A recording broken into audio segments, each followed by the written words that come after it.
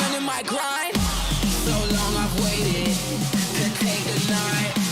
Got no more patience, I think it's time. The man of the year, show the right. I waited all my life and now it's showtime.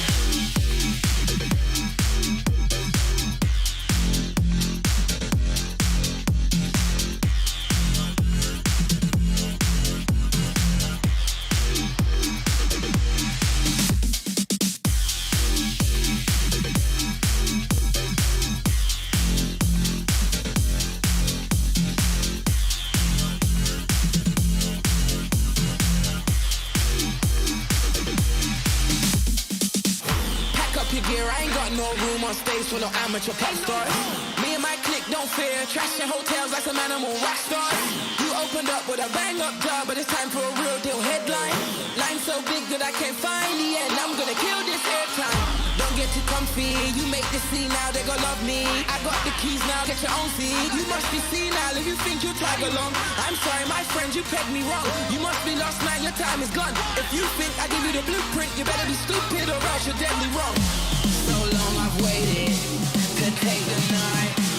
Got no more patience, I think it's time. The man of the year, show the right. I waited all my life and now it's showtime.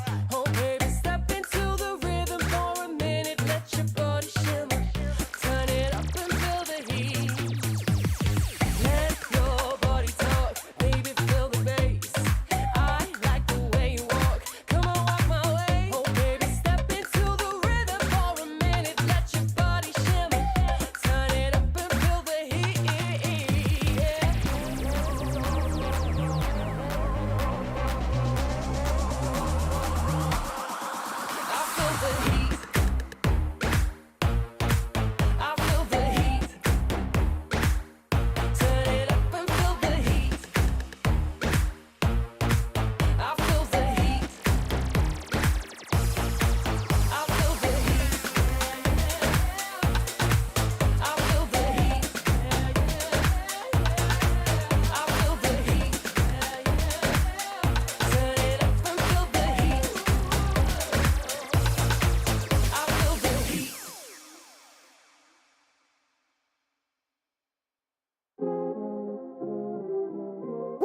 You already know what time it is, right?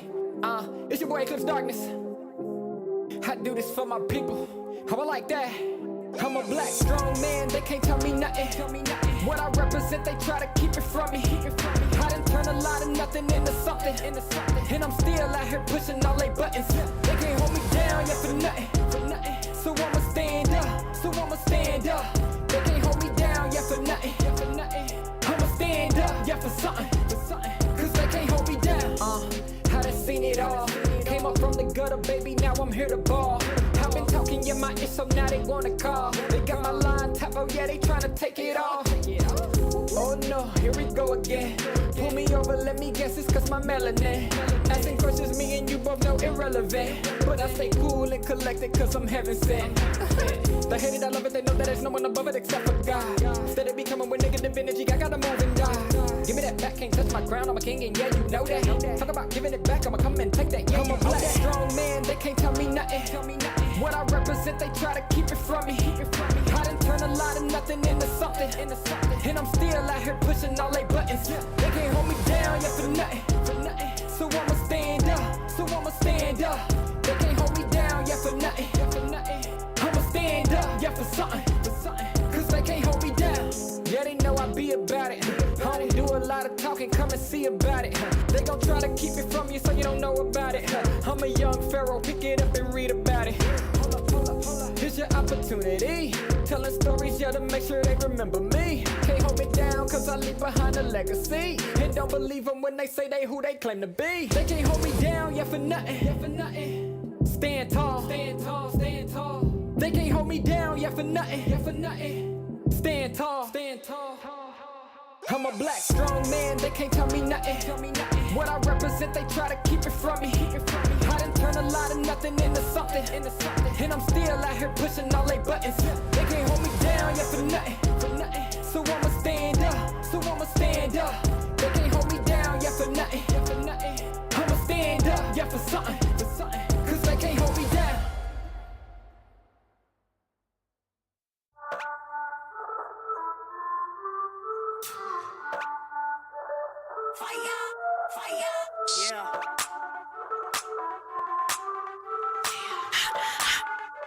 Yeah. We be hot, mama got game. Check my team, we like the flame. We be bougie, y'all sound the same. We be, mama got game. We be hot, mama got game. Check my team, we like the flame. We be bougie, y'all sound the same. We be, mama got game. Yeah. We be cooking something new. Hear us knocking, coming through. Push the limit on them rolls, cause we don't do it like you do. We be cooking something new. Hear us knocking, coming through. Push the limit on them rolls. Yeah, mama got game.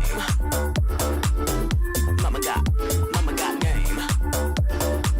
Yeah, mama got game. Yes. Yeah, mama got game.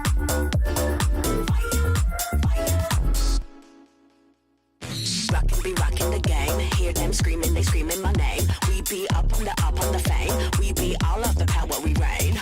Rockin' the game. Hear them screaming, they screaming my name. We be up on the fame. We be all of the power, we reign. We be cooking something new. Hear us knocking, coming through. Push the limit on them rolls, cause they don't do it like we do. We be cooking something new. Hear us knocking, coming through. Push the limit on them rolls. Yeah, mama got game. Mama got game. Yeah, mama got game. Yes. Yeah, mama got game.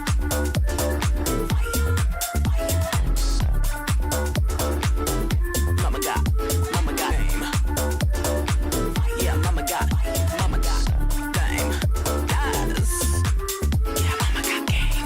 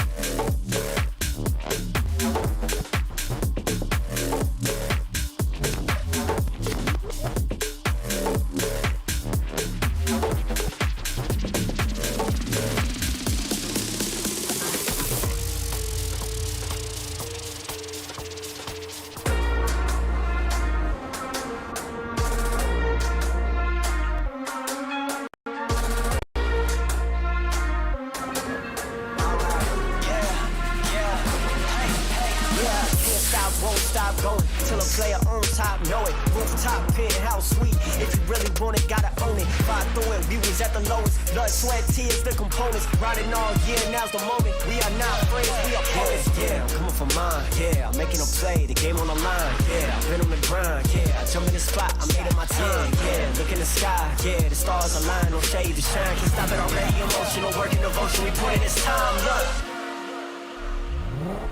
You won't stop my stride. I'll just break your line. I don't tolerate wasted time. Take us down, keep fighting. The Snapdragon Pro Series powered by Samsung Galaxy is brought to you by Snapdragon Elite Gaming, Samsung Galaxy S23 Ultra, Monster Energy, and Kachi Shop.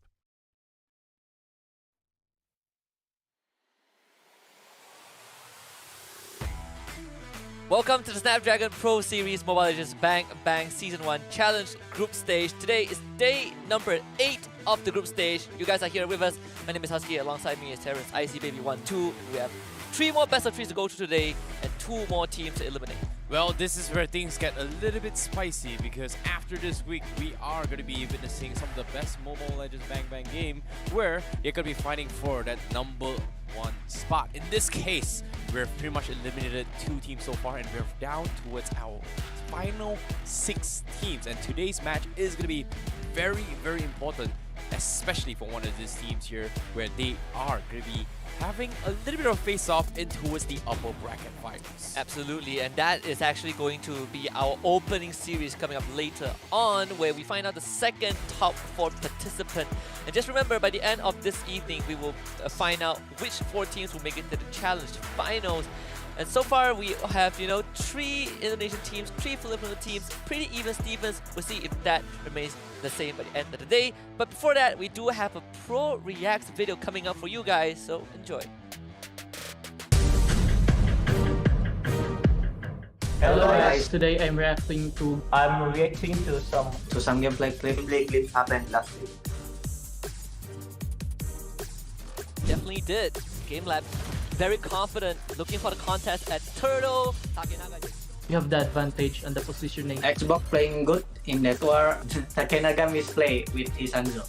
I don't know what Fredlin was thinking. He dashed in front of 4 people, and what a nice free hit coming from Yukizi with the Moscow. Takenaga, Dortmund is the next on the list. Cass was sticking onto him, and that will be a double for Richie. But GameLab still fighting on. Her boss sweeps them off their feet, and GameLab finds a late team wipe. Ozil getting gone on by Yukizi, and he knows that he is going to be terminated. We're better than them in making clash. That's why we go for the heroes. What an strategy coming from Takenaga securing the turtle, and his body of the ultimate of Hanzo he didn't see, and I understand because that sometimes happens to me. GameLab is really strong in team fight. I don't think GameLab have any special player. I just think that they have chemistry and discipline. Disrespect from GameLab, and they just keep going. 3 kills. Ozil was just so out of position. He accesses the back line, but ends up getting picked off. Ozil is playing so good and FF time. Ozil and Slot is very good in this fight, and also Kesu the Chow, he play well. Very questionable coming from Tupai because they can just clear the wave and just contest the Lord, but they died, so no contest from Lord. Decisive Jace just kicked away from his turret. Can't find a decimate, and that will be Ozil picking up a killing spree. Wait, already has PBN play on their name. Oh, they finally kill the pickup. They already got their pick off and they still try to fight the team. That's why they got outplayed. The edit is very strong. Rizal Anzai play good in this match. Really tanky. Again, questionable from Yume because there was only 2 of them fighting against 3, and Turtle is up and he died, so very bad play.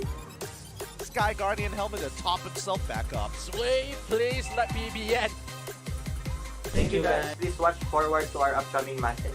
Please look forward to our upcoming match against ALVA 8, and we're gonna go for the win.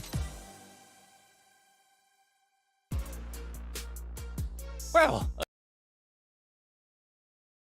really good plays as well. The way they think, identifying situations and also predicting when to cut your losses when needed as well. And it seems like there is a lot of commotion coming in between choosing your fights and when not to disengage. You know, I know I'm over-explaining a lot of things here, but I like that we have a little bit of insights here of our potential future casters, maybe. I mean, one of the teams that was giving those feedback actually survived against MHRLK Esports yesterday, and that's Euphoria. So you can see kind of the breakdown, the thought process on what they talked about in these clips. There's so much insight in a short duration, but here it is. If you guys have not been catching up, this is the current state of the bracket. Euphoria Esports is our first top 4 team qualified to the Challenge Finals. Today we will look at ALVA 8 against GameLab in the upper bracket. MHRLK Esports will face off against the losers of that upper bracket series, and afterwards we also have GPX against AA Esports to round out the top 4. Well, this is where things get a little bit spicy, because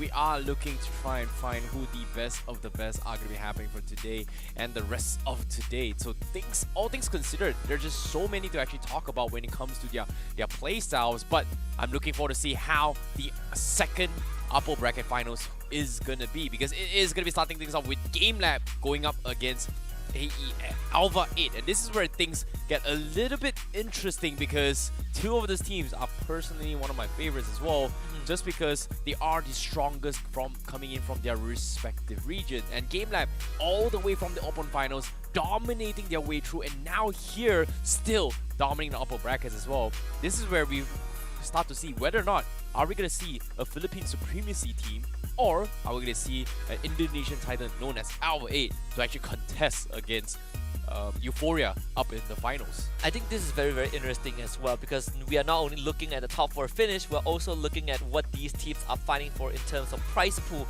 Right now, all these 6 teams are guaranteed $2,500, but the grand prize is still that first place finish, $20,000 US, all the way down to $1,250 if you finish 7th and 8th. Yeah, this is where a lot of it is going to be coming down to whether or not they secure their placements further into the brackets, or in this case, especially for ALVA 8 and GameLab, right?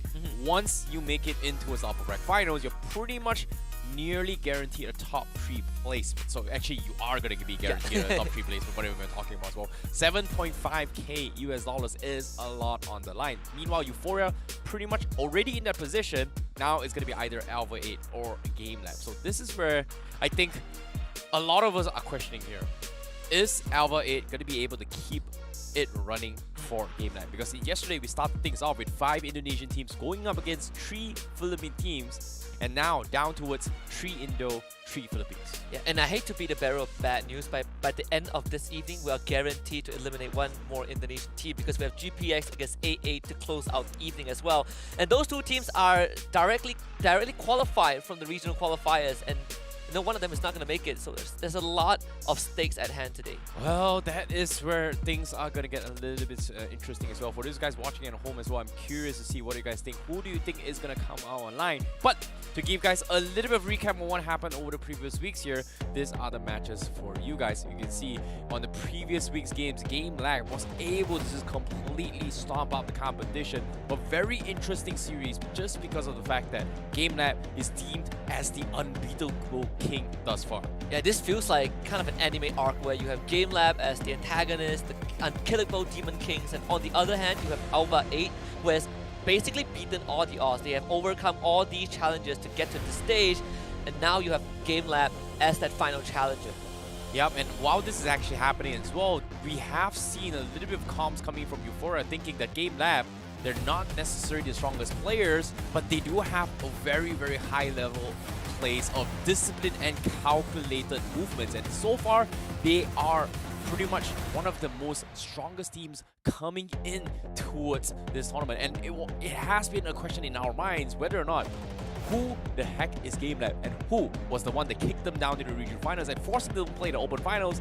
But here they are in the upper brackets, very close to the finals as well. Can they live up to the expectation of being the best on screen here for SPS? There was this short interview between Euphoria and GameLab where both of them were asked who do they want to aim for if there's an MPLPH team that they want to take down. For Euphoria, they are fine not challenging the top dogs, but for GameLab, they are aiming straight for Echo, our current M Series World Champion. So you can see the difference in confidence between these two teams. And rightfully so, because GameLab have been flawless so far. Yep, and so far when it comes to ALVA 8, you know, I'm curious as well. They have shown interesting drafts in the previous week, and they certainly did a lot of homework towards GameLab. But the question here is, will they be able to study and analyze what GameLab has been doing so far and find a counter towards their drafts? Because so far, based on the draft, they were one of the very few that are very confident to actually bring in very interesting drafts, which eventually will be able to come up on top. And I'm looking forward to see whether or not are we going to see those pocket strategies, especially now when making it into the grand finals is the way, the key winning factor. And I think for ALVA 8, they have, I would want to highlight Aaron Shiki, the gold laner. He has been phenomenal on the claw last week when they took on Soy Esports. A lot of the bets were pit against ALVA 8. Most of us thought that Soy Esports will win, but they crushed Soy Esports to advance throughout the upper bracket. And here they are against GameLab, where both teams have very, very individual superstars, and I want to see if they can shine today. Let's see ALVA 8 and what they have to offer. These are the 5 men they would take on the Titans, which is GameLab: Jirachi, Zion, Eliora, Aaron Shiki, and Vinsmoke. Well, this is where things get a little bit interesting as well, because Aaron Shiki has demonstrated that he is one of the strongest gold laners here on SBS, and at the same time, he has been able to actually carry out some of this most interesting games where Claude may not necessarily be the strongest meta in the current patch, but it is still one of the most chaotic heroes to actually play, and it all comes down to whether or not you find those timings. And every single time, Aaron Shiki was able to find those critical moments to strike. And even this play as well, you can see he waits patiently for the team to set up a very, very good fight where Sway Esports cannot actually back out. And that just shows you how smart of a player he is, because you're not just playing this as a marksman, you're also playing it as an assassin style hero where not many players realize that this is what needs to be done to actually get those wins. And I think Aaron Shiki really has taken the spotlight in the recent series that they play in. Just again, Claude, one of his favorite heroes to date. And of course, you can't take away from the rest of the team. I think ALVA 8 has a very balanced lineup. You have Vinsmoke on that roaming role, very, very solid. You have Jirachi in that XP, going for tank heroes like the glue. And so far, it has really allowed Aaron Shiki to shine. And that's where I think GameLab comes into play. Because when we took a look at GameLab later on, I think they will bring a different dynamic. Before that though, we have an interview with ALVA 8. Let's see what they have to say. Hello, my name is Axion and I'm from ALVA 8. My role is jungle. I don't feel any confident against them because they are so strong in Philippines. I think only Miracle can save us. I think Ninjitara overall because the ultimate and the new passive, it's so annoying. The first team is, I guess, is GameLab. Second place team is Euphoria Esports. And the third place is my brother, Alpha Dragon. And the fourth is my team.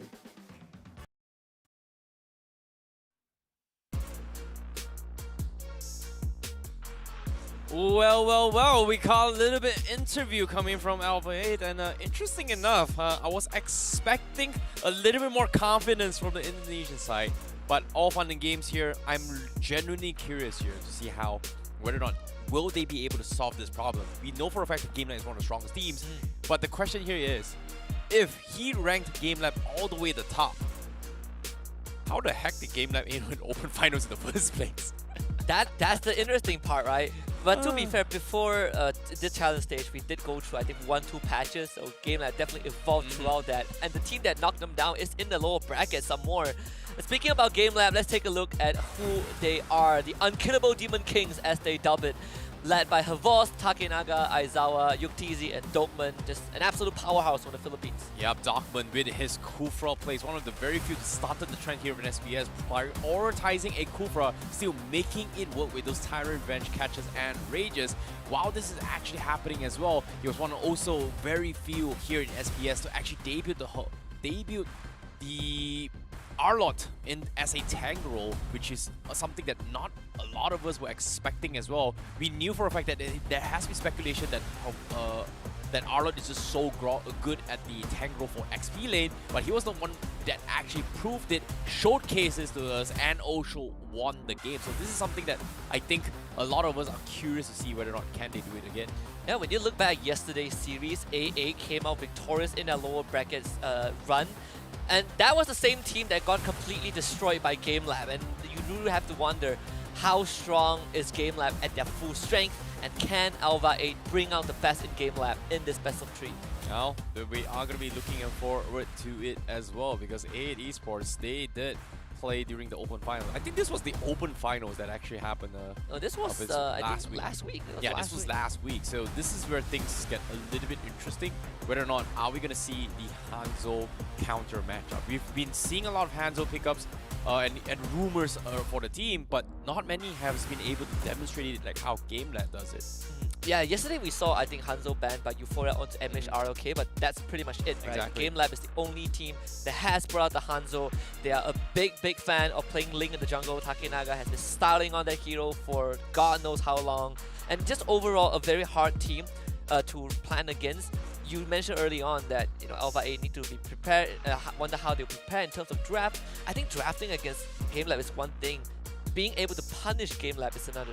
Now, that's the thing. When it comes to punishing a team like GameLab, it all comes down to whether or not do they have the mentality for it. Because as of yet, we're going to be jumping into a short interview to catch a glimpse of what GameLab thinks about this match. Hi, I'm Havos and an explainer for Team GameLab. We're happy about our results in our recent game, and we're looking forward to our next opponent, and we'll beat them again with a very good, clean game. We're confident on our next opponent, ALVA 8, because we know we're better than them, and we're just gonna play our game. We're gonna control the game and better team win, but we're confident enough to say that we're gonna win it 2-0. I think Minsitar is really good right now, but it can be played in 3 roles actually. That hero is gonna be played a lot when it's available. I think will be the top 4 is us, GameLab, and Euphoria, GPX, and MHRLK. To our next opponent, ALVA 8, be prepared because we're going to beat you guys and well prepared about you guys.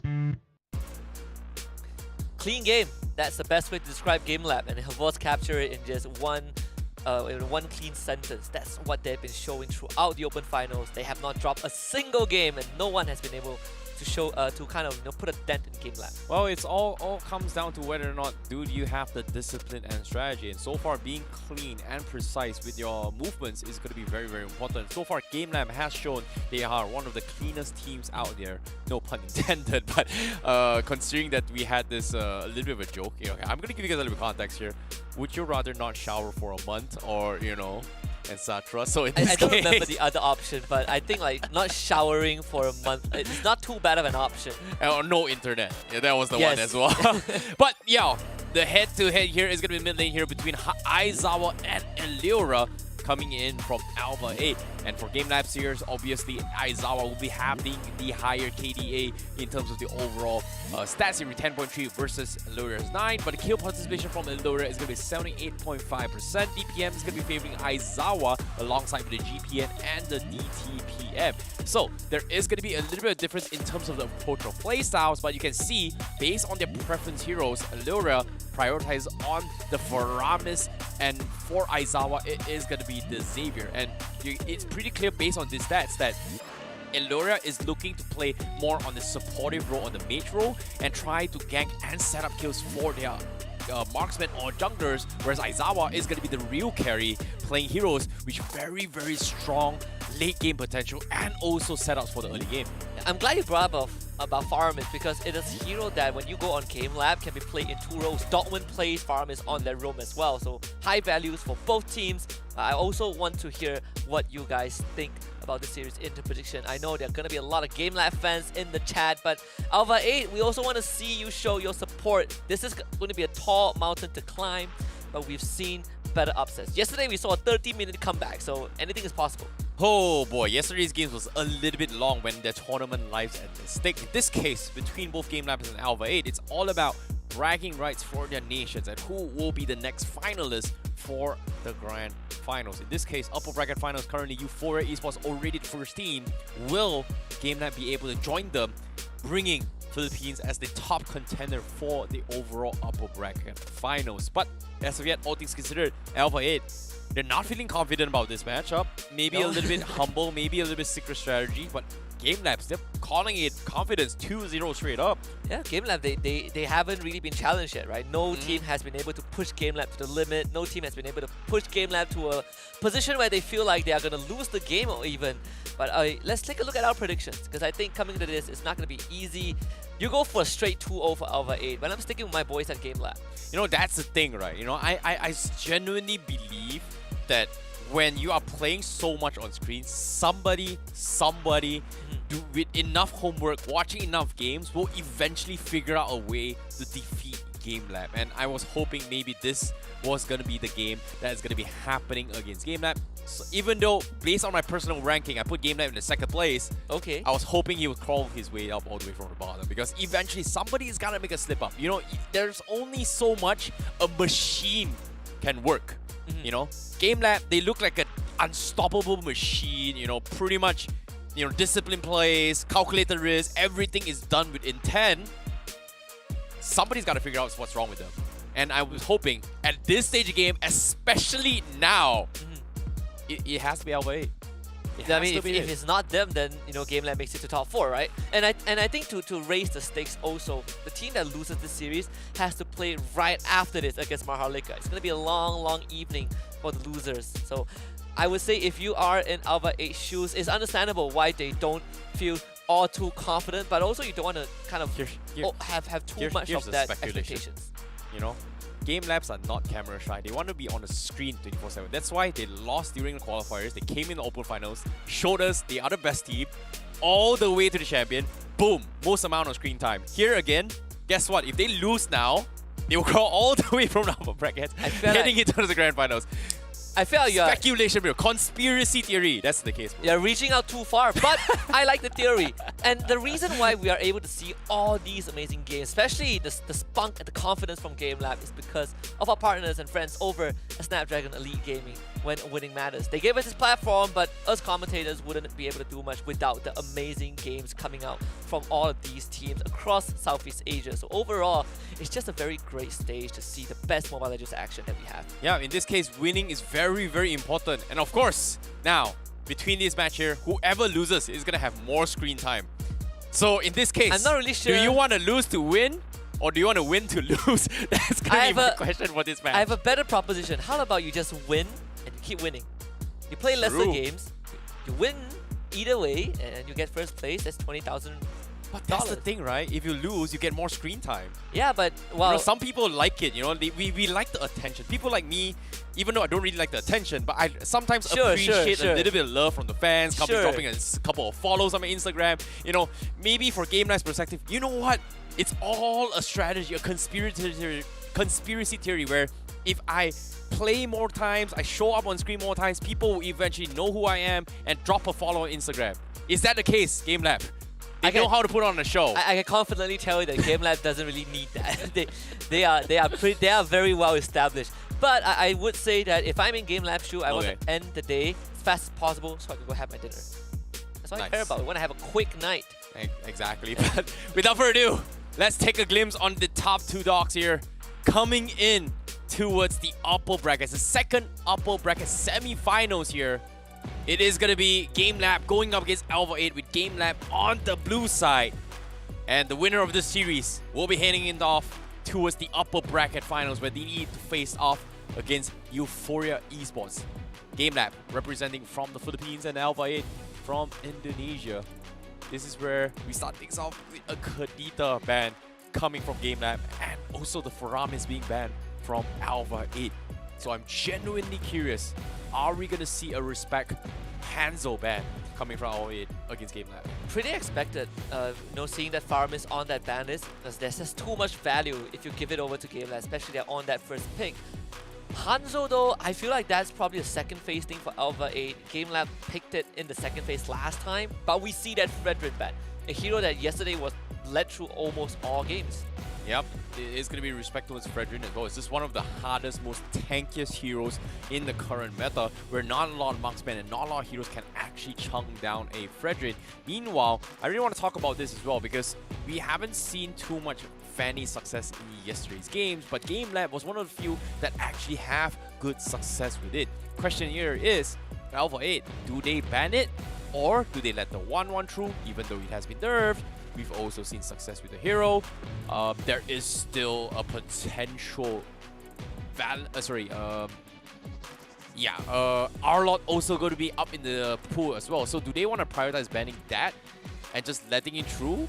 Or pick a Kufra themselves? Because eventually, if ALVA 8 decides to go for a Fanny, I'm pretty sure that Dortmund is going to bring Kufra in.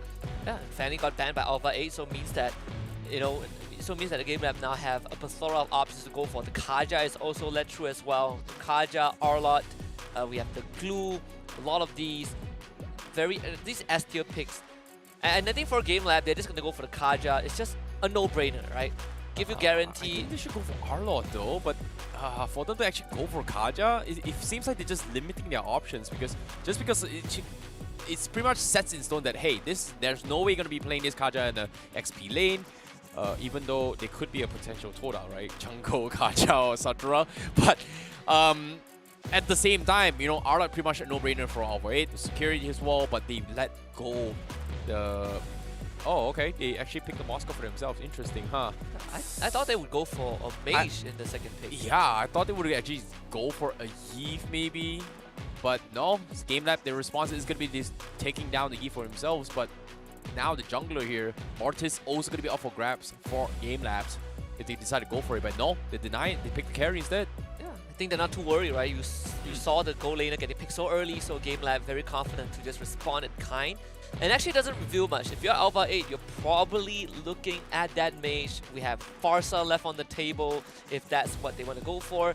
So far in that mid lane, not too much deviation. No Farmis, no Kadita, no Valentina. And with Eve taken away, you kind of are only left with that Farsa as a decent option. Yeah, I'm really surprised they actually prioritized the Moskov instead. They could have gone for a Farsa pickup, give them the Evo and etc., and then pick up the Martis themselves, because as of now, they're lived with this option where, oh, okay, no Farsa, no Martis, picking the Lolita to deal with potential front-to-front brags, and against a carry, I guess it's the most ideal situation, but I don't think it's a big factor here. But I guess ALVA 8 has something planned installed as well. They're hoping for a setup to protect this Arlot against this carry, where he dives the back line. So, Mortis, ALVA 8, they banned it themselves. Okay. Wonder what's the idea for ALVA 8? You know, there's Farsa is gonna get taken out. I think now we are going down that Mage list.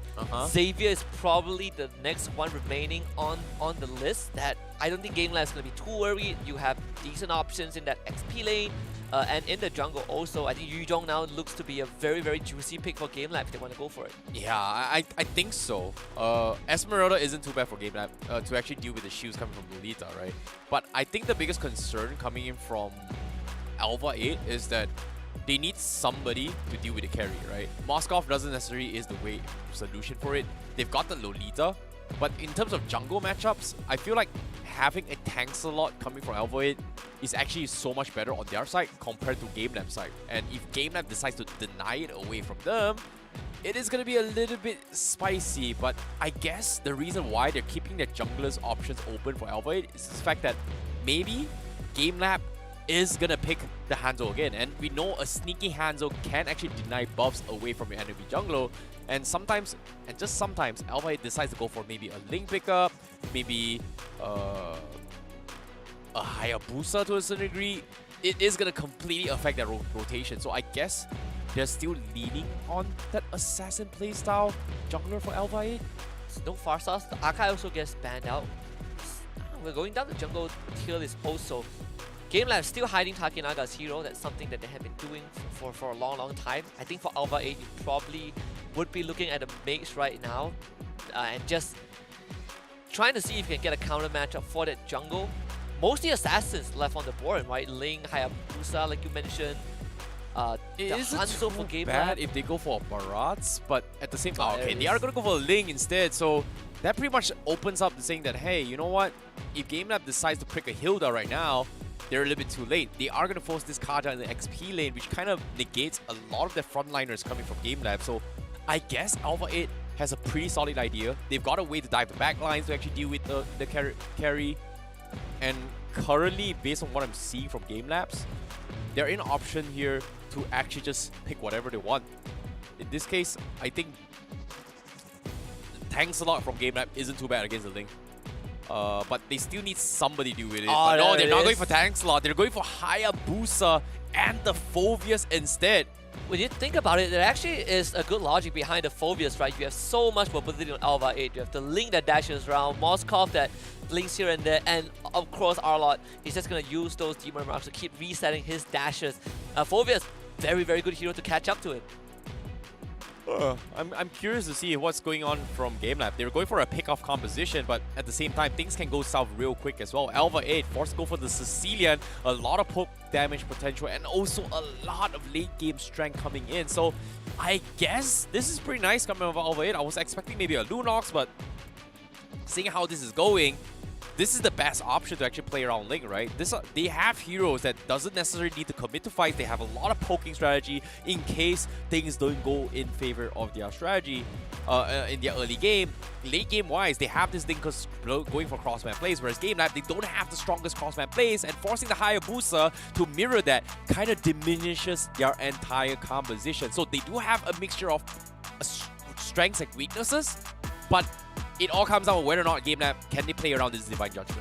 I personally am looking forward to that level 4. How is this Phoveus going to have that ultimate and start dealing with this Arlott, right? Normally, you find it very hard to catch up that hero because he is so mobile. Phoveus can constantly do it with that ult reset, and that is going to make it a bit more tricky for ALVA 8 to just dive a backline with zero consequences. I think GameLab have a very, very creative response to this in this game number 1 of the upper bracket. Yep, without further ado, this is going to be the second upper bracket semifinals for GameLab versus ALVA 8 game number 1. And a very interesting draft coming from both sides, and I'm curious to see whether or not ALVA 8 is able to stop this aggression. But as of now, both sides, we are seeing a little bit of harassment coming from Darkman for GameLab as he tries to pressure the Link. And the downside of ALVA 8 is that no purple buff for Link means it is going to be a grounded Link. So much punishment for her voice, just really abusing that level 1 strength over the Arlott. Really pushing it down to less than 25% HP, and the invade from GameLab also is making life a bit complicated for this Link. Thankfully, he was able to secure both his buff, Winspoke by his side, but this Arlott is getting punished so much. Yoktizi going for 1 versus 1. Jirachi shoves him away. Both the goal lane are dropping low, but it's Yoktizi having that initial win. Meanwhile, top lane just getting ambushed. Oh, Takenaga gonna be up in the upper hand against Axian here in terms of his rotation. Without being contested so far, this Hayabusa is gonna have a little bit of a lead. But so far, the biggest threat here from ALVA 8 is gonna be having this thing on the purple buff. But Aaron Shiki is gonna get died by Takenaga. But no, he almost died in the boss. He is gonna completely outplay that. Doesn't even need to commit to that. He knew he was gonna get the kill. Yeah, Aaron Shiki even went for the flicker, trying to go for the flicker outplay, but unfortunately just mistimes it, and we actually are seeing a bit of that role swap also. Aaron Shiki on that XP laner, and Jirachi on the Moskov. So it's something that I think is the first for us, at least on broadcast. GameLab going on the turtle, uncontested mostly. ALVA 8 just don't have the means to fight them for it. Yeah, I wasn't expecting that at all if you think about it. But for now, it seems like with the plays coming in, they are going to go force a fight. And Euphoria is going to be the first target here coming from GameLab. And ALVA 8 nowhere grouped up to actually commit to a fight. And just like that, GameLab, they've got rotations in the back. They've got to punish in. And with this 2K lead, it's just a huge margin for GameLab. GameLab is already ahead in experience. Also, if you look at the Romas, Dortmund is almost 1 full level ahead of Vinsmoke. And was just constantly pressuring Aaron Shiki. This is the first time I think we've seen this matchup, but the results have been phenomenal for Havos. And he's just going to keep punishing Aaron Shiki. And as an Arlott, dashing onto a Phoveus is kind of counterintuitive. And Havos is just abusing that fact. Yeah, but now with the Divine Judgment coming in, Euphoria will be the first one to fall. No backup whatsoever. ALVA 8 not choosing the fight at all. They are going to play those cross-map plays, and this is actually eventually going to hurt them because GameLab, they're looking for all this kind of pickoffs that you cannot afford to give any of these kills. Voss just constantly pressuring that top side. Accent does show up. We'll go for the jungle invade. Again, parallel jungling. Takenaga not even bothered at all. When you look at the net worth, top 4, all of them occupied by GameLab. And it's just nothing much that Wingfoot can do. In fact, Takenaga is just going to jump onto him to force that flicker out. What? Okay, this is a big problem. ALVA 8 seems like they're just losing on every single front. They can't seem to find any kind of opportunities. GameLab is just getting too much value on this cross-map plays, and just like that, even now at the bottom here, ALVA 8, they finally showed themselves, but Zion doesn't seem to have the purple buff to actually contest this, as they are going to respect this and back out, and it seems like ALVA 8, they're playing this a little bit too defensively, hoping that Allura is going to be the backup plan, but now with the Divine Judgment coming in, they just drag him off the wall. XN able to get away with his team by his side. Some crowd control coming up from Allura, but Havos just walking forward. They're going to pop the Sicilian Ultimate. Dortmund trading places with Havos. They wanted to get the purple buff. They won't be able to get it. Meanwhile, Takenaga has just found Aaron Shiki with the second turtle spawning on the board. It seems like ALVA 8 have the intention to challenge this. Unfortunately, with Havos and Dortmund around, it's not going to be easy. Aaron Shiki hovering around, daring GameLab to jump on him. And ALVA 8 just could not find a way in. yeah, they have to just concede this here. They're just losing a little bit too much value for the fact that ALVA 8, they're hoping that Zion is going to be able to do something for the team, but eventually, I guess the idea here from ALVA 8 is to make sure that Jirachi gets his farm alongside with Allura, and so far, they're just playing it slow. Zion needs to make a lot of space for the team. He cannot afford to be poked out by Dogman, but now with the Numenor Blast coming in, it is going to completely whiff from the side of ALVA 8 and GameLab. They are just going to continue their snowball as they try to invade for space. Takenaga almost solo kill Allura down mid as well. XCN showing no. up. This is a bad position for him to be in. Forced to use a Tempest of Blade and actually gets clipped by the real world manipulation. Thanks to the purple buff, he does get away, but GameLab have gotten so much space on the map. Oh, great outplay coming from Zion as well. Baiting out the Divine Judgment means that is going to give a little bit of room for Allura to get some sort of farm, but at the same time, there's some fast fingers coming in. GameLab, however, they are going to try and continue to take use of those space to get some more farm for Yuktzi. As the damage leaderboard-wise, you can see Takenaga, 11k net damage output. But for now, the question here remains here. Can Jirachi actually get his farm? He's currently got his Corrosion Scythe and Steel Plate Licks, as well as a potential VHS coming up. And once that comes in, I don't think it's going to matter that much against GameLab, who's currently doesn't have a lot of front liners, as diving back lines coming for Takenaga. Getting a kill on Allura. 4-0 so far. As clean as a whistle for GameLab. 4,000 gold lead advantage over ALVA 8. And once more, this Lolita has not been able to be effective. Vince Smoke just gets dragged back into the hands of GameLab, kidnapped by this Kaja. Kill number 5 going over to Yuktzi. Oh boy, this is by far the scariest game that I've seen so far, and I'm not gonna lie, it is just so very patient coming from Dogman, always setting up those kind of ganks and kills. Eventually, he is gonna, you know, fall to a certain degree, but ALVA 8, they don't seem to be taking any countermeasures to go for the fight, and oh my goodness, Zion! He walks right into Dogman. Oh boy, GameLab is just completely destroying them right now. Takenaga, he's dropping a little bit low. They've got him isolated. They finally get a kill onto him. A little bit of redemption point, but they've lost 5.2k net worth. And on top side, Aaron Shiki is going to get a free kill for Yuktzi. That should be the top tier 1 going down. Final tier 1 as well. Dortmund doesn't have the Divine Judgment. Just doing it so that he can push baseball back. Divine Judgment just coming back up. Takenaga already getting the Malefic Roar. Just so much progression in that Iron Spike. Real manipulation onto Allura. Oh! Barely getting away with his life. Oh my goodness. How if Aizawa had a glowing wand right there, if and only if he had a glowing wand, he might have gotten the kill right there. But at the same time, topside, Divine Judgment comes in. Aaron Shiki in a very awkward position, and GameLab, they'll get another kill for Yuktzi. And ALVA 8, they're not forcing any fights at all, and they're just completely running away from GameLab on every single front. And this is a problem for them. Remember, this whole game, for 8 minutes, this Ling died once, but we haven't seen him do too much. Everywhere he goes, GameLab is on his tail. Dolman again threatening this Ling. And he doesn't even need to have his ultimate online to do so. And the presence, Finsmo only getting the Numina Blast of the Dolman. Aizawa able to flicker away. Takenaga now shows up. Jirachi evaporates, and Takenaga doing copious amount of damage. Havosic ready to come in for the flank. He just pushed ALVA 8 away from this tier 2. Oh my goodness, disciplined plays coming in from Takenaga. He knew for a fact that that was exactly happening. Goes in, sees Jirachi, takes out the marksman. That's all. I'm not going to overcommit to that. I am going to back off because Lord is up for grabs. Because as of yet, let's take a look at the goal earned as well. Yeah, is this even a game? Your Ling is not even 1,000 go ahead of the Kaja. This is kind of worrisome, and now Zion, he is going to get completely almost taken down as well. 1 HP, he gets out to safety, but GameLab just not giving them any sort of hope. They're just choking every point coming from ALVA 8, and there's just no space to even farm at all. And this is a big problem because eventually GameLab will be able to knock down the base. And as you can see, the Divine Judgment comes in, and Aaron Shiki, the point of interest comes in, the point of slash comes true. But there's no follow-up coming from ALVA 8 at all. And this is just a flawless game. There's nothing that ALVA 8 could do. They want to defend an inhibitor at least. Get the stun on the Takenaga. And the turret shot from the Crystal will do the job.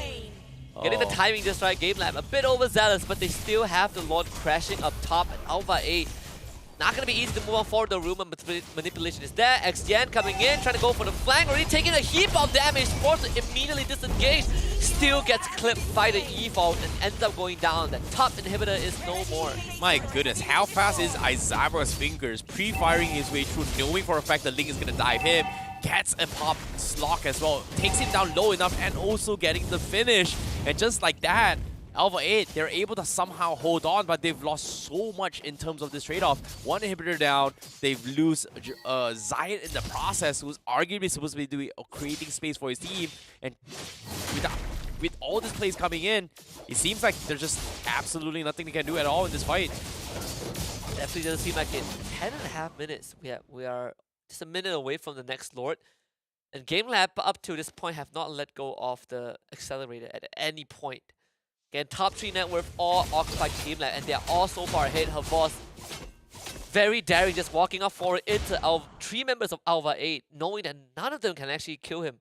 He's like, what, 2-0-3, has a Purify, has a Dominance Ice Queen 1, the Clock of Destiny, just a very, very beefy Mage Bruiser. Yeah, this is a problem as well because as of yet, UTZ already having the Magic Blade very close to that Rose Gold Meteor, but they will start things off with the Divine Judgment. They do catch up Wind Smoke. No Lolita in this process.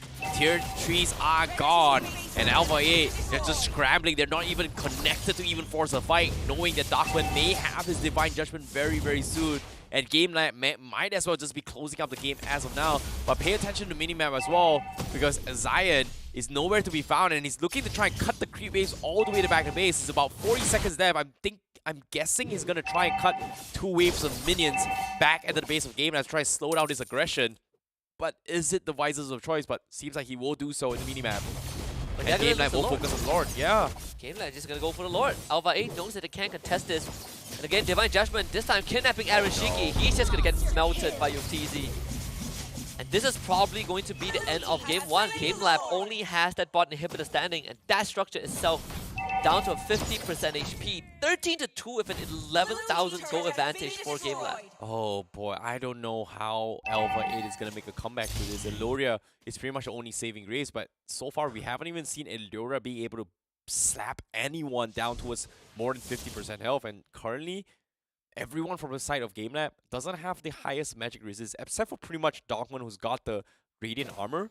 But the Magic Blade from the side of UTZ is going to allow this carry to get 3 hits all the way through. And now with the Lord coming in, they're going to try the Wooden Blast from behind. Only onto Doltman though. The Lord pounding on the Crystal. That's GameLab. They're just going to take this fight head on with the real world manipulation. And the Crystal smashed by the Lord. Just as clean as it can get for GameLab in this game number 1. Not even a contest. Yeah, a complete domination. GameLab very confident with their 2-0. Game 1, a complete one-sided massacre against ALVA 8. Absolutely nothing ALVA 8 could have done. And it seems like GameLab, once again, their strategy is just so on point, and there's just absolutely nothing that ALVA could have done in this scenario. And even in the highlights as well, you can see very calculated ganks coming from GameLab on every single front, to a point that ALVA 8 is always scrambling to play catch-up, following the tempo of GameLab, and they can't seem to find any opportunity to break down at all, because every single time they try to do something like that, Dogman is in the vicinity to actually go for those Divine Judgment catch to actually pull them out. And that's the exact same scenario that A8 faced last when they went up against GameLab in the upper bracket. It's more of, sure, you can draft against GameLab, you can have your own rendition, what drafts you want to go for, but punishing GameLab is the true challenge. How can you abuse these openings that GameLab gives you, right? It's only like, what, half a second every time GameLab shows a crack, and there has not been a team that was able to take advantage of that. GameLab just keeps on going. And ALVA 8, you can see that in this game number 1, like you mentioned, they were helpless. Yeah, and even Winsmoke here trying to set up for a Numenor blast from behind. I was a little bit questionable with that play, but I guess the idea is to try and force them in towards the crystal, but at this stage of the game, it doesn't even matter. So GG towards GameLabs for game number 1 for a arguably very fast game, to be honest. I was expecting a little bit longer, but GameLab just completely decimates ALVA 8 in this game. Yeah, GameLab have, statistically, I believe, the shortest average game time from the Open Finals through the Challenge Group stage, and it still remains true. They finished the first game in under 13 minutes. Again, no team has been able to push them to the limit. No team has been able to push them to that late game. And GameLab continues to show us why they are the most feared team so far in this competition. Yeah, based on the items as well, we do see double Radiant Armors from the side of ALVA 8 to actually deal with the Eve alongside with the Phobias, but so far we haven't even seen Voz do his own thing. It was pretty much all Aizawa and Yutizi with most of these fights, if you think about it here. Takenaga was able to slow down his aggression. Dogman's job was pretty much clear-cut here, making sure that the Link doesn't get the efficient safe farm that he was going to go for as well. And every single time Link tries to do something on a cross-map plays, Dogman is there to gather information. So I guess GameLab just completely out-rotates ALVA 8 in the overall rotation for face checking. Yeah, when we look at the lanes itself, Havos, he won his individual lane. Bottom lane, Yotizi came out ahead early on. Jungle-wise, if you compare the roamers, both Dogman and Vinsmoke, Dogman just has so much more presence in disrupting this lane than Vinsmoke has on Takenaga. So all these increments added up. When we hit that mid game, when we start looking at those objective contests, ALVA 8 just could not even step foot near those objectives. Yeah, and on top of it all, there was a bug for the fleeting time from the side of Dogman. He actually purchased it back in the patch, but they were able to revert it back and roll back into the previous patch's fleeting time system. So technically, it is still very, very viable. As long as you're getting kills, it is going to reset those Divine Judgments very, very quickly. Normally, we wouldn't be seeing a fleeting time this early on, but considering how far ahead GameLab was closing up the game, having the fleeting time pretty much adds salt to already damaged wounds on towards ALVA 8's vicinity. But even when you look at the hero damage, right, GameLab dealt 2 times more damage than ALVA 8. And ALVA 8 took almost 2 times more damage than GameLab collectively. This is just a complete wipeout in game 1. Yeah, just completely flushed down the drain. There's nothing ALVA 8 could have done. Was it the draft? A little bit with the draft, to be honest. I wasn't expecting it to actually go their way as well. Eventually, it came down to, I think, a little bit of role swap coming from ALVA 8. It feels like they're just a little bit disconnected in terms of their play. GameLab, obviously, they are the stronger team here. It feels like a complete bully game coming from GameLab, just completely saying that, hey, you decide to swap Iron Shiki into XP lane. All right, let's see, you know? And then Iron Shiki just couldn't do his job at all, if you think about it. Honestly, I think if you are in ALVA 8 shoes, you have to start considering standing on that Arla, because it is a hero that if you pick for yourself, GameLab crush it. But if you give it to GameLab, GameLab crushes you with it. So I think ALVA 8, the right word would be, if you can't play Arla, ban it. I think that's the right one, because they force picked it just because it is such a good hero. But if you don't know how to play Arlen, and it puts you in a very peculiar situation where, do you know how to sync with your team? And the entirety of the game, Aaron Shiki just feels very disconnected with the team. And all in all, ALVA 8 was just completely not being able to do anything at all, and GameLab just completely roll over them.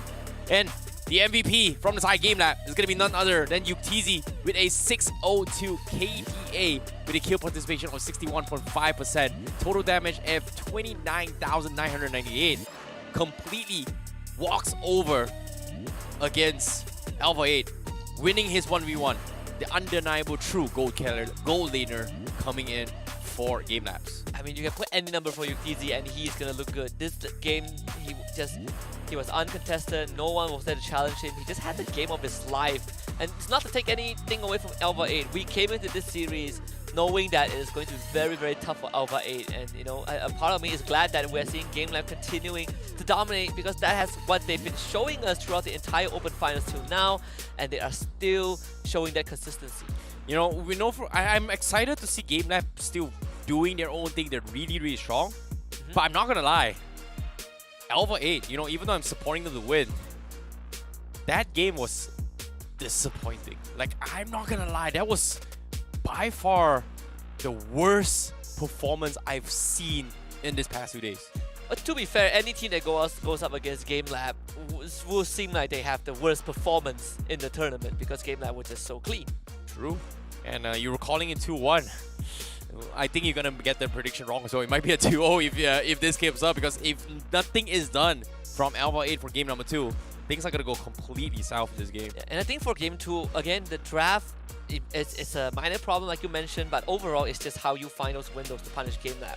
Right? GameLab was outclassing them in the lane, they were outclassing them on that macro end, and it felt like ALVA 8 was constantly playing catch up to GameLab, and they were never able to really catch up because GameLab was just tugging them along. Yeah, I was a little bit questionable as well, but I was expecting maybe they're just overthinking the draft as well.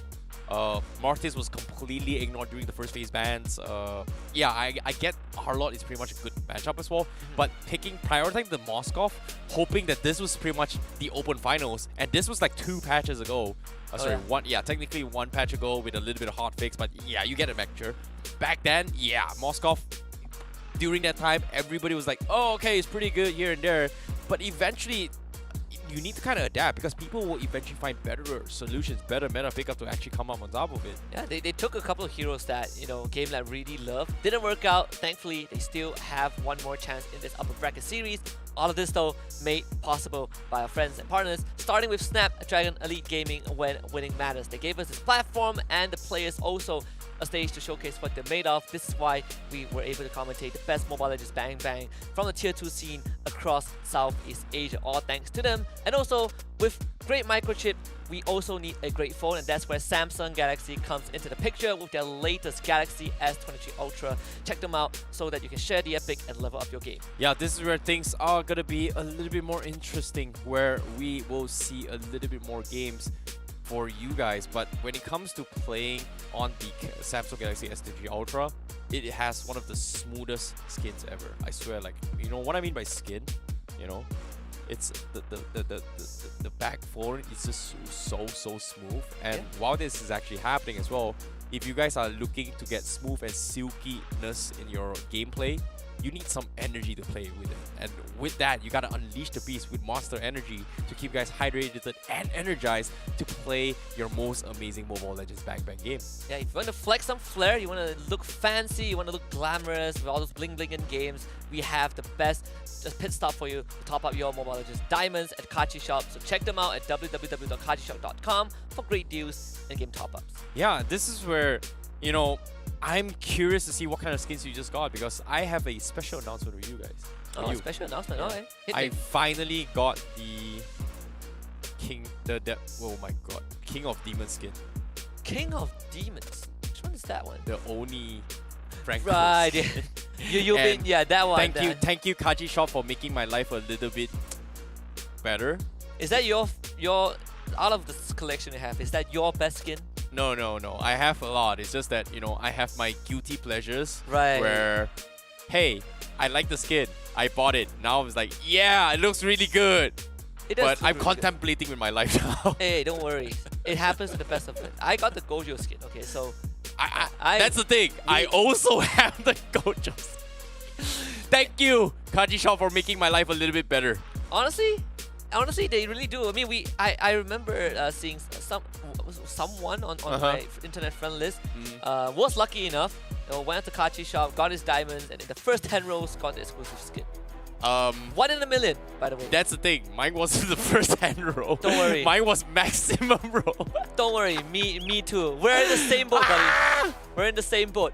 Can't say the same for ALVA 8 though, because this tournament life's not on the line just yet, but top 4 definitely at stake. Oh boy, yeah. Speaking of the second ALVA brackets here, GameLab's complete decimation so far. They are still going to take first picks once again. ALVA 8, they've got to rethink a strategy here because ALVA seems very uncomfortable up on Erishiki. We were expecting Erishiki to play gold lane, but going for the lane swap for Jirachi on the gold lane didn't exactly work out in their favor at all because ALVA 8 was just very, very uncomfortable in that game. And I hope this time they are going to be able to fix it here because as of yet, GameLab, they're doubling down with the Fredrin ban. They're still doubling down with the Kadita as well. Don't really need to make adaptations coming from GameLab because ALVA 8. Now, final ban. Do they just let the Fanny through? Because I feel like dealing with the Fanny, you do have a little bit more experience, but in the right hands, especially for her Voss with his Arlott, it is going to be a little bit of a problem. So they will ban it through, let the Arlott through again, and GameLab once again first picks the Kaja. So near identical drafts from game number 1. And ALVA 8, do they make their adaptations? Please don't pick the Moskov. I think if you're a GameLab, you just don't really care about the bans, right? Like, it worked out in game 1. It didn't really matter what ALVA 8 went for. You know, they're going to go for the 1-1, which is a slightly safer approach, I suppose, when you look at all these tools from GameLab. But even though they went for the 1-1 and they haven't picked up the Arlott, it still can be a Phoveus angle. And we saw what GameLab did with Phoveus in game 1. So I don't think ALVA 8 completely solved the problem because you can still pivot back to what GameLab went for. But they do make the adjustment in terms of that assassin. This time they bring in the cushion. Now, with seeing how this is actually happening as well, wait a minute. Okay, I get the 1-1 as well. It has been nerfed a little bit more, but ALVA 8 bringing in the Gushin to try and cut the back lines. It seems like ALVA 8 is thinking out of the box to try and play something new in this game. And I hope this is going to work out because it feels like ALVA 8 just completely playing against the meta, bringing a complete new variation into the draft, giving GameLab S-tier picks right from the get-go.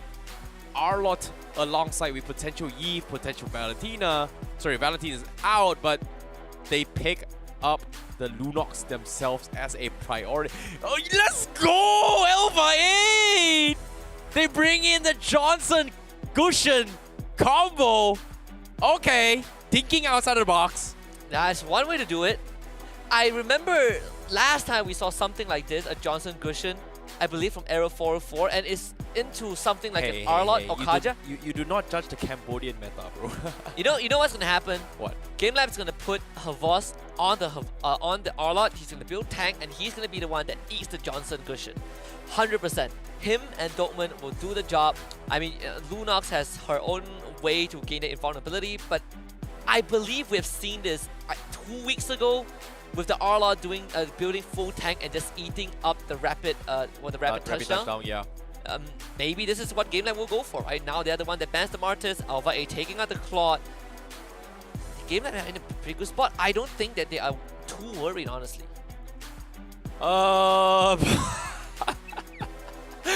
Oh my goodness. Okay, fine. You know, it makes a lot of sense what you're saying over here. GameLab, they definitely have solutions to work with as well. Lunox with iframes, completely not going to be able to caught off guard. It all comes down to whether or not it sets the brilliance in time. Not exactly sure how the rapid touchdown is going to be able to connect a few times here and there. But I really like what GameLab is, what ALVA is doing. They're thinking outside the box, you know, try something that GameLab is not necessarily comfortable against. But hopefully they are able to do this because with the Johnson, it is one of the sources to kind of pressure their way through because it does strike fear in towards every single lane's heart. And the moment you start playing with that fear in mind, you are going to lose the game. You are going to try and break formation and rotations here. So I guess this is a way to kind of test whether or not GameLabs has the mental fortitude to stick to their guts and game plan and just completely ignore that. No, the rapid no touchdown way. comes in, you know? I mean, we see the Alders. This is... You see, I wanna be optimistic, but Remember coming into this series, ALVA 8 kind of felt like that GameLab was already the stronger team, and after that public spanking in Game 1, ALVA 8, I feel like a switch has flipped. They've kind of lost the plot of it. Is this a mid lane? Wait, it is a mid lane Gushin jungle Aldos. I don't know what to make of this, honestly.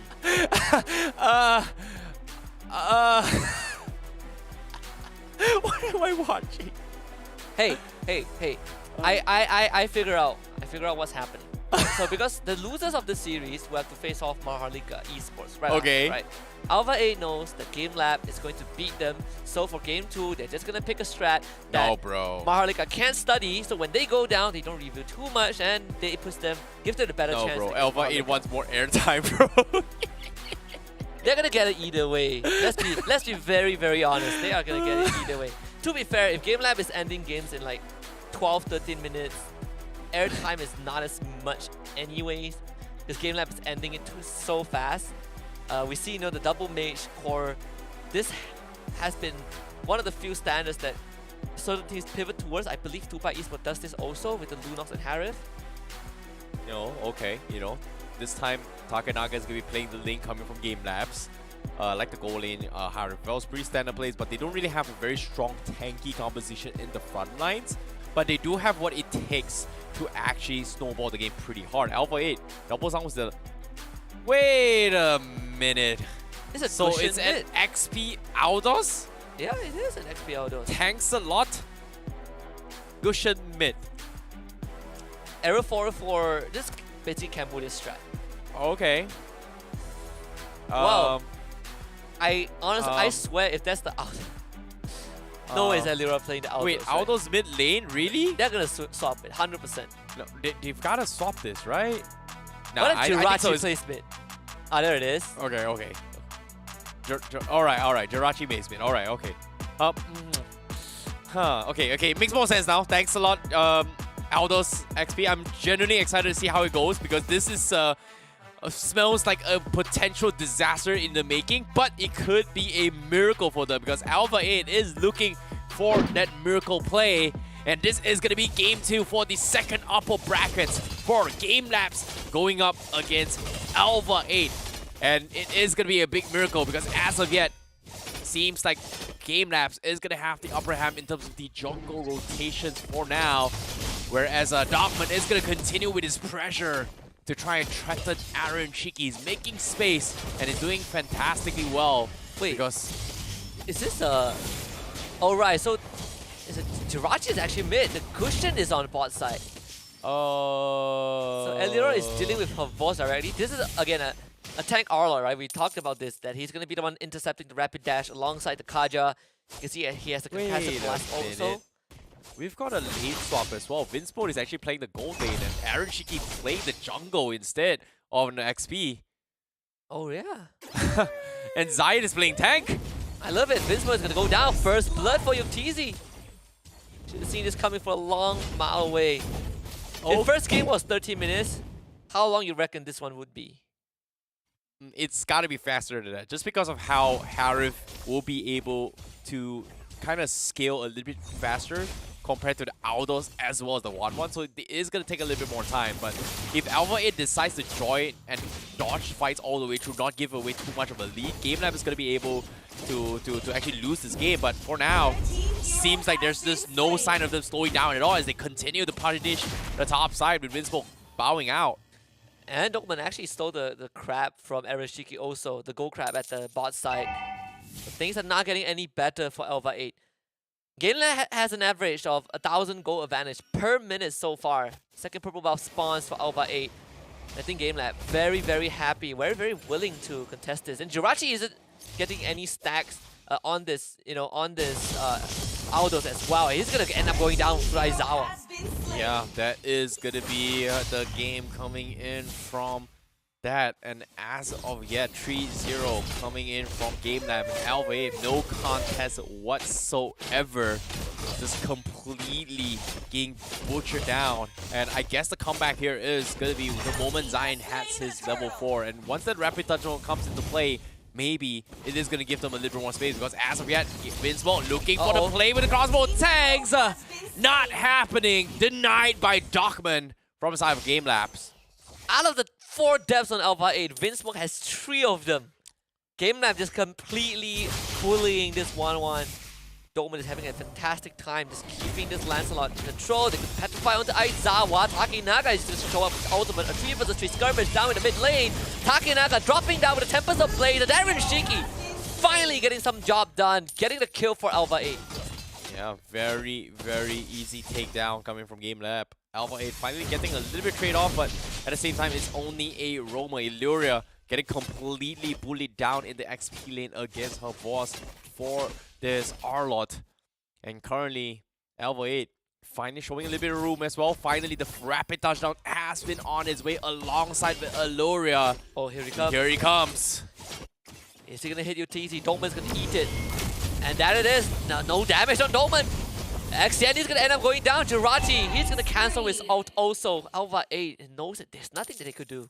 Absolutely no damage, no combo whatsoever. Jirachi barely tickling down, and now with the Divine Judgment coming from GameLab, they are going to try to extend the fight. Wow, the size as well. They do pick off Jirachi first, and they're looking for a little bit more. They trade off UTZ, so that's going to be a little bit of breathing room. But Vinsmo, does he have the crossbow and tanks? No, cannot get the procs in time. And Alpha 8 playing from behind as GameLabs are starting to group up to try and continue their snowball. They have a 4K net worth gold lead, while Alpha 8 has to play one of the slowest game possible, considering how greedy their composition is. Yeah, GameLab still keeping that 1,000 gold advantage per minute stat. Alpha 8 just could not find any space. Her was taking the bot tier 1 already. And finally, Jirachi goes to match him. I just realized that we have Vinsmoke in the rapid touchdown. Yeah, it is not the Gushin this time. They are going to go for the crash. Here it comes. It is going to connect, but can he get the crossbow and tanks in time? Yes, he will, but is it going to be enough to kill him off? No, they cannot, and they will lose 2 in the process. Joyride, train wreck to hell, and now Aaron Shiki joining the party. Can't seem to finish him off, but then he doesn't have the mana to do it. And just like that, GameLab gets another freebie. What am I watching? Speedrunning this game, honestly. Jirachi should... I can't even get this tier 1. He needs to get the stack. He needs to get the stack. No! Can't even get it. Forced to recall. His time has... The timing is already... The window is already closed. Again, GameLab just... The window is so small. UTZ just eats the rapid touchdown. Jokman is around. UTZ does end up going down. But Aizawa is going to be there. They're going to trade back with Eliora. XN once more will go down. And there's nothing that ALVA can do. I mean, all these rapid touchdowns, you're getting picks, but you're always losing more members compared to GameLab. Yeah, this is buying them a little bit of space here, but based on the itemization real quick here, Alpha 8, they're slowly itemizing on this physical magic defense composition. But bottom lane, Aaron Shiki in a little bit of trouble, and Havas gets a 2v1 trade-off.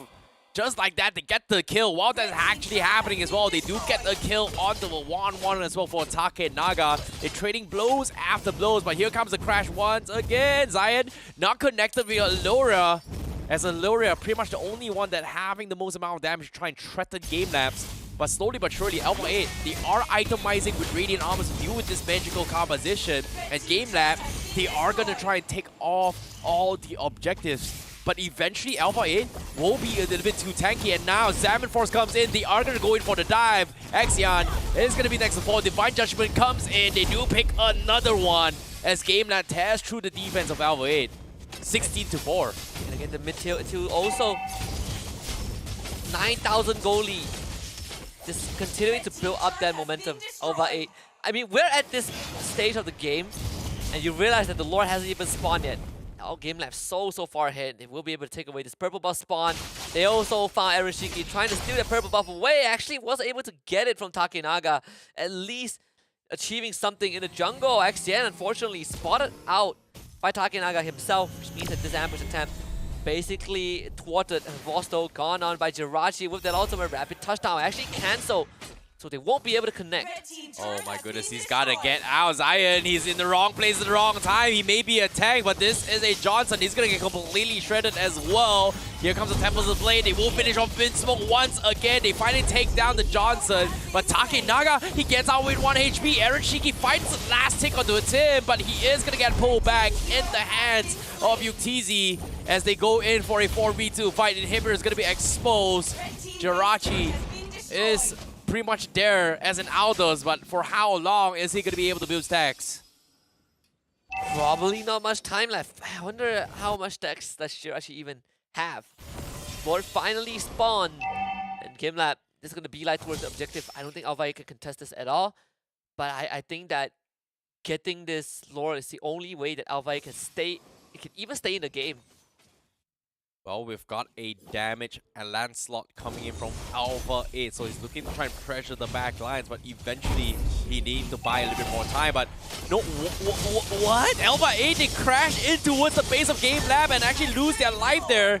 Almost losing one player as they recall back at the base, but GameLabs now, as of yet, just complete sheer domination against ALVA 8. Is that? I don't know, man. I don't know, man. This is, oh hey, my goodness. We talk Jirachi. about a clean game, you know. This is as clean as it can be. Oh my god, speaking of clean, Divine Judgment comes in. It is a tank Aldous, but they need Aaron Shiki to do something. He's barely tickling them as a damage Lancelot. And he is gonna try and run for his life. The Tempest Blades on Takenaga. The jungler versus jungler, but it is going to be Takenaga that comes up on top. They do get the kill. Dogman loses his life, but at expense, it gives him a maniac coming on the bottom here. Almost getting here, but it is going to be Crystal exposed. Clean 2-0 for GameLab against ALVA 8. 9.5 minutes in game 2.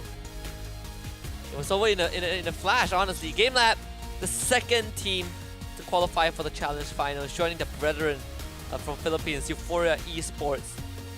So far, still dominant, still unkillable.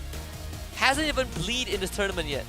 What a complete smackdown coming in from GameLab. And of course, you know, they were confident with the 2-0. They definitely got it. Meanwhile, ALVA 8 doesn't seem to be able to stop them at all despite bringing in strategy. And every play they've done, complete decimation from the side of GameLabs. And based on the highlights as well, you can see tactical retreats coming from GameLab, making sure they know that they've got each other covered in every single fight. And every time it happens, there's just nothing they can do. Even this outplay coming from Dogman just showing you that he is just so good at this game. This is what we call divide and conquer. Just GameLab doing every single thing necessary. And if you're ALVA 8, it's just pure despair and hopelessness. The helplessness that ALVA 8 faced in this entire series. This didn't even feel close. A8 put up a good fight against GameLab and they got crushed. You can only imagine with the emotions that ALVA 8 was going through after game number 1, realizing that there was never really a chance in game 2, the fastest game we had so far in this entire tournament. Oh my goodness, this is just scary as well. You can see everyone from GameLab, they've got individual roles. They're making individual plays completely shut them down. And every single time they make a play, ALVA 8 just cannot do anything at all. And even here, GameLab, they don't even need the full 5-man team for that backup. And just like that, they can take the clean 2-0. Well done, GG, well played to GameLabs. And it seems to me it is going to be Philippine supremacy as we have 2 Philippine teams in the upper bracket finals as GameLab will advance further to face off against Euphoria for that slot in towards the grand finals. It's going to be just the decimation of the ID teams. The Philippines showing up big time. This first series over. No, after, if you blink it, you'll miss it. 24-6 in game number 2 in under 9.5 minutes. There's really nothing much that we can talk about this game. I mean, ALVA 8 didn't even get to play the game. Vinsmoke is 0-9 on this 1-1. Only had 2 core items by the end of this match. You know, the XGen is 0-7. GameLab didn't even feel like they had to put in much effort. Yeah, nothing they could have done in this scenario. And GameLab just complete domination in this particular matchup. And ALVA 8 just couldn't do anything. GG well played towards GameLab. And seeing this is going to be the stats as well. Once again, GameLab topping the hero damage output as well. Dogman with the most amount and assists with those Kaja pickoffs. And the MVP here is going to be none other than Aizawa on his Lunox play with an 11.5 KDA kill participation of 62%. DPM of 3.6k and your GPN of 739.8. And he has been just timing very, very well and setting up those ganks in towards the mid lane, just completely snowballing the way through. So, well done to it, Tim. I mean, no first game on the Eve, second game on the Lunox, flawless gameplay as mage. It's not the end for ALVA 8 just yet. They will drop to the lower bracket and they will have to face up against MHRLK Esports, another Philippine powerhouse. They qualify directly from the regional qualifiers. This time, it's for the tournament lives. Yeah, this is where things get a little bit more spicy as well, because it is going to be a complete smackdown for the Indonesian side, considering that no one of them has made it into the upper bracket final. So we are potentially expecting, well, on the bright side, right? We're guaranteed one Philippine team in the grand finals. We're guaranteed one Indonesian team in the top 4. Okay. If ALVA 8 gets knocked out, we'll have 3 Philippine teams and an Indonesian team in the top 4. So this is ALVA 8's chance to kind of balance out the skill. MHRLK, they saw what happened in the upper bracket, but honestly, there's not too much data to go off of because Game 2 wasn't even considered a proper one for ALVA 8. I think they know that they just need to look forward and prep for that lower bracket run. So this is going to be almost a clean slate, honestly. Yeah, GG well played coming from GameLab, because that was just a masterclass of a performance. Complete outclass of a gameplay here. And I'm hoping that anyone is going to be able to put them off guard. But as of now, we are going to be taking a very, very short break. It's going to be a pretty long one here, as all of us, to respect for those who are actually fasting, we are going to be breaking fast for now and take a 20-minute break. But before we go into this break here, we are going to be throwing you into what's a very, very interesting video to keep you guys updated for the show.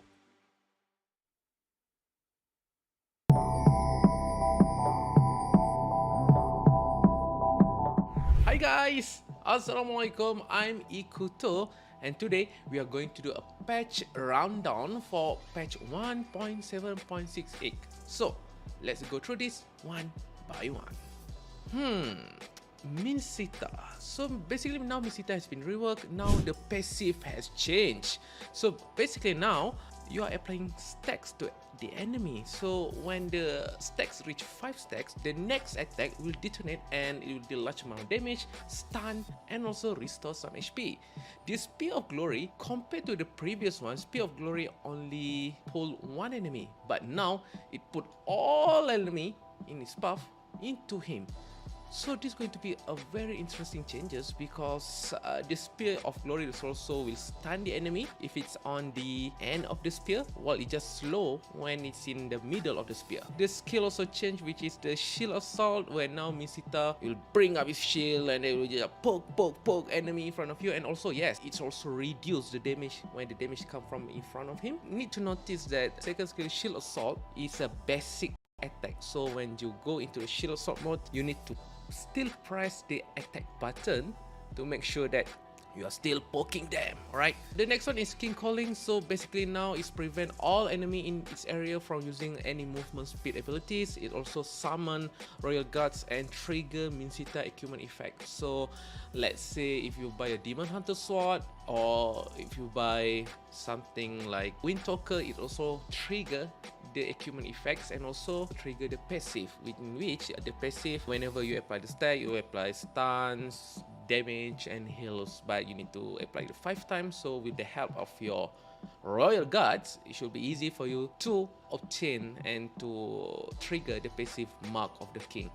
Joy, they will have some nerf, or maybe you can call it rebalance for Joy. They remove the shield effect and now it will deal additional instant damage each time they hit a non-minion unit. So basically what happens is that it looks like they reduce the survivability but they increase the damage. They also change the skill to Meow, the Raider of Joy. So previously you can use it 5 times, now you can only use it 4 times. And to compensate of the shield remove that's happened to her passive, now it will gain shield only when you're hitting the beat. You know, you ting, if you ting, then there's a shield. If there's no ting, then there's no shield. Alright, Freya, quite interesting, right? We never saw this hero anywhere, but skill 1, the Leap of Fate has changed, where it's no longer enhanced by Sacred Orb, or no, does it cost any Sacred Orb. So you can use it freely, and now it can move through obstacle easily. Okay, let's talk about the Spirit Combo, which is the second skill of Freya. The skill cast needed to trigger Leaping Strike reduced from 3 to 2. So now you can easily proc the leaping skill, which is also have the knockout effect. The cooldown is no longer triggered after the skill, it triggers after not continuing to cast the skill with a certain period. Although the airborne duration has been reduced from 0.5 to 0.4, but I think this is quite good because they reduce the force swing time of the skill. So you know, it's easier for you to swing the skill compared to the previous one. Alright, let's talk about Layla. Basically, they reduce the backswing time to allow her to move and attack more efficiently. So basically, when you are trying to running away and you want to shoot the person in front of you, so it's easier for you to shoot compared to previous. However, they reduce the physical attack, but now what's interesting is that her second skill, the Void Projectile, instead of slow, it's stun. Yes, Layla now have stun. Quite interesting. It's only marked the first target hit. 1-1, I'm pretty sure this is more to nerf because although it's increased the damage when you hit the weakness hit, which is the Tiger Pace, the passive, the damage is been increased from 5597 to 70,112. Let's talk about the ultimate Crossbow of Tank. So basically, Crossbow of Tank attack range has been reduced. So basically, when you use the 1-1 Crossbow of Tank, previously you can hit further, now you can only hit shorter because of the range. Also, the speed boost while in the air decreased from 10% total movement speed to 100% extra movement speed. Alright, it's not calculated as the total movement speed but only the extra movement speed. Badang, well, Badang basically has been nerfed, kinda sad. For the Malaysia, Badang no longer there. So Badang, the Qigong Fist, the first skill, the damage has been reduced, including the explosion damage. The same for the Fist Crack, the base damage has been reduced. The explosion damage also has been reduced. So I think all the Badang haters, they will be happy. Esmeralda, wow, this is just a simple direct buff. Basically, the first damage has increased from 80% physical attack to 100%, a 30% increase. The second damage increased from 100 plus 55% magic power to 100 plus 75% magic power. So it's easier for you to harass the enemy. While the second skill, the Stardust Dance, this is quite interesting because they reduce the cooldown by 1 in the early game, but for the late game it's still maintained for 3.5 seconds, but it starts at 4.5 instead of 5.5. Very interesting buff because basically you are a lot stronger in the early game. A little bit of change for Eudora. The HP growth has increased, so you are a bit tankier and more stronger. They also increased the Orb of Lightning bounce time duration from 0.6 to 0.9. I guess they don't want you to simply burst the enemies. They want you to use the Orb of Lightning bounce so that it stun more people. Leslie, the base damage increased from 50 to 75. This is like a 50% increase in damage. This is huge for Leslie. Also, the first skill, Master of Camouflage, the cooldown has been decreased from 5 to 3 seconds to 4 to 2.5 seconds. Not bad for Leslie user. Pakito, Heavy Left Punch. I was expecting an increase of damage, but they actually increased the shield that it obtained from the Heavy Left Punch from 150, 500 plus 110 physical attack to 150 to 650 plus 135% physical attack. So they increase the basic shield and also they increase the percent that you will get when you buy any attack item. Frederain, big nerf. Finally, I think you all are expecting it, isn't it?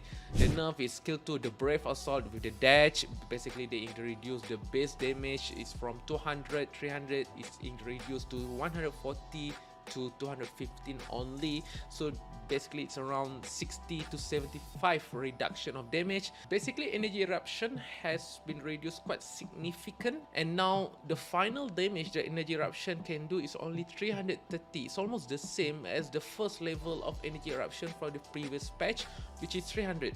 This is kinda a huge nerf to Fredrin, but I think people will still love Fredrin because of the tankiness that this character have. Alright, that is the nerf and buff that happened in patch 1.7.68. Now, let's go to the equipment and the battlefield adjustment. See Halberd. Now it have a new passive, it's called Punish. Basically, it's increased your damage by 8% against enemy heroes with more extra HP.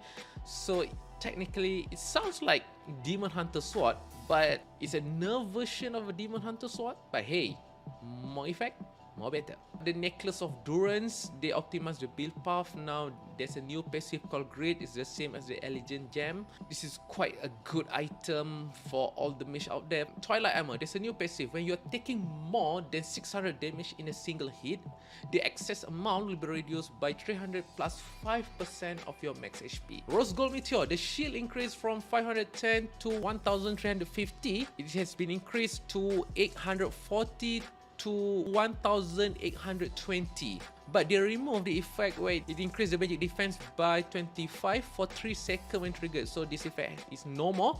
They add a new effect, increase movement speed by 50% when triggered. The effect decays over 3 seconds, so when you get hit by any skills, if it's triggered, the effect, now you become faster, you run faster. I think it's good for any marksman, technically. Okay, Bloodwing. Now when the shield is attacked, it will be restored after 30 seconds, even if it's not destroyed. This is very important because previously, if the shield has been attacked, if it's not destroyed, it will be not restored. The cooldown decreased from 30 seconds to 20 seconds, and there's a new effect where you gain movement speed by 30 when the shield is active. So again, you run faster when you have the shield. Thunderbelt, the cost has been decreased, and there's an increase in mana regen from 6 to 10. Very good item. Claw of Destiny, the HP has been reduced from 625 to 500 only, and they reduced the stack. Now it's only grants 20 HP instead of 25. It's a huge nerf for this item. Ice Queen Wand now grants 300 HP instead of 150 mana. Again, it looks like they increase the survivability of a hero. Fleeting Time. Certain heroes with ultimate that enter cooldown after their duration is over now also gain cooldown reduction from kills and assists during the ultimate duration. As an example, Faramir. So when you open Cut Altar, the cooldown usually start after the ultimate ends, but now the cooldown start during the ultimate itself. Quite a good buff. Dominant Size. The attack speed reduction is now calculated after all attack speed bonus. Alright, so it's basically counted all the attack speed item, I assume. Also lower the nearby enemy hero attack speed from 75 to 70%. Dominant Size buff. Everybody love it. Now we go to the battle spell changes. Aegis. Shield increase from 750 plus 50 hero level to 750 plus 90 times hero level. This is huge, but they nerf it by remove the effect of granting shield to nearby ally hero. The cooldown also has been decreased from 90 seconds to 75 seconds. Yeah, quite an interesting change. Revitalize. The effect now move with its caster, making it more suitable for supports. Hey, a revitalize that move is always good. Alright, that's basically wrap up all the changes that happened in patch 1.7.68. I think this is going to be a very interesting patch because, let's take example, Fredrin nerf. I think it's going to affect the draft because there's a lot of team out there using Fredrin not just for their tankiness but also for their damage. Also the changes to Esmeralda, I think now Esmeralda is back into meta. Leslie will be quite interesting pick in all the tournament. Also, let's not forget about the nerf that happened to 1-1. A lot of team love 1-1 now with the nerf that happened to the crossbow of tank where the attack range has been reduced. This is going to affect her tremendously. Now, if we are talking about the Minsita change, I'm pretty sure a lot of team will use him in the future. Imagine having I'm Offended skill, which is Ruby I'm Offended skills, in the first skill of Minsita, and now Minsita can stun the enemy, not just stun enemy, also apply the stack where the stack will stun the enemy again. but when you hit 5 stack, it's also deal damage, stun, and heal Minsita. The shield assault, which is Minsita's second skill, also applies stack, so I think that skill also can apply stun as long as you hit them 5 times. And of course, who don't love King Calling? It just stopped all the movement speed abilities. I'm pretty sure a lot of them out there going to master how to use Minsita. Alright, in conclusion, I think this patch update overall is quite good, although there are a lot of people that are going to be sad to see Frederick nerf and also the nerf that happened to Joy.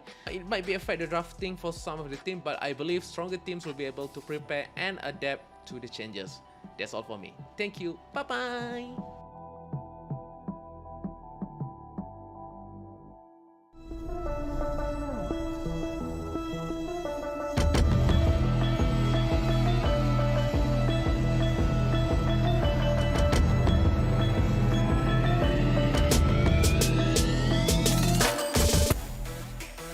The rest of the members of Euphoria are just positioned perfectly to surround the area. Oh no, Superior gets the first initial kick, but now you see the rest of them actually go on in. Julian tries to get on out there with the enhanced swords, but the Benedetta's electro final blow is just too much damage. Superior is already dead. Guru is next to die.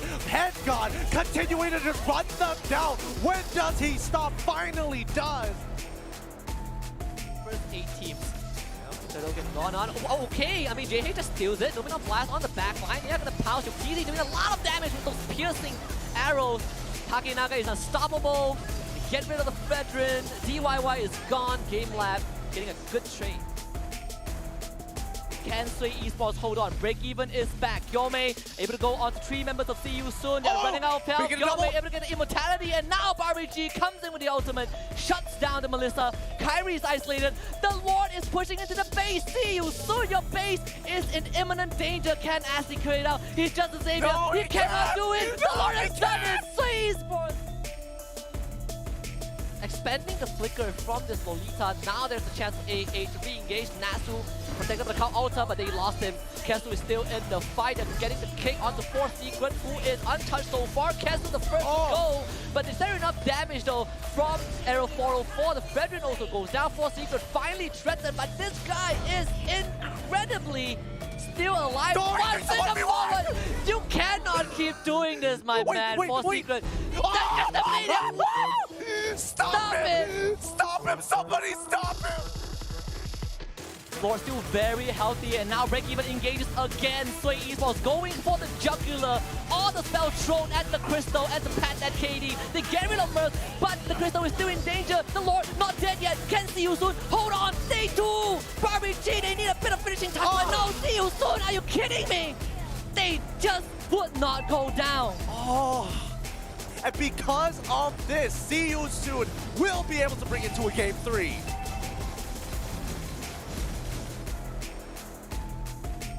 They still want to continue. They're not too strong about this, but Grimo! He goes for the flicker. He pulls CY. CY with the Wisdom of Nature will eventually get pulled back, and that's going to be MHRLK losing their core strike marksman. Meanwhile, GPX, they have to think about their continuation because Daizo is kiting the Landslot as long as he can, and Ray is out of position as well as MHRLK will completely shut down this Landslot. The Immortality comes in. The Winter Drunken swaps as well to keep him alive, and Ray! Esports, PBN strike, waiting for the moment of strike, doing the August, going for a Newman on blast, not going to be able to do too much, and that is going to be 2 inhibitors down as they try to go for collapse. They're going for the pull. They find Dungeon cancels your name. Count Alter keeps them alive. Hopper trying to keep them in check. He goes for the stun, but where's the damage? Flash Run finally drops the Count Alter away, but do they have the damage? Yes, they do. Flash Run kills off the carry, and now as you can see Yuji Chenko, he is going to try and trade off, but Evo Esport, they somehow manages to defend. Over to extend it, but it is not going to be enough to reach him. Reset coming from now from See You Soon, but you can see Rookie hammering on the tier 3s, but now the play goes in for a jump, but where's the follow-up? Kyrie dives in, but Rookie getting free shots all the way through Trauma, looking at the wrong target. Now gonna give chase, but who are they gonna kill off? It is gonna be Teresa. The flame extends with the flicker, but the jungler still stands. Rookie as well. Trabot now exposed by this Moskov as they try to delay the inevitable, but See You Soon, they cannot continue this fight. Arrow 404 is looking for objectives here. 20 seconds left before this next Lord. They will deny the purple, but here comes the penalty zone. It connects on 3. Real world manipulation comes in, and the counter penalty zone comes in, but it's not gonna matter. They just don't have the damage. Unsight will slowly pick him by, but from behind, here he comes, the Arlon. He gets the kill on Leone. He's going to continue here, but the goal away is going to be there. Opera gets a second one as well, but he's going to be kited around as the Nami is looking to finish him off. They're waiting for the right moment to strike, but Opera doesn't have the money and the mana to continue with this fight, and he is going to go for it. Bloods Unsight gets assassinated. Oh, they're pulling back Yamikaze. He's done for it. Now Lord Ricky needs to get into the middle of this fight. Decimation. It's too late. They've lost so many members to the Melissa side as well as the Lilia. One by one they fall. Lord Ricky hasn't even gotten enough work done on this Lord. Well done as Tiger WONG Esports hold that lead. Ozil getting gone on by Yuktizi, and he knows that he is going to be terminated. Killing spree already for Aizawa. Havos in the front line. Kesu just dragged back by the Shadow Stampede. Fondia shows up behind, misses the knockup. GameLab, now they're just going to commit fully. Can anyone catch Yuktizi? Fondia certainly does. But look at the battle line completely split apart. It's Aizawa on a mega Q streak. And GameLab just running down 8-8 in front of their base. Absolute disrespect from GameLab, and they just keep going. 3 kills. Tupai Esports losing the Kanita. Mid tier 1 getting pressured. Also going straight for the kill. Finds it. Nicely done. Good dashes through the teammates of Tupai, but it's not over just yet. Still looking for more. AA Esports wants to make a decisive. Jace just kicked away from his turret. Can't find a decimate. And that will be also picking up a killing spree. Havos follows up, and the entirety of GameLab has shown out. AA still wants to fight this. They're able to get rid of Takenaga. Donkman is the next on the list. Castle sticking onto him, and that will be a double for Richie. But GameLab still fighting on. Havos sweeps them off their feet, and GameLab finds a late team wipe. He has BBS on their knee. Oh, they find the kill, the pickup instantly happening, but then can we see the second part of this as they immediately find one back? Vengeance already. We're back for more Mobile Legends Bang Bang action at the Snapdragon Pro Series Challenge Group Stage, day number 8. You're with us, Husky, alongside Terrence ICBaby 1-2. We're ready for the second best of 3 of this evening, an elimination series between ALVA 8 taking on MHRLK Esports. Yeah, we hope you guys had a pretty enjoyable dinner as well. We took a little bit of a longer break here to actually break our fast here for those who are fasting, because it is the month of Ramadan. But at the same time, this is where things get a little bit spicy, especially when the tournament lives are at stake. ALVA 8 didn't exactly succeed their game against GameLab, a pretty disappointing match, but hopefully it is going to be enough for them to redeem themselves in the bottom lower brackets where they try to crawl their way up. But the question here is, can they face off against MHRLK, because they seem really strong in yesterday's games. Yeah, MHRLK is one of the teams that qualified directly from the Philippines qualifiers into the Challenge Group stage, and they have shown pretty strong prowess when we look at their series yesterday, even though they lost 1-2 against Euphoria Esports. So MHRLK coming in, high expectations against ALVA 8. And of course, coming in from MHRLK, they're just so strong towards the game as well. Based on their matchup as well, MHRLK was a team where they were able to just completely pull the biggest upset in yesterday's games against Tiger WONG Esports, clutching the game number 1, and then for game number 2 completely taking over the momentum they've got from game 1 and snowballing their way through for game number 2. Tiger WONG Esports stood no chance in this matchup, and MHRLK was able to clutch the victory for Philippines in yesterday's games, and MHRLK has shown no signs of slowing down. Will they be able to make it to the top, as they prove they were one of the best representing from the Philippines? Yeah, and Tiger WONG just did not stand a chance at all. But when you look at ALVA 8, this was the most recent game against GameLab. It was a complete wipeout. And then you compare them to MHRLK, it's easy to say that ALVA 8 once more is considered one of the underdogs in the series. Yep, it's just really unfortunate as well. That exactly didn't happen. You know, GameLab pretty much proving themselves as one of the strongest teams in the challenge season. But now, ALVA 8 is in a situation where they are forced to face off against MHRLK Esports, the undead lord in the lower bracket, who is trying to climb their way out to have a revenge against GPX, a team that put them down in the lower brackets in the beginning of the season. This is going to be a story of redemption. Who will be the one to manage to secure their place in the challenge finals is about to happen to get their revenge against the teams who pretty much brought them down there. This is where there is a lot of pride, a lot of money on the line between all the teams. Especially when both MHRLK and GPX are in the lower brackets fighting for the tournament lives. If MHRLK wants to even have a shot to take on GPX, they need to first make it through to the top 4, and GPX will also have to win their series afterwards. So overall, just a lot of stakes on the line, especially if you're ALVA 8. You've already played 2 games and you got completely demolished in that series. So hopefully, they can get to reset themselves before they face off against MHRLK. Well. This is gonna be a revenge story for the teams as well. A redemption arc between both of the teams. MHRLK, like we said as well, the undead king of this entire tournament.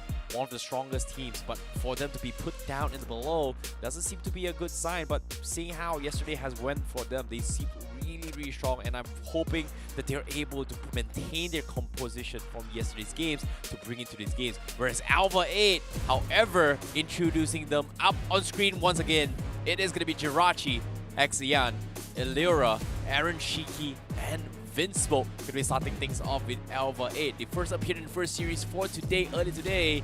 Didn't exactly go well for GameLab, and of course, majority of them were fasting as well. So we just had a little bit short break for the break fast.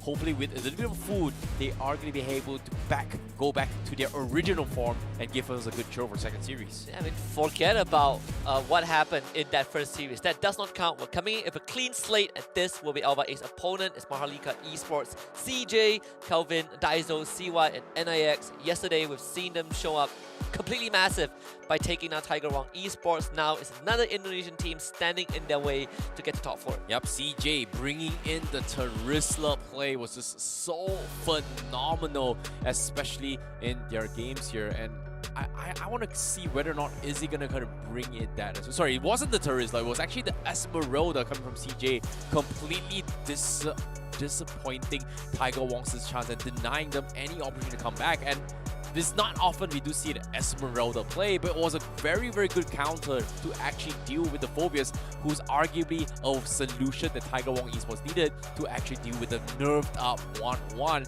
And even despite having it, MHRLK showed that they are just a strong team to work with. Yeah, overall MHRLK is just so composed when they took on Tiger WONG Esports. And remember, this is the team that came back from a deficit and went on to give us one of the best comeback stories of Mobile Legends history in this tournament. A 30-minute game, and they were ahead for the first 16-17 minutes, and they were able to manage a base defense with no inhibitor turret standing and still win Tiger WONG. Yep, and even that as well, MHRLK, it still took a very long time to actually close up the game, but eventually a win was still a win despite how long the game actually progressed here, despite the devastating lead. Tiger WONG Esports, they fought for their lives, but eventually it was too much coming in from the Kings, and hopefully the Undead Kings is going to be able to continue the journey. Will somebody be able to slay them? As yesterday was a very difficult game, today's game is going to be having a little bit more fun. The 6th player is going to be supporting them, I hope, during screen later on. That's the drafter, I think. I think that's the guy. I think that's the person that's drafting. You know, as they say, right? People say here, as people grow older, younger, new blood people, younger people always come up with more creative ideas. Yeah? We always say this among us as well. There's always going to be new bloods coming into the industry. There's always going to be new people joining, working, or showing some sort of creativity. They always bring new ideas. In this case, it's the baby. I'm the baby. What do you mean? No, you know, you gotta be young in the mind. You gotta always be taking something new to the table. That's exactly what you're gonna do from IQ, bro. I want to see what the players think about it. If you are the baby, or is that baby a baby? Let's take a look at what the players have to say.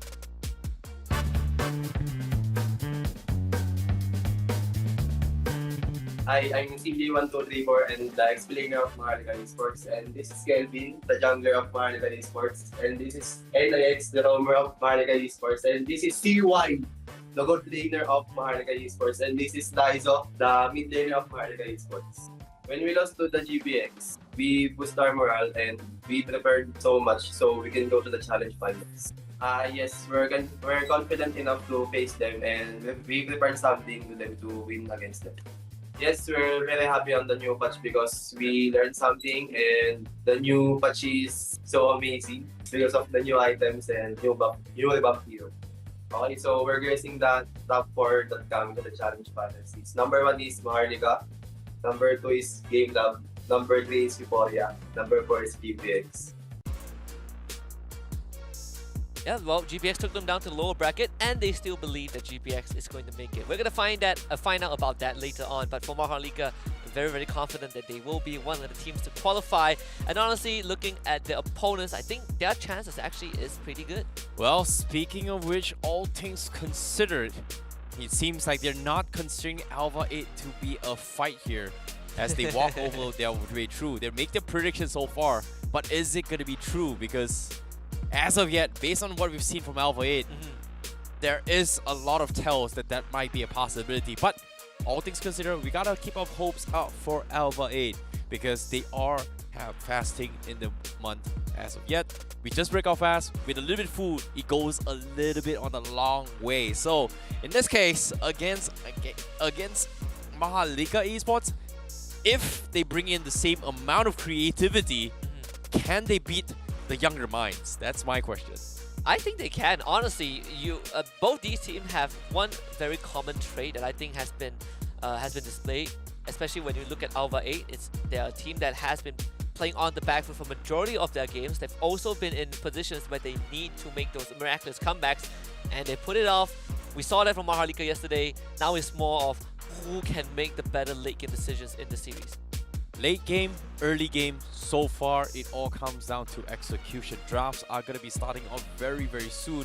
But for the side of ALVA 8, this is where things gets to be a little bit interesting, right? Upper brackets, it's fine. You throw a game 2, things didn't go well, it's okay. But can you bounce back from what happens after? Because we've seen a lot of stories here, especially a couple of games back, especially yesterday as well, where we were expecting the Tiger WONG Esports is going to be able to bounce back, but based on the situation, with enough break, hopefully a fresh mind coming into the game is going to help them a little bit more. 20 minutes break is pretty long, but is it going to be enough for ALVA to bounce back? Because right now, this is going to be the head-to-head for the mid lane. It's going to be Exion going up against Calvin with a 5.4 KDA for Exion, 6.9 for Calvin. Wait, this is the jungler, not the mid lane between both the players. Yeah, I was confused for a bit, but yeah, junglers for both teams, and you can see that. I believe when you look at MHRLK, they are very, very, they very, very favor the Martis a lot. You can see the Link and the Lancelot as well. As for Exion, you are still looking at the Archive, Fredrin, more of a tank role for his team. So very, very contrasting personalities in the jungle, which I think fits their playstyle. Exion generally wants to let Aaron Shiki and Eliora pop off, whereas for Kelvin, he is fine doing the work on his own. We saw the tank slot yesterday, who was a big factor in why MHRLK was able to take down Tiger WONG 2-0. Yep, I'm looking forward to see whether or not if that's going to be the case, because it is a uphill battle for MHRLK Esports. They battle their way through as the Undead Kings. So far, the one stopping them and their track is going to be the underdogs known as ALVA 8. They got as far as they could, but is their luck gonna run out at this stage? Because this is where all things are gonna be drawn out on the table. All the playing cards need to be out now or forever rest in peace, because this is their tournament lives at stake.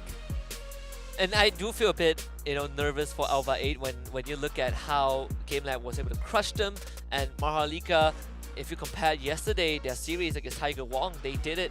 They have shown us very clean games, but they have also shown us that you can put them on the back foot. They know how to play from behind. It's something that I think they've been doing so much better than a lot of teams we have in this tournament. And I do wonder if ALVA 8 can kind of stop that comeback mechanic from MHRLK. Well, this is where things get a little bit more intense. So if they keep up with the intensity from Game 1 from ALVA 8, things are gonna go exactly how Game 1 is gonna happen between GameLab, right? But if they go for the switch up, everything can be a little bit more debatable. So in terms of draft so far, I think we do see the Philippine teams as well. They do have a little bit of a similarity in terms of comfort picks. So far, only GameLab pretty much bringing in the Hanzo. We didn't see too much about that. ALVA 8 tried to bring in the Cambodia strategy. I am curious to see whether or not are they going to play textbook or are they going to play something different. So you guys at home, what do you guys think about this match? Cast your votes in the predictions. Let us know. Who do you guys think is going to come on top? Is it going to be the unpredictable underdog ALVA 8?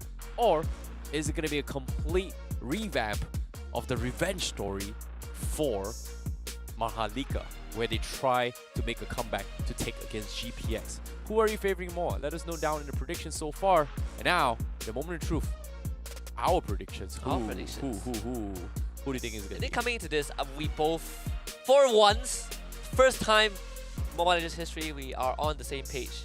And I think it's a very fair assessment, right? MHRLK has just shown so much more composure compared to ALVA 8. And this is not to discredit ALVA 8's performance. I think they've done great, but numbers, the statistics so far, the games that these two teams have put on the table, I think MHRLK just has a higher chance of winning the series. You know what? He's such a nice guy. I'm going to be straight up the guy that gives it to you and tells you the truth. The only reason I switched sides from ALVA 8 is after the first game. I'm sorry. That was just not it. Like, drafts were a little bit flonky, going for role swaps at the middle of 2 games, a little bit wonky. That's why I jumped the boat, man. I'm sorry, man. Don't hate on me. Hate the game. Don't hate on me. I'm just giving my honest opinion. But, of course, to keep you guys excited for more Mobile Legends Bang Bang action here, you need some energy. And, of course, unleashing the biz weed monster energy is going to keep you true the entirety of the game and energized for your next game. Yeah, if you want to be the next Mythical Glory player, get picked up by a team, play in the next season of Snapdragon Pro Series, play in MDL, then MPL, well, it all starts with a swig of monster energy. Exactly. It's all about you keeping true your grind energized. And in this case, watching the pros play, will they be able to do so? Because as of yet, I'm pretty confident ALVA 8 needs a lot, and I mean a lot of energy after the first series. And we are going to be catching a glimpse into the first drafts for now, and we will be taking a look into the cameras as well. Are they pumped up or are they demotivated? Because morale plays a huge factor in winning games as well. I also want to see how the draft is going to pan out, because in Series 1, Arlot was led through in both games. And, you know, I want to see if that is going to be a constant in this series, where MHRLK is not as comfortable as GameLab in dealing and playing with the Arlot, right? So that, I think, is going to shake up that first phase and indirectly affect more towards ALVA 8 and what they want to pick. So far, their opening draft have been unorthodox, to say the least. Yeah, this is where a little bit different as well, because from the perspectives of MHRLK, they're all vibes and chills. We did see them yesterday with a pretty comfy space. At this time, they're mixing it up a little bit. They're bringing in, is that a reindeer coat? Okay, that's pretty cute, not gonna lie. But without further ado, jumping straight into drafts here. Lower brackets, elimination match for one of this team. MHRLK Esports on the blue side, ALVA 8 on the red side. Wonder what the baby is going to draft for MHRLK. Though, I think the constant for the bans, we can again look at the Farmers, the Joy, the Kadita also has been a big focus for most of the teams remaining in the tournament. The Glue sometimes show up, the Fredrin as well. Surprisingly, we haven't seen much Marxist ban and picks. Yeah, I think that's going to be something that they do want to try and prioritize. But MHRLK, they are going to try and catch wind. And the same bans coming from GameLab as well. Banning of the Kadita. So far, a lot of teams has been able to come up on top with that. Meanwhile, ALVA 8 banning the Joy as their first pick. We do catch a little bit of glimpse of them. They don't seem to be on high spirits. They are going to be a little bit more focused this game. Hopefully it's going to be a little bit more. But MHRLK, yeah, that's the cutest reindeer. We saw what Panda has from Euphoria yesterday. I love the Panda has. We saw Euphoria. Man. Maybe that's the key. Maybe that's what separates the two regions, right? Just cosmetics, the drip, as the youngsters. You call gotta, it. you know, keep it all hyped up for your teammates. You know, once you Yep. see that here, it's like, hey, I am having a bad game. After you see your cute little reindeers, I'll be like, all right, you know, I'm all good. You know, I'm feel like- feeling a little bit happy. I feel like you know this best. You know, the not just the dress to impress, but dressing well makes you feel good for the rest of the day. Okay, it definitely gives you comfort, but Yes, does yes. it makes you look good? Gives you confidence though. Would you wear that on the first date when you go out on a date for Valentine's or anything? If I go on the first date, you mean what, the Rudolph cap? Probably not. How about the panda one? Probably yes, depending on the occasion, honestly. Like if the occasion, maybe not Valentine's, but if it's something like a Halloween or there's some festivities or there's some event you're attending, then maybe There's yes. right? nothing scary about a panda in Halloween's, bro. You're not supposed to. Well, you're not necessarily scary. If you're wearing for a cosplay event, sure, I get it. Sure, but, sure. You know, Halloween, I've actually never celebrated it before. me I've too. never celebrated it properly. Yeah, I'm just too afraid. It's just too many scary people Oh, I know, I know. outside. I just We've- don't want to. We've been to an escape room together. I know. No, please do not remind me of that. That is a very, very long time ago. I Okay, you know remember. what? You want to tell the story, please, by all means. No, no, TLDR. I'm scared. I'm more of a bigger man than you are. In the escape room. Oh, true. In the true. escape room. Fine, Only, fine, only. Fine. I'll give it to you. I'll give it to you. Well, with that aside, the bands pretty much the same, and we see the 1-1 going through once more for MHRLK. You've been emphasizing a lot about getting the boost on 1-1 because of the stat changes, and so far we haven't seen boost on 1-1. Why do you think that's the case though? It's weird, right? Like, that's the thing. If you are looking to rotate between gangs or you're looking to get a little bit more aggressive, having the boots is a little bit better. But now, not getting the boots, we've seen how MHRLK Esports played it in yesterday's games. In particular, the way they played for CY was that they're not looking for aggression. They're hoping that people dive onto him and he's going to get value out of it. But that was the composition where they were facing up against the Phobias, right? Phobias, once he commits a demonic force, he's going to be right in your face. You don't really need to chase people. You just need to back off. So I guess in that sense, you don't really need the shoes coming from MHRLK Esports. But against a different composition, it might be a complete different story. So I hope they do make adaptations here, or to some certain extent they do realize that eventually they need something like that. It's going to be the case, but MHRLK Esports is taking into comforts here. Thanks a lot alongside with the Grok for the setup too. Very, very great heroes to actually dive the back lines. Grok, super underrated hero to actually cancel off the Feathered Axe Strike with both the Guardian's Barrier and the potential wall charge coming in. I honestly thought that MHRLK would look at the Kaja. So far, Kaja led through the first phase, not even touch. And I do wonder, you know, in this case for MHRLK, you can still say that, okay, CJ can play the XP Grok, so Kaja is still an option. Same for ALVA 8, but I wonder what the bans would be, because ALVA 8, they still have XDS Jungler that they can pick. They have the Roamer for Windsmoke as well still on the table. They're going to start banning out the mages instead. Xavier next to go. I'm a little bit curious here whether or not ALVA 8, are they going to have Aaron Shiki play XP lane again on this Arlet, or are they just going to let Jirachi play it? Because Jirachi was a pretty phenomenal XP laner, and so far they are struggling a little bit in the previous game. This game, they are banning off traditional mages. Not a big fan of the Xavier ban. Could have gone for maybe something else, maybe a Faramin, maybe even a Lunox to a certain degree, which is pretty much able to actually jeopardize the Farsa a lot more. But ALVA 8, they ban off the Phobias as well. Okay, I guess Phobias does get a little bit of value from the dashes coming from the Arlet, but not an entire big fan. Phobias can kill, kind of stop the Melissa to a certain degree, but the question here is, I think MHRLK is going to be sticking to Yujong, so I think banning either Lapu Lapu or Yujong would have been a little bit better coming from ALVA 8 to try and secure this Farsa's rotations or gank attempts. I guess it's also to force this Grok into that roam role as well. Kaja going over to ALVA 8.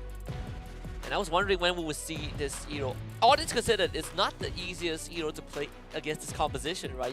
Grok isn't a good target. It's hard to catch the rest of MHRLK so far. Ruby going over to NIX as well. So this is a Grok XP, something that we have seen from MHRLK before.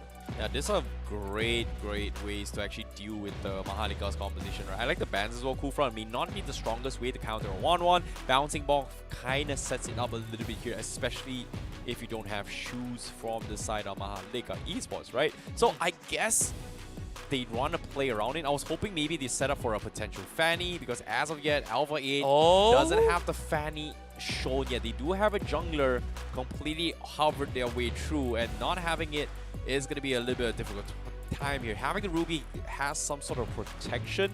Wall charge is okay against the Fanny, but they are picking the Kagura for the mid lane from the side of Mahalika Esports. Final pick, jungler for ALVA 8. Do they double down on the Fanny, or do they force something else? Because the Link didn't exactly work out for Xion at all in the previous game. Yeah, Frederick was untouched the entire draft. Oh yeah. Wait, oh yeah, Frederick. There's Frederick, there's... Where the hell is the Frederick? Why?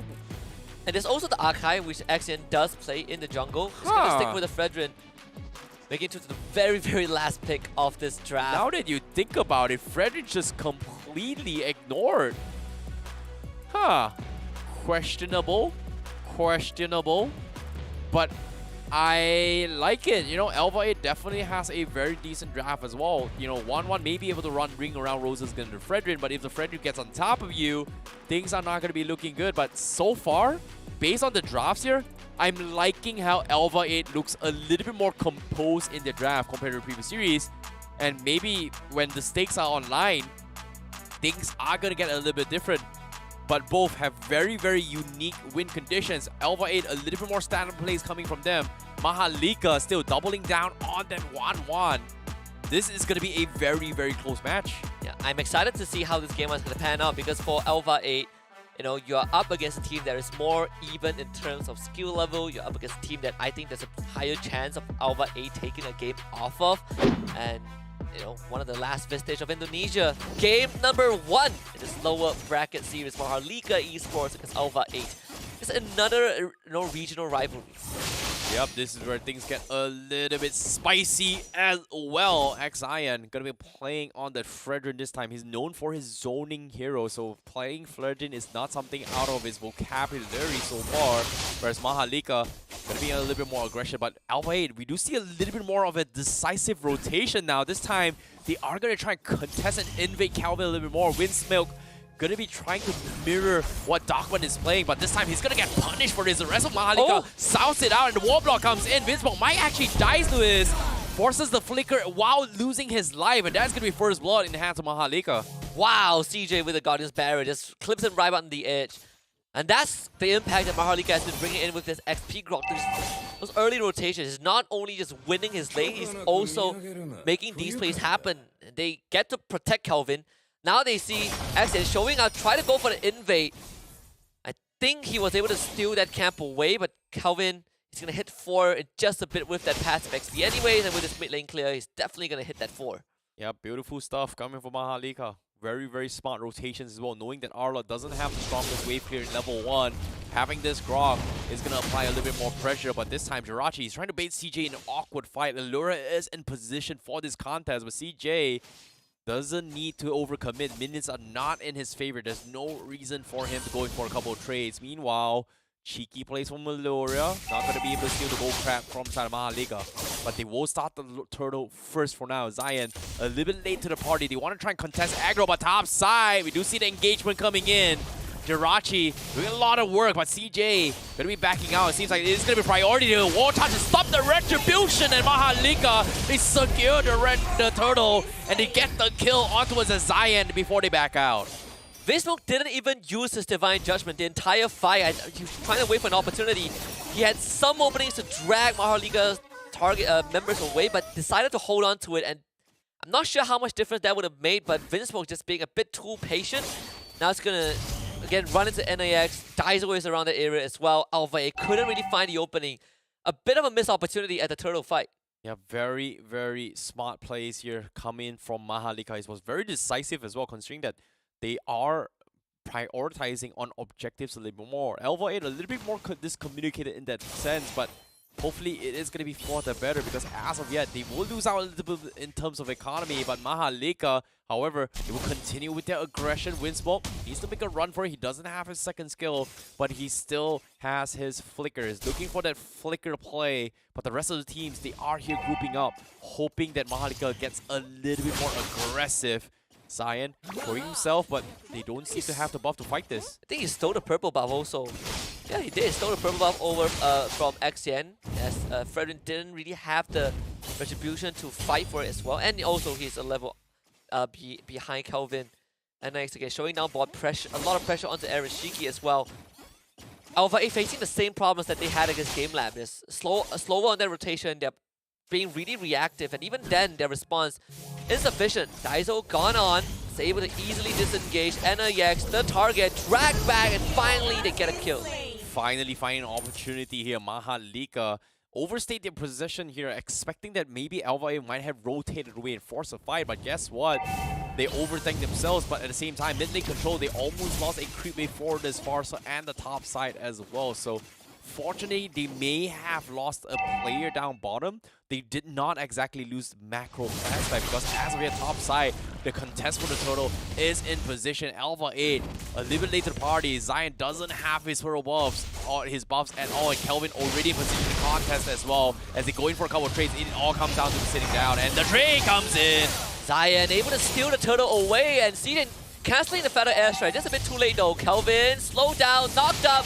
Able to use the Thorn Roses to get away by some distance. Doesn't go down, but the flicker forward from Jirachi will secure the kill. But Jirachi will also trade his life back thanks to NIX. Both teams trading 1-for-1. Oh, absolutely worth it here. ALVA, they had no choice. They had to go for this kill. Jirachi, he may be the XP laner, but think about it here. Zion is behind in terms of jungle XP as well. They need to find a way to actually shut down Kelvin, and this is going to try and help him equalize a little bit more, even though Zion is still very, very far behind in terms of economy here. It's about 300 behind, but with that kill being said, he is going to be able to scale up a little bit better compared to before, but it's still going to take a little bit more time. This is a tank slot we're talking about, so ALVA 8, they have to be very, very patient with their next pickoff. But Winsmoke now, he does have the place, but Farsight is nowhere to be found to set up all the Divine Judgment for now. Yeah, ALVA 8 again looking for an opportunity. CY protected by his team. XN shows up, means that CY will not be able to be touched. MHRLK have enough info. CY just easily hops back into lane. You have Daiso to cover the flank as well. And XN just cannot really get in range. The members of MHRLK are very, very elusive. Top side for Jirachi in a 1 versus 2 is going to go down to Kelvin. Oh, it makes so much sense why MHRLK Esports was backing out on bottom side, because they were about to make an attempt top side. Means they were trying to dodge ALVA 8 all completely. And ALVA 8 not taking the bait at all. They are going to get completely punished for this. But the Divine Judgment comes in. It looks really good by NIX. He's going to get out, and Euphoria not committing to the Feather Airstrike at all, as he's saving his skill for a bigger prize. But in this case, CY is the bigger one, chunks him down half HP, but they get absolutely nothing for this. But it is going to be zoning for the tier 1 for Iron Shiki instead. Luckily they got that tier 1. It would have been disastrous if they got nothing. NIX didn't even have Flicker to get out of the Feather Airstrike. If it was committed, Kelvin working on the turtle already. Winsmoke doesn't have the Divine Judgment right now. As NIX shows up, he also just got his ultimate back. The Imo Fen is going to be very important. Of course, Kelvin secures the turtle. NIX able to keep the rest of ALVA 8 away, forcing the flicker from Winsmoke. CJ is around the corner. God. This could be a good flank angle. CJ waiting for the opportunity. But not able to find one. NIX getting stunned up. Zion going in. 2-man taunt. Kelvin able to dodge it once again, and NIX gets out. Oh my goodness, things would have went completely south here if NIX kind of dropped the ball in that situation. But at the same time, fortunately for ALVA 8, they were all grouped up at 4, and CJ was nowhere near to actually set up for a 4-man wall charge. So ALVA 8 is still hanging on, but they're still needing a little bit more opportunity for Winsmoke and Euphoria to try and sync up their play, because Euphoria, he showed himself up, but eventually they need to go for the Divine Judgment play. But the rotations coming from MHRLK, sending up 4 or 5 guys up top, means there is going to be heavy assaults coming from top side. They need everyone on deck. But ALVA 8, bottom stage shoved to the tier 2. MHRLK eventually losing a lot of XP and resources down bottom. But top side, are they going to go for a trade? Because they're taking a little bit too long for this decision, and ALVA 8, they're all grouped up as well. Yeah, all 4 of them on the top side. Again, you need this Fredrin to kind of open up these brushes. And it's not the easiest target to go on. They do see CY, but CY just hops away. And there's no target, no viable target for ALVA 8. Vinsmoke, he does not have the flicker, so he can't really do too much. NIX now goes for the Iron Offender on the scene, and can he get the Prison Wrap off? Can he make the skill up? Meanwhile, CY going ham with the crossbows attack, finally dragged back under the tier 1. Doesn't find a knockout onto Vinsmoke, so ALVA 8 punishing MHRLK. Oh, very, very unfortunate coming in from CY here, but at the same time, it's not over yet. Kelvin almost getting the finish on towards Vinsmoke, but he was able to recall back in time. Tier 1 is going to be up for grabs. Meanwhile, ALVA 8 very patient with their pickoff so far, and this is actually going to help Iron Shiki scale a little bit more, but the Lord is going to be up for grabs for now. As you can see, Jirachi scouts out rotations coming from MHRLK. Doesn't have the tools to actually fight this, has to play this a little bit more patient. While ALVA 8, they do not have the Divine Judgment yet, but this time Vinsmoke will have the flicker, so MHRLK needs to be a little bit more careful. They're baiting out with the Lord for now, but they are going to be grouped up to force a fight right now. Jirachi was chunked down to 60% by CJ. Zian goes in again, and the wall charge instantly knocks him out. They had the better airstrike, but look at Kelvin, he's straight to the backline, takes out the Fredrin. No jungler for ALVA 8 left in this fight. So well executed for MHRLK. The Lord does reset a bit, but MHRLK will be able to get it nonetheless. Easy, secure for MHRLK, and ALVA 8 being dealt the very first blow. Yeah, and this is where things get a little bit different as well, because eventually with the Lord being out for grabs from the side of MHRLK Esports, things are going to get a little bit difficult for ALVA 8 to shuffle their way through. A little bit undecisive with the play, but now having so much assault coming in, Zion, he can't exactly just challenge that without any sort of backup. And MHRLK, they will be able to continue their assault. They need to make a play around Winsmoke's catch, but so far, it has not been working out. Every single time he tries to go for a dive, there is going to be an IX there to actually cut them down and deny them all those stuns.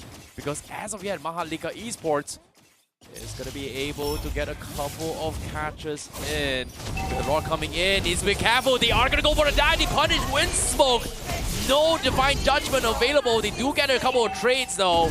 Coming from Eloria, they trade 2 for 1. And they get the defense coming from ALVA 8. Yeah, a bit of an overzealousness from MHRLK. They went in, only got Vinsmoke. Calvin getting challenged by XTN, but it's the Fredrin. No chance on taking out the Lancelot. So ALVA 8 ends up holding on. They actually didn't lose much considering what happened.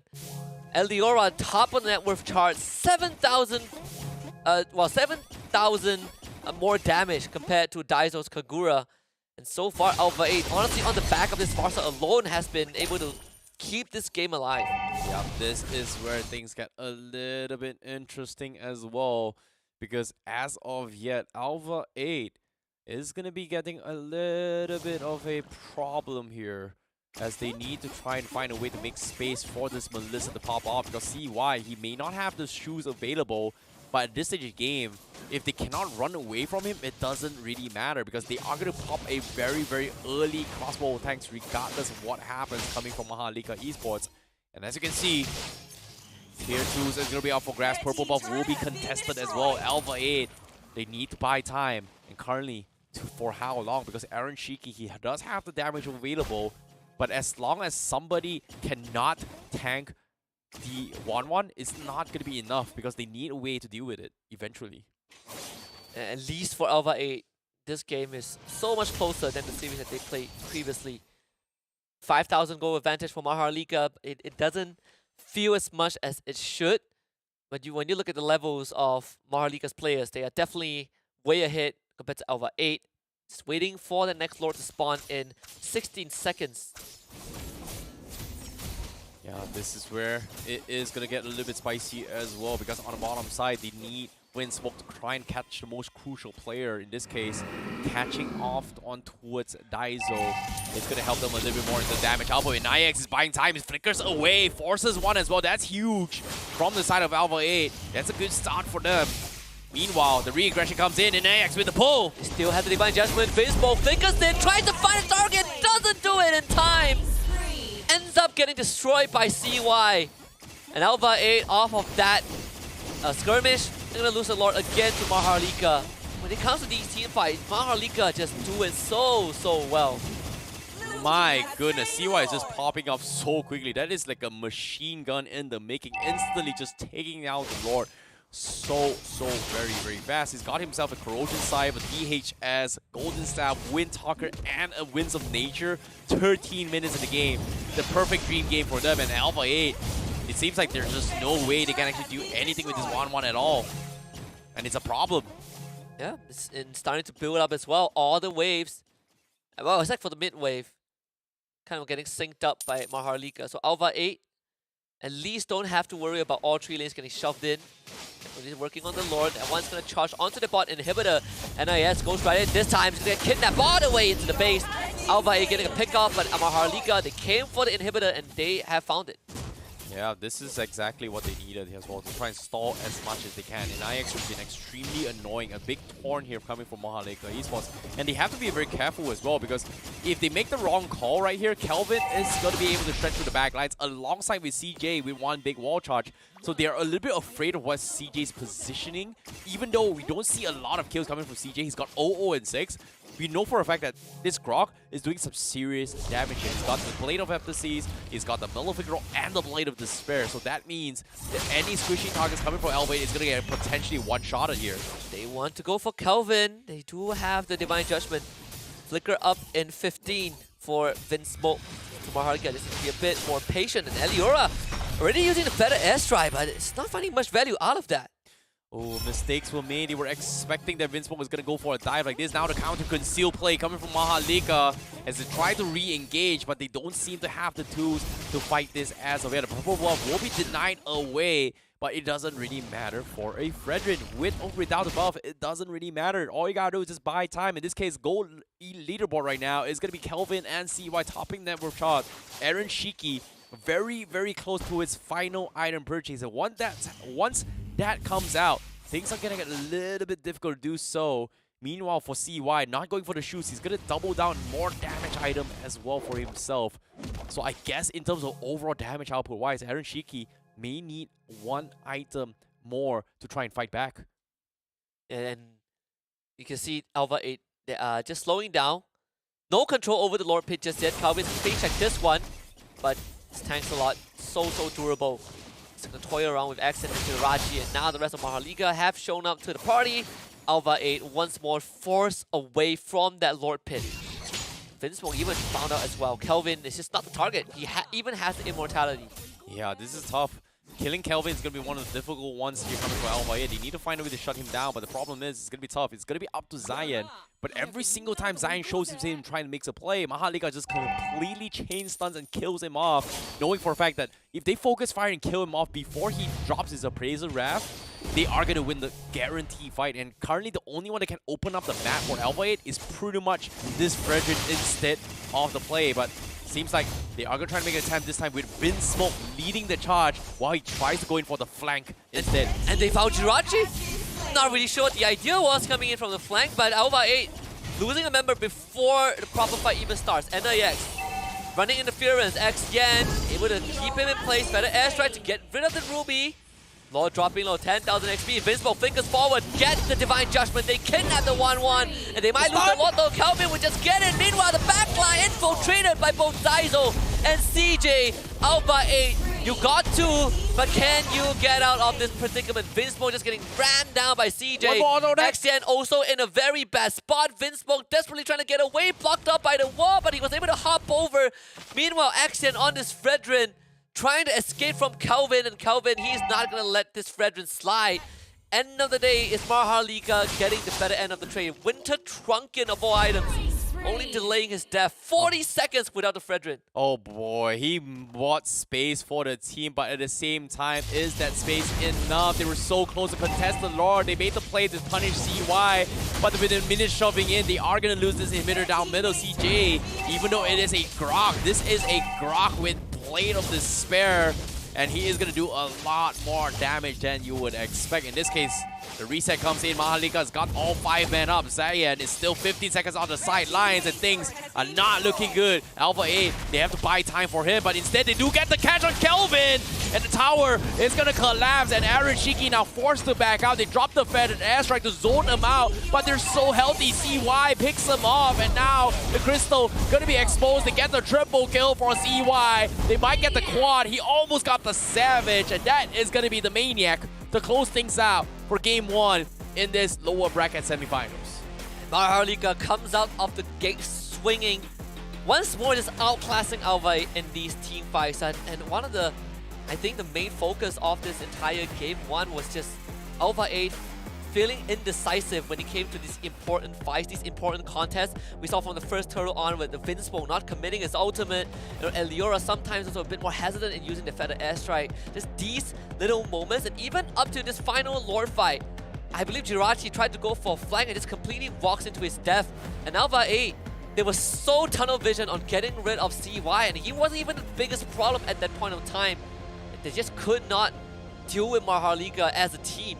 A beautiful, beautiful flank coming from CJ and Daizo from the flank as well. They were able to get a very, very good side here to actually go in for the shotgun build combo off the wall charge alongside with the Kagura, just completely one-shotting MHRLK Esports all entirely, and that's scary if you think about it from the side of ALVA 8, where they didn't expect all this kind of weird gang attempts, and the setups and patience coming from MHRLK is starting to pay off in all these wombo combos. So eventually, MHRLK won this hands down in the macro aspect, and arguably we will expect Zion to actually open up the map a little bit more, but it didn't actually reach to that stage at all. Yeah, and this was a Fredrin last pick, right? Made it all the way until the final pick, with Eliora getting one of his best hero as well.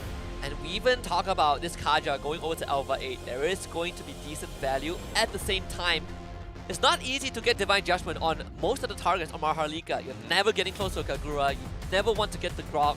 It's hard to catch the Lancelot. And even if you want to get on CY, they always had to commit Flicker for this 1-1. So most of the time, we saw Vinsmoke just blow the ultimate onto NIX. And MHRLK is completely fine with having this Ruby getting kidnapped. I genuinely feel bad for Vinsmoke if you think about it here. He actually went for the fleeting time, but most of the attempts, they weren't exactly long enough for him to actually capitalize on it. And based on this stats as well, MHRLK was just topping the network here in terms of damage output. GPM for Kelvin is off the charts with this Lancelot, and so far, nobody from the side of ALVA 8 could actually catch this Lancelot at all. And that was something that I think it was the biggest problem from side ALVA 8. And based on this draft, so you can see, final drafts coming in from MHRLK wasn't ban the Fredrin, but was to ban the Franco and the Kufra to double down, making sure that this Lancelot just could not get caught up at the goal. And Kelvin, 3-1-7, shows a lot coming in from his overall playstyle in this tank slot. Yeah, and at the same time, this Fredrin pick was into the Ruby as well, right? We say that Fredrin, you want to be able to stack up your combo points, get that ultimate off, but Ruby is one of those heroes that makes it close to impossible, constantly disrupting you with the crowd control. I just feel like for AES, they are very focused on getting that Arlot for themselves. They first picked this Arlot 2 times, and in both games, Arlot was not able to do much. The first time against GameLab Phobias, that was a complete wash. This time against the Grok, kind of the same result. You get more room to breathe in the lane, but in this team fights, you want to be able to see results, and he was just not able to deliver on it.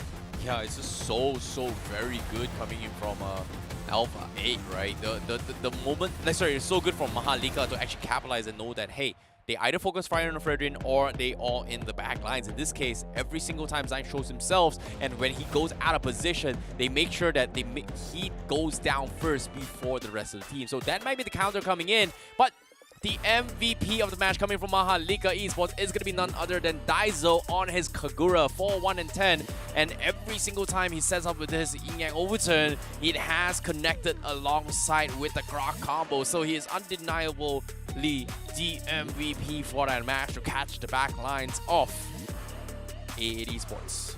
And it's safe to say that, even though we didn't talk too much about Daiso in Game 1, when you look at these team fights and how they always unfold, there's always Calvin and Daiso being able to hit that backline instantly. And it's very hard for AES to just walk into MHRLK. And you are relying, again, like you mentioned, Darren's, having Xian, the Frederick, to open up those brushes, having Vinsmoke to walk in and try to kidnap someone with the ultimate. It is just not happening against MHRLK and how they were managing those mid to late game. Yep, GG well played coming from game number 1 for MHRLK Esports. ALVA 8 finally showing signs of life despite the loss in the first series, but it seems like it's not enough after that long break. Hopefully in this game number 2, it is going to be a little bit different. But we do see a lot of improvements coming from them.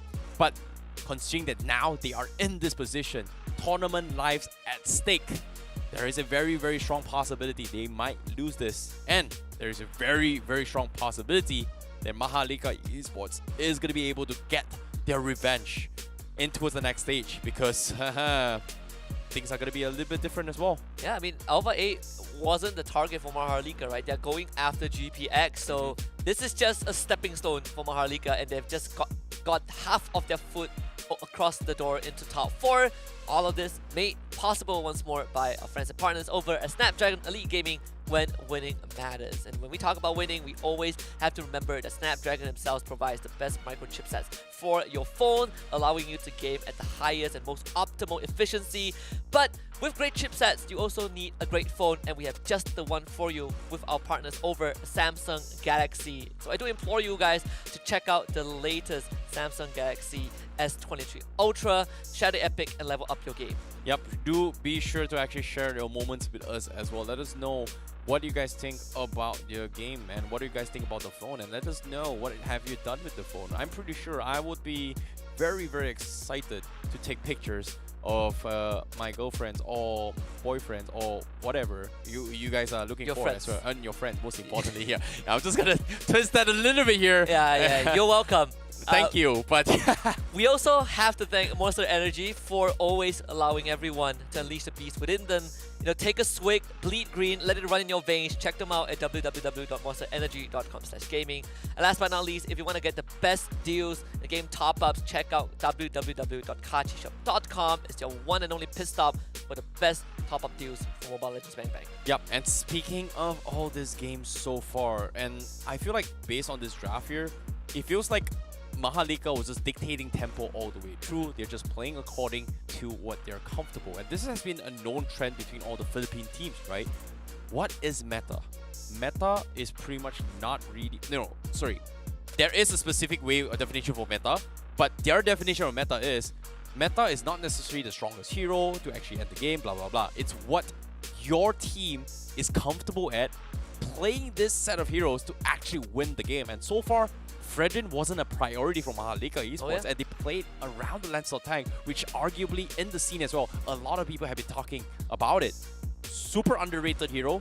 Not many people can execute it and show why it is considered a so-called S-tier meta. And a lot of these Filipino teams haven't really been prioritizing the Fredrin, right?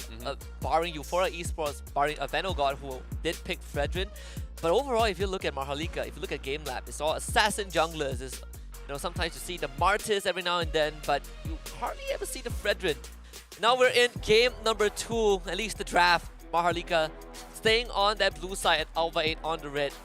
One final chance for ALVA 8 to keep themselves in this tournament. They have not been able to overcome kind of the macro differences against GameLab and MHRLK. Yep, blue side once again from MHRLK Esports. ALVA 8, 4 games in a row so far. On the red side first. Hopefully it's going to help out a little bit more, because as we at MHRLK Esports, banning things off with the Kadita. Very similar bans once again. Just doesn't really want to see the Kadita at all. ALVA 8, are they going to look for the switch up? Because as of yet, they have been very traditional with their bans, but this time they will respect CY's 1-1 banned it off means there is going to be an opportunity for multiple heroes to actually slide on through. In this case, maybe the Joy, maybe even Fredrin once again is going to be up for grabs, but I don't think MHRLK gives a crap about that.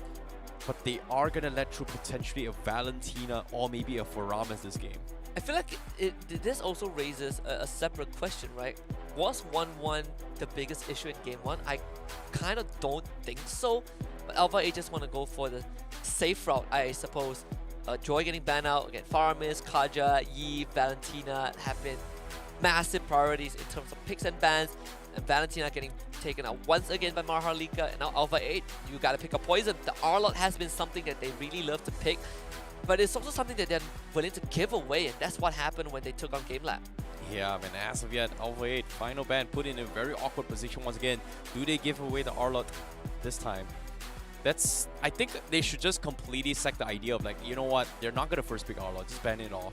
And then pick something else. You know, we can actually open up the hero pool a little bit more. R-Lot didn't exactly work in their favor twice now in the upper bracket series and this game.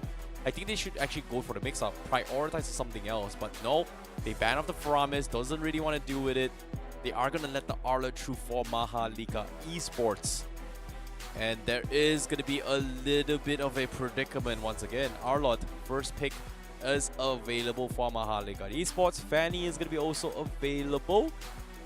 But Eve gonna be picked up from ALVA 8. Wait a minute. Huh. Okay, okay, now makes sense. MHRLK with the Eve opening. ALVA 8, now you have decent options, right? Again, Fredrin, R-Lot, Kaja. The fact that there's an Eve on MHRLK's side kind of slightly diminishes the value of the Kaja. You can't really drag that Eve away anyways. And it also makes that Fredrin pick a bit iffy in these team fights. So ALVA 8 is giving Aaron Shiki the Claude. Comfort. This is a pick that I expected to see so much more from Aaron Shiki in today's matches, but funny enough, this is the first time the Claude was picked. It might be the first, it might be the last. Yeah, finally ALVA 8 going to be giving Aaron Shiki his comfort pickup, but they are going to be opening things up with the R-Lot as well as the Claude. So this is where things get a little bit more interesting because now they are in the comfort pickups. MHRLK has the option here. He needs to play something else, but they are doubling down with the Grok once again for XP lane here, for actually going for setups. Very, very annoying here. It is going to use to be denying the Farsa once again. They kind of want ALVA 8 to play it again. They're pretty much having a solution. I was about to bring out the Beatrix as well for that wombo combo strategy, and it seems like MHRLK this time is going to go for the poke strategy a little bit better compared to what ALVA 8 is going to be thinking of the table. So as you can see, discussions has been made from the side of MHRLK, and they're pretty happy about this trade-off. Let them pick the Farsa. It's okay. Just take it. It doesn't matter.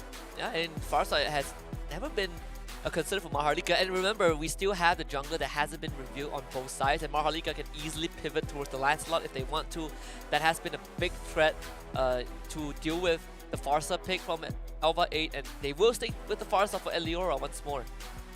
Well, seems like they are going to get it for themselves. Euphoria needs to try and sync up a little bit more with Vinsmoke. We haven't seen Vinsmoke playing the Kaja this time. He might be banned off this game, but MHRLK Esports, they might double down on the Lancelot again. But no. ALVA 8 says, you're not getting it. You're not getting the tank slot once again. I'm sorry, Kelvin. You're just extremely annoying with that game. But at the same time, Fredrin once again completely ignored from both sides. That's 1 point. 2, Fanny also completely ignored as well. So it might be a little bit of a surprise factor because if you think about it, Fanny on ALVA 8 means MHRLK Esports has a way to deal with it with the wall charge. But Fanny on MHRLK Esports, ALVA 8 as of yet has no solutions whatsoever. So MHRLK Esports has pretty much shown their hand that they have banned the Kufra before, indicating that there might be a possibility, but that didn't exactly happen because they pretty much doubled down for the Lancelot, right? So this time, ALVA 8 might be baited into this, knowing that MHRLK might bring in the Fanny this time. Yeah, it's either if they don't ban the Fanny, the only choice that they have in that roaming role, probably you are going to be looking at a roaming Kaja, a jungle Akai, something along the lines, or the Fredrin once more. The fact that Martis was banned out is a big indicator, and ALVA 8 themselves bans out the Kaja. MHRLK, they are going to be feel so much more comfortable if they decide to go for the Fanny, if they have a chance to go for the Fanny, the Kufra ban to wrap up that ban phase, and now ALVA 8 have a very, very important choice to make. Oh no, MHRLK, they are going to be sticking to their Game 1's draft once again. They are potentially going to take the Ruby away, and ALVA 8, they have to sense this. They know for a fact that they want to play the Ruby again to try and annoy if the ALVA 8 decides to go for the Fredrin pickup. So they're not really afraid about this. Fanny against the Fredrin is really, really strong against them, and ALVA 8, they don't go for it, but they are going to double down for the Lolita instead. So, you hate to see it. It was all a setup. We saw this coming from a mile away. No! From the bans itself, the fact that ALVA 8 banned on the Kaja is basically giving that Fanny on a silver platter for MHRLK. Oh, you hate to see moments like this. It was a perfect setup for the Fanny, and ALVA 8 thinking that it wasn't gonna happen. I like how MHRLK was hiding this Kufra ban in game number 1. And ALVA 8 thought, there's no way they're bringing in the Fanny, right? But little did they know they already brought in the Lancelot, and this time, with Fanny getting pulled in, and the only other hero that can pretty much stop a Fanny is pretty much either... Actually, there are still a lot here. Cho, Paquito, Akai to a certain degree. But this pretty much puts ALVA 8 in a situation where, you know what? You're not getting a Fredrin. You're forced to play the Akai jungle. Pretty much the only other thing left to kind of deal with this Fanny, I guess ALVA 8 has no other choice but to go for the Akai. But if they go for the Fredrin, there's no one that can actually stop this Fanny. Even with Akai, he's not exactly the most effective one overall, right? There's so many things that he needs to accomplish in this fight, in this game itself. Honestly, I feel like this Fanny pick was basically handed to them, right? We saw the Kaja ban, and it's by courtesy of ALVA 8. They put so much emphasis in getting XDN's hero to be the last pick. But I don't think it's going to matter too much at this point. We just have to see what ALVA 8 settles for. I think the Akai probably is the best course. They can still stick with the Fredrin.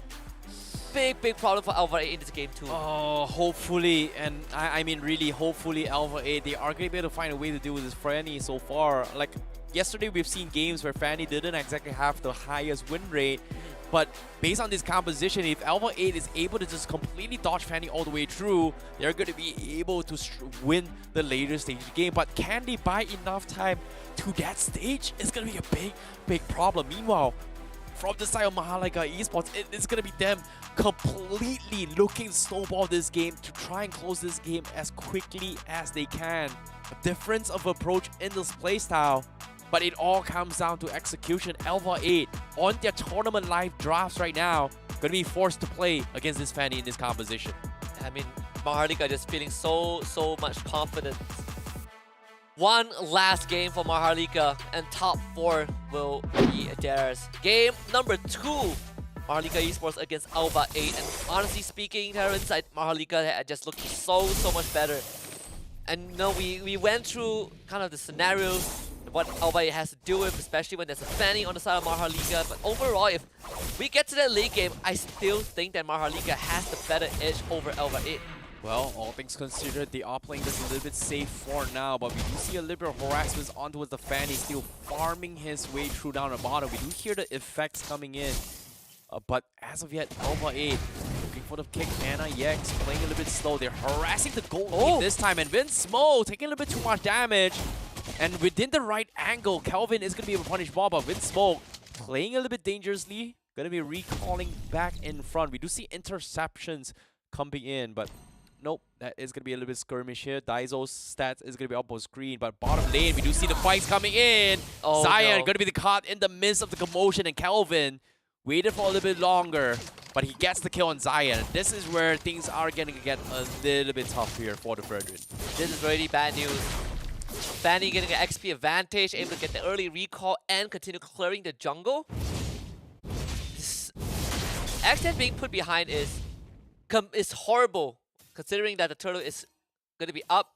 He will hit the level 4 right now, but Jirachi almost walks into an ambush. CJ is going to be around. He will have his ultimate off of that passive XP.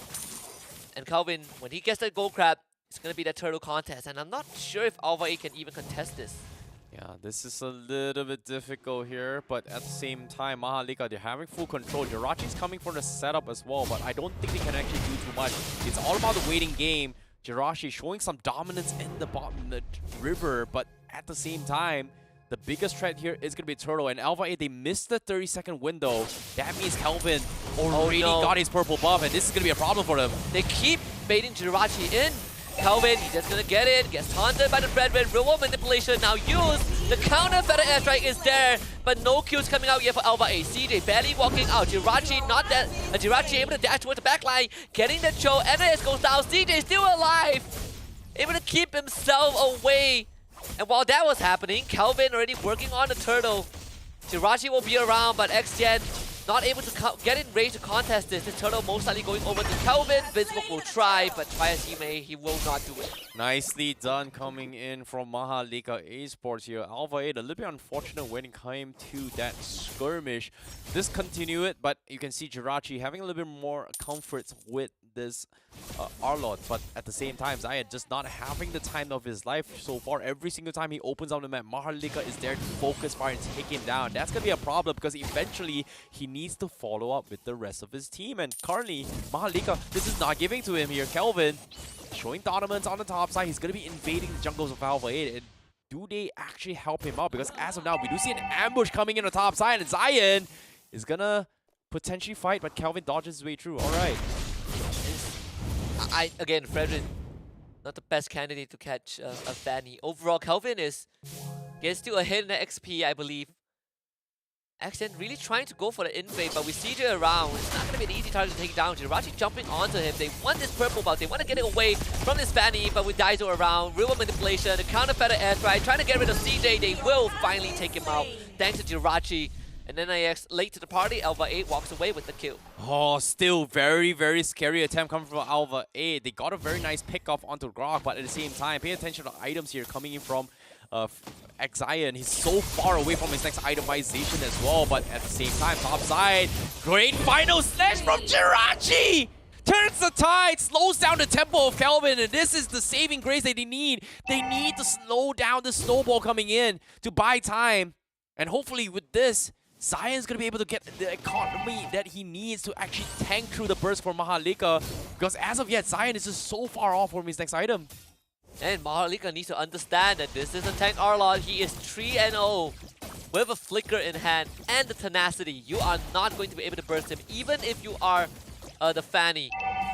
Like you mentioned, the fact that the Fanny went down is very good news. XN now catching up in terms of experience. The Numenon Blast by Vinsmoke not connecting onto CY, but it did force the flicker out of him though.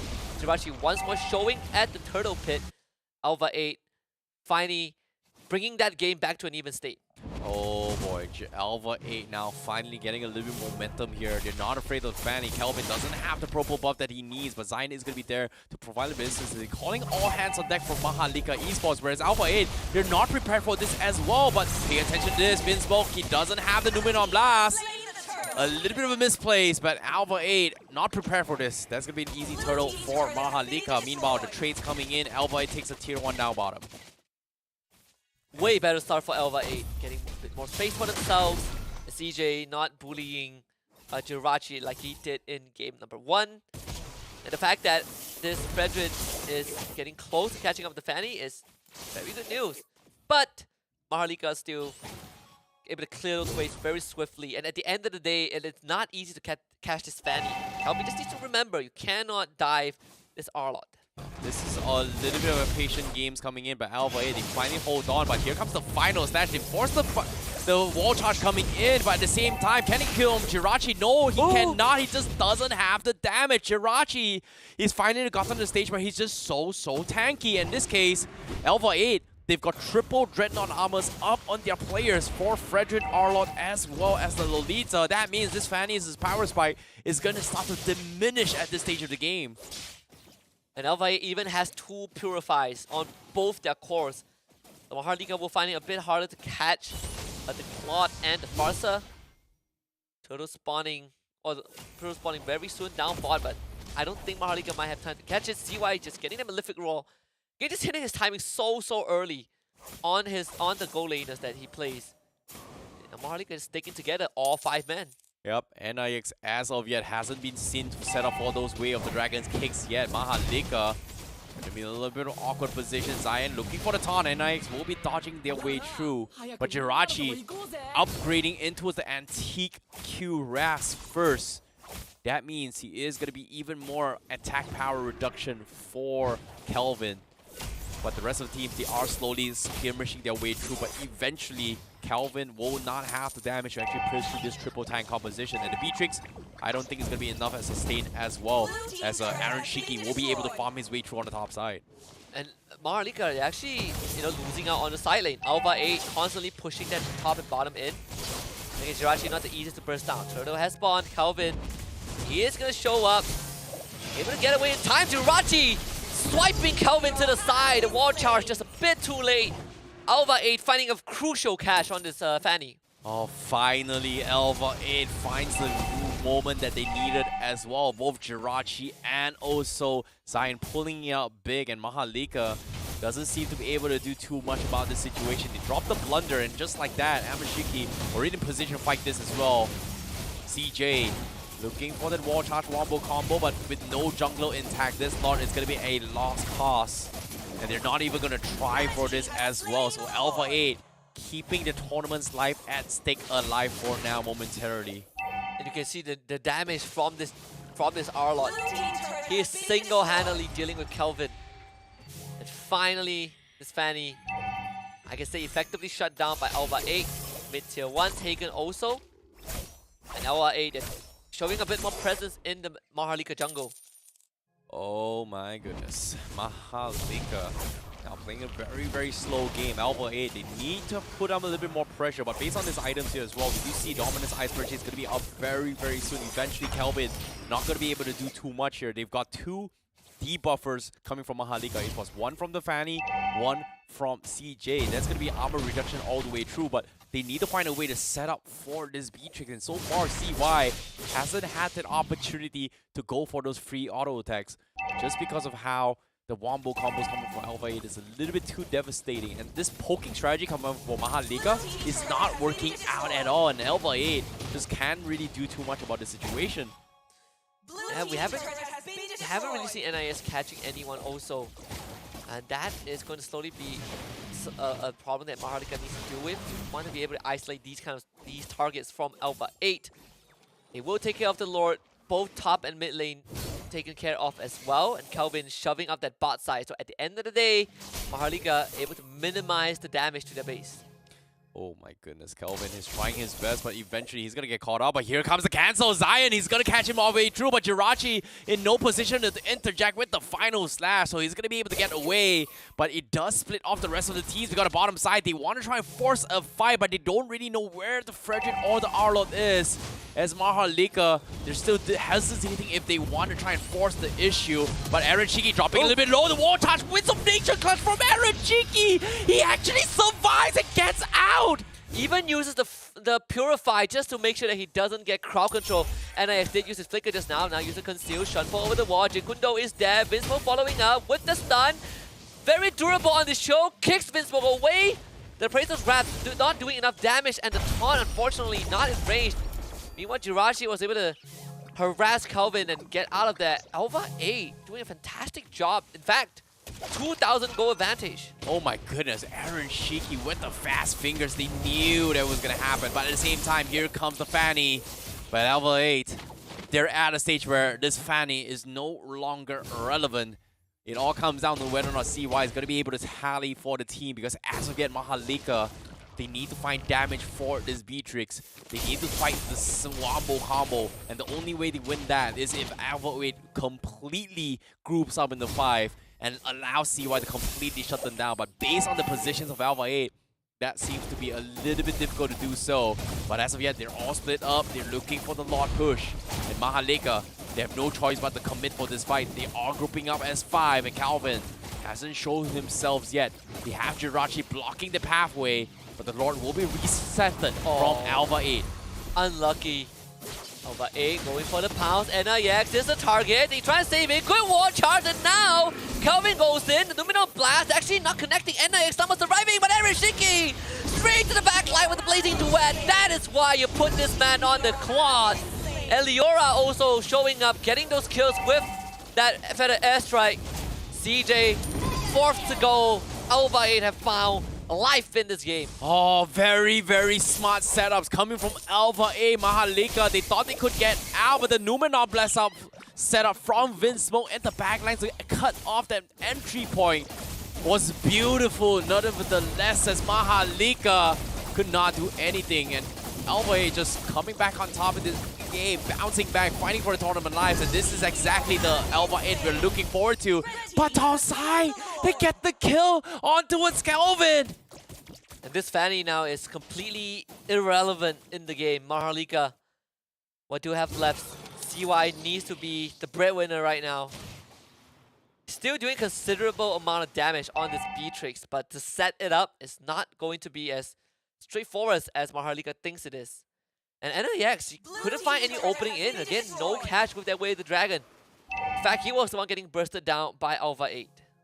Oh boy, so far in IX, you know, it's so hard for him to actually set up for those kind of kicks. I was expecting a little bit more Way of the Dragon setups coming from MHRLK, but ALVA 8 just completely, you know, dodging their way through here, you know, dancing around the PAMs, is just making sure that that does not happen. Because every single time NIX tries to make a play, they need to either go in for the Fanny or go in for a couple fights. But Daiso now going to be forced to use the real vision, and Lord crashing in. They have to collapse onto this. So the airstrike forcing Daiso back. NIX once more looking for an opening. Kelvin straight to the back line, tries to go for a one-shot. Almost assassinates Eliora, but didn't do enough. Lord's gonna start crashing in. MHRLK will be able to clear that out very quickly. NIX once more not getting an entry. Kelvin also trying to draw attention away. At the end of it, ALVA 8 only getting that mid inhibitor. All things considered, MHRLK was able to minimize the damage, and Kelvin also taking care of that bot wave. Oh no, they know! Going for the snipe. Kelvin! Oh no! Two of it. Can you get a counter kill? Or at least get out. Jirachi dashing onto him, but Kelvin have enough iron cables. He doesn't have the energy. Iron He doesn't have the purple in, buff. able to knock him up, intercepting this Fanny. Oh, beautiful game sense coming from Euphoria. What a catch. But they do get off Aaron Shiki on the sides as well for this Beatrix. So this is going to buy a little bit more time as they try to split off the fight. Here comes the kick. He's not going to connect. He's going to get taunted by Xion once again. And finally, the Way of the Dragon Flicker catches Jirachi. They won't be able to turn the tides, and ALVA 8, they're scrambling, but they do have one of the tankiest heroes in the front lines, and MHRLK, they barely hang on, but they were able to hold out for now. Top inhibitor also goes down. ALVA 8 doing just chipping away at MHRLK Esports, brick by brick. Less than 40 seconds until the third Lord of this game. MHRLK have found some remedy to deal with ALVA 8, but you need these individual heroics. You need NIX to be the one that get these pickouts. You need CY to snipe Aaron Shiki once more from 10 miles away, and it's not easy to accomplish. Yeah, definitely going to be a very difficult task. In this case, Kelvin needs to try and split off both the R-Lot as well as the Fredrin in order to make a little bit of a crack on the defense for MHRLK to punish the back lines, because as soon as I say this, they do get the catch. They are going to punish Windsmoke right from the get-go. That's a little bit more room for the side of MHRLK Esports, and that's exactly what they intend to do. They finally found the sauce to actually fight this, but ALVA 8 still grouping up as 4. They are still relatively strong, and Aaron Shiki looking pretty solid as well. The snipes are coming in. Aaron Shiki forced to back out, but he Eloria getting sniped from afar. CY still keeping his distance from afar. He's a little bit too far off to regroup with his team, whereas MHRLK trying to dance around the Lord Pit, but ALVA 8 not committing yet. They're waiting up on Finspool to connect, but they lose NIX in this place. And here comes Jirachi with the play, but the counter won't touch from MHRLK. Turns the tide, kills off Zion. That's going to be the first immortality, but he's dropped down so low. He needs to back up, and Aaron Shiki, he's holding on with his dear life with the blazing duet, and he is going to be able to survive. He needs to run, but here comes Kelvin. But he's not going to go for interaction, but no, the Grok. But Aaron Shiki, he dodges it. He sets up the play for Eloria to kill CJ. What an outplay coming from both sides. And ALVA 8 still hangs on at the balance. Both teams showing just individual prowess. All these plays, this is what we wanted to see. MHRLK, you need players like NIX to get these great plays. You need CY to get the snipe. And ALVA 8 not willing to be outdone. MHRLK now on the back foot without CJ for 18 seconds. Lord down to less than half health. Vinsmoke staying in front. They have the conceal play. NIS, can you find the opening? Lord is dropping low. Kelvin is on the side, but they cannot find an entry in. Maybe CY can get a snipe. This is a very tense moment. They won't have time to wait for CJ to come right back, and with Jirachi putting his body in front, they need some way to get through Jirachi. A lot of damage on this Aura. Jirachi going down, but the Lord getting secure. Eliora pushing MHRLK back. ALVA A getting the objective for themselves. Oh, nice attempt coming in from MHRLK Esports. They got the kill onto his Jirachi, but it was pretty much zoned out as well. Too much damage, and MHRLK wasn't expecting ALVA A to take a decisive battle onto his Lord Pit right here, right now. And this is actually going to buy a little bit more time for ALVA A, but at the same time, here comes the kick. They force a fight. They go in for the catch, and they got the kill on Arashiki. Zion as well is going to fall, and ALVA A, they may have won the Lord, but the surprise catch from MHRLK is going to save their tournament lives a little bit more. But Winsmoke now tries to make a run for it as well, but there's only so much this Lolita can do. And Loria, he's stuck in IX. Looking for the kick once again. They really want to get more kills out of this. The snipes coming from CY. Starting to pay off from the side of MHRLK Esports. I feel like we've seen this before, Terrence. MHRLK making a comeback. They did it yesterday, and it was against an even bigger deficit. NIX once more. Look for Jirachi. Eliora with better airstrike. Can you get the snipes? Yes! Set up by Jirachi. They get rid of Daiso and CJ, and ALVA 8 still alive. CY, the most important target, but they cannot get to him. That's the most beautiful setup I've seen coming for ALVA 8, right? Numenon Blast coming in, and we've got the complete broom from Jirachi sweeping them with the final slash in towards the Numenon Blast to actually go for the setup. So that was a little bit misplaced coming from MHRLK Esports. So it's not going to be over yet. It looks like a comeback by ALVA 8. They have the aggression, and they're calling all teams here to actually go for the defense. And CY almost losing his life, but the Crystal will be focused down, and Numenon Blast will stop them in his track, and ALVA 8 will try to drag this out, but no, he's not dead, but the blazing to it will be enough to finish him off, and they try to close this out, and they will tie the series in the lower brackets. Finally, some signs of life for ALVA 8. Not done just yet for the night, but it was as close as it can get. Very good management in stopping this Fanny from snowballing, and MHRLK just misplaying some of these moments. The overzealousness from this Fanny. They thought they had the lead. They overestimated themselves, and ALVA 8 punished every single opening that was given to them. But it came pretty close. MHRLK almost made a comeback. And if it's not for Eliroa, if it's not for Jirachi, if not for Aaron Shiki making these plays as the carry of the team, I think would have seen a 2-0 ending. Oh my goodness. ALVA 8, an absolute monstrous game here. Finally bounced back with a very, very long day so far. They finally found the mojo, and MHRLK also putting them at the edge. But to be honest, one of the saving grace was pretty much this fight right here. The Numenon setup coming from Vinsmoke, and he was pretty much Jirachi with the final sweep, completely pushing CJ and Daiso into it for the follow-up wombo combo to deny the comeback opportunity. And this is where things are getting a little bit different here as we head into this game number 3, because MHRLK, they need to adapt to this, but at the same time, ALVA 8 finally getting used to the Arlot. Jirachi just popping off in this game. Yep, and we see the tank Arlot. There's so much value in these fights. When you have all these constant crowd controls from your team, you keep proccing that Demon Mark from that passive, and all these dashes, eventually it's going to, outlast MHRLK Esports. And I just feel like NIX had the same problem as Vinsmoke from game 1, where he wasn't able to find any pickoffs. He got some in the later stages of the game, but it was just not enough. MHRLK was so far behind that ALVA 8, you have all these one-shot moments. Eliora untouched in this game, 4-0 in Sparsa. Yeah, and even these items as well, Kelvin will pretty much the core momentum snowball player coming from MHRLK Esports, right? They needed to snowball her pretty hard, but the moment ALVA 8 in the first 4, they lost a couple kills, right?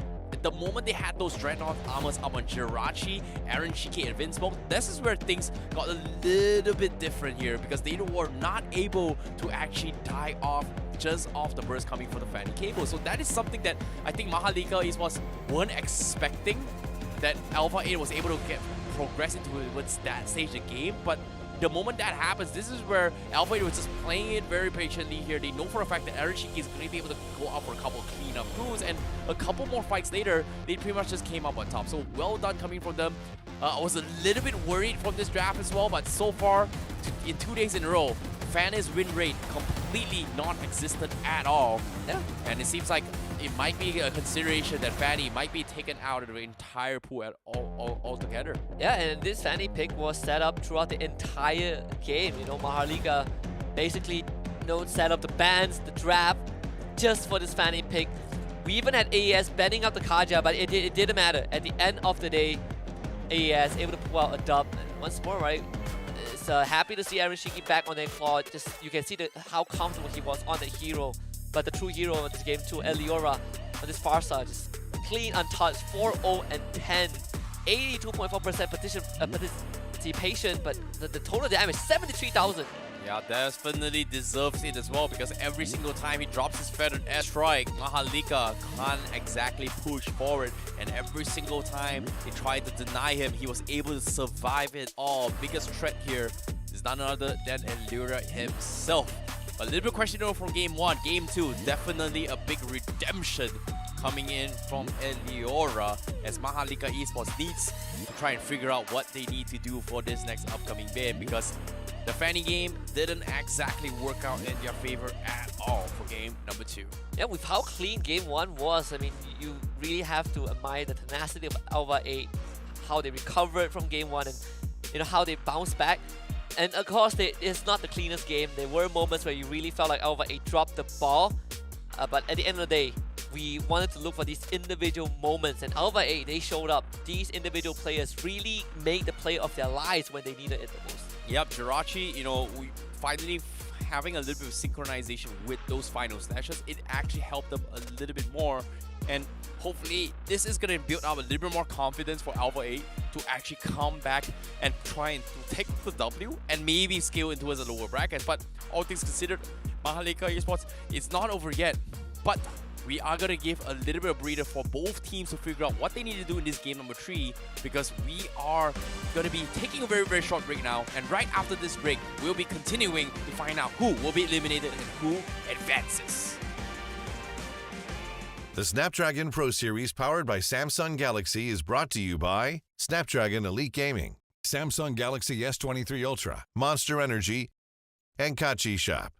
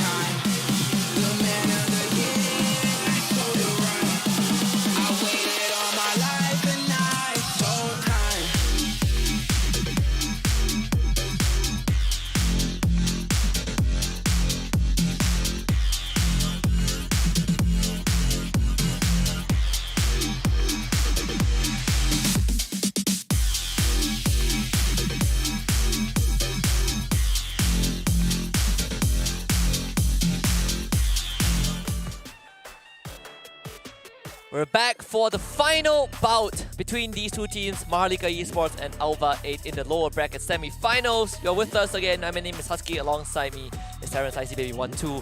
One last game to find out who is the third team to make it to the challenge finals and which team will get knocked out. Well, all things considered, it is going to be a very, very close one here because right now, elimination match is on the line. The tournament lives is on the line, I'm sorry. But at the same time, MHRLK Esports here, pretty strong game number one. Game number two, a little bit risky. I like the setup coming for the Fanny so far, but two games, two different teams so far. Tried to play the Fanny, didn't exactly work out.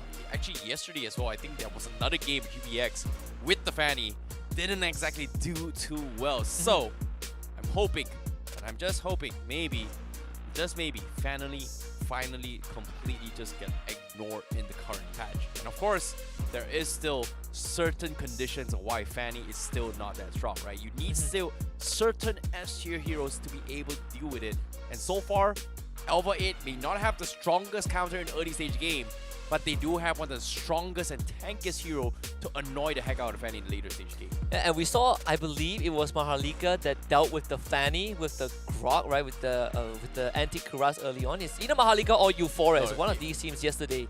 Yeah, that did that. And so there are plenty of answers to Fanny. I agree. Okay, it was Euphoria and GPX. Both. Euphoria, GPX. Both also. Yeah. It was actually GPX who actually did the Dreadnought armor composition, right? And I like how ALVA 8 was able to integrate that kind of game sense and also used it against the Fanny. So it was very, very interesting way of actually playing this game. But it actually works out in favor, and it's just so much value coming in from ALVA 8. And maybe MHRLK Esports might just rethink it. You know what? We set up for the Fanny, didn't exactly work out. But you did talk about this as well, as Kelvin does lean on assassin-style junglers instead as a preference. So maybe this game, it's time to play a little bit more textbook, respect the Fredrin, take it for himself, deny it away from ALVA 8. Or the Martyrs, right? Martyrs has also been a very, very popular option for most of these teams, and I'm just very surprised that the Martyrs has been let through. Sometimes not even banned, but just no teams consider it because we saw these jungle picks going to that last phase, and Martyrs just doesn't feel like that last pick material. Well, it seems to be the case as well, but once again, ALVA 8 just preferring on the red side all the way through. And MHRLK Esports now going to be in a situation where they're going for identical ban. But this time, finally, they will respect the Arlot. And it makes so much sense because the final swing coming in from, the final stash coming from Haran Shiki in the previous game was one of the demise of MHRLK Esports. Every single time they try to set out a play, it didn't exactly work out. However, knowing that this time, without the Arlot and only the Fredrin available, maybe, just maybe... Well, Fredrin is no more. Oh, yeah, now with two of these heroes completely denied, and if they are able to mirror the same sort of game styles and play style from game number one, just maybe the Fanny might work out for game 3. I think we're looking at the Martyrs angle right now, right, for MHRLK. It feels like when you take out the Fredrin and you want to go for a jungle first pick and Fredrin is not in the pool and the Lancelot gets banned, this has to be either a Kaja. Well, Farmis also a Kaja, Farmis, Martyrs. There are some decent angles for them to go for, but I think for MHRLK, you're probably looking at a Farmis opening. Yeah, I think Farmis is going to be the safe bet coming from MHRLK Esports, right? It's either Farmis, either Valentina. Yves is not right up there, but I think Martis also should be up there as well in this composition. So MHRLK Esports, they have to make the option here. Do they go for it? Because I feel like the safest bet right now is just to play the Farmis, maybe keep it open for a potential roaming possibility for MHRLK, and then play around that composition. Yeah, you can go for the Farmis, and then, yeah, there it is, Farmis opening, then you can flex it, but at the same time, if ALVA doesn't take that Martis away, suddenly it becomes a very, very good option for MHRLK. You have all these incredibly strong anti-CC, close quarter combat, team fights. You have a way to get onto this Valentina, which we haven't seen for a long, long time. Counter call Alta, I suppose, but I want to see that Kaja. I think that is something that ALVA needs to kind of consider. But overall, it's more of a red pill, blue pill. If you take Kaja, then Martis goes over to MHRLK. No, I think this is where Kaja is in a very awkward position, right? If you want to go for a push and pull effect, obviously, we've seen teams kind of play Faramis Digi before, sometimes it's a hit and miss, but we've seen teams play Faramis with glue. So this is something that I think ALVA 8 has to deny it away. Obviously, it's going to happen as well. S-tier pick on the XP lane, completely denied for zoning tactics. But at the same time, for a Faramis here, this is a pretty even matchup. Yes, he is annoying. You won't be able to go for the pool strategy, but there are still multiple heroes that can resemble that. In this case, Franco is going to be one as well. Diki is also going to be another one that actually has a kind of push and pull strategy. Diki also going to be very, very annoying in that regards. But so far, we haven't seen the Diki Faramis strategy for a couple patch after the nerfs coming in from Faramis. So I don't think they would risk playing that, considering the ALVA 8 can mirror it up. But I agree, the Kaja seems to be a better choice for MHRLK. Yes. A lot of catch for MHRLK, a lot of single target catch from them, but you are also opening up decent options for Eliora on this Valentina. Right now you have the Cult Altar, you can steal, you can take the Divine Judgment.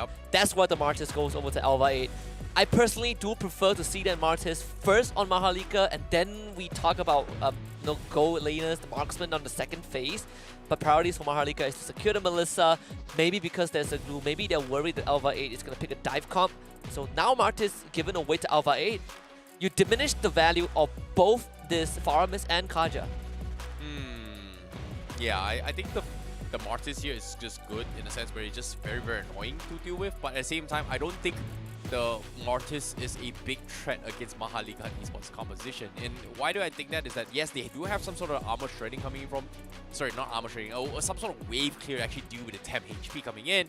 But with one wrong move, he is going to get punished very, very heavily from this composition from MHRLK. So I guess, to a certain degree, it's still pretty 50-50 in the drafts. I like that both sides has adaptations, but the Hanzo ban coming from ALVA 8, this is where things get a little bit interesting because MHRLK, Calvin can actually bring that to the table. But based on what I'm seeing here, I just think maybe if they want to double down on Fanny again, it isn't too bad for MHRLK Esports. Fanny into a Martis? Last time we saw now it, that I think about it, last time we saw absolutely it's not. You can't really play around the Cult Altar as well, so it's a horrible idea, right? Horrible, terrible idea. The smartest with the with the Shura, he has 3 instances to cancel Iron Cables. It makes life of Fanny too hard. I think it's a risk that MHRLK probably don't want to take. Again, right, when you're running the Faramis, you generally want to stick with the Faramis. Jungler's prop.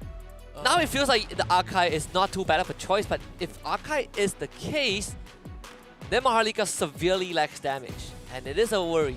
Yeah, I think that's going to be the case as well. I think MHRLK Esports might be leaning on towards a potential higher booster for themselves.